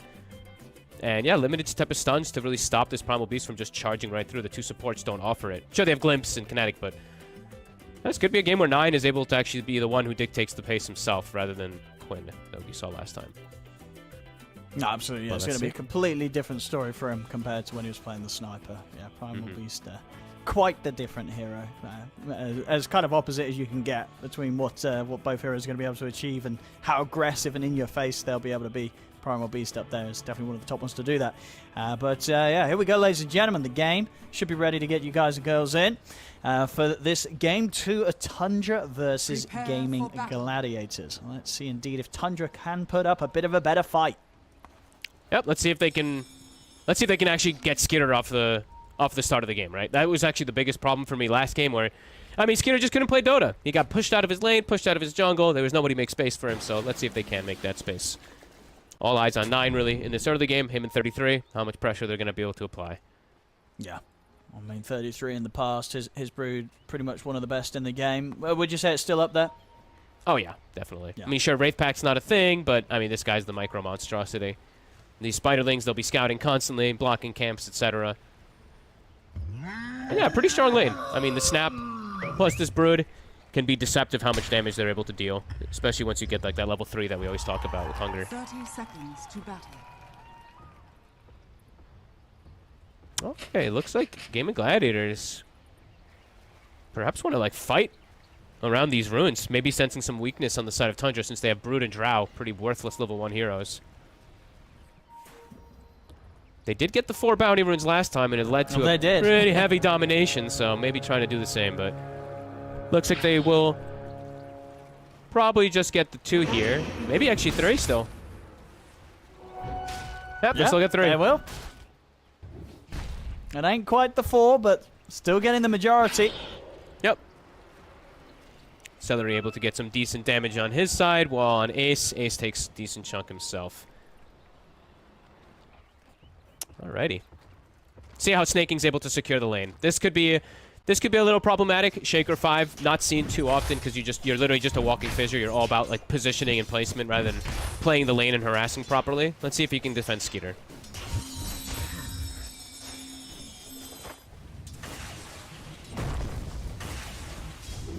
First fissure. Doesn't connect, does block, but doesn't really do much of anything. Tofu will give the tip over to Snake.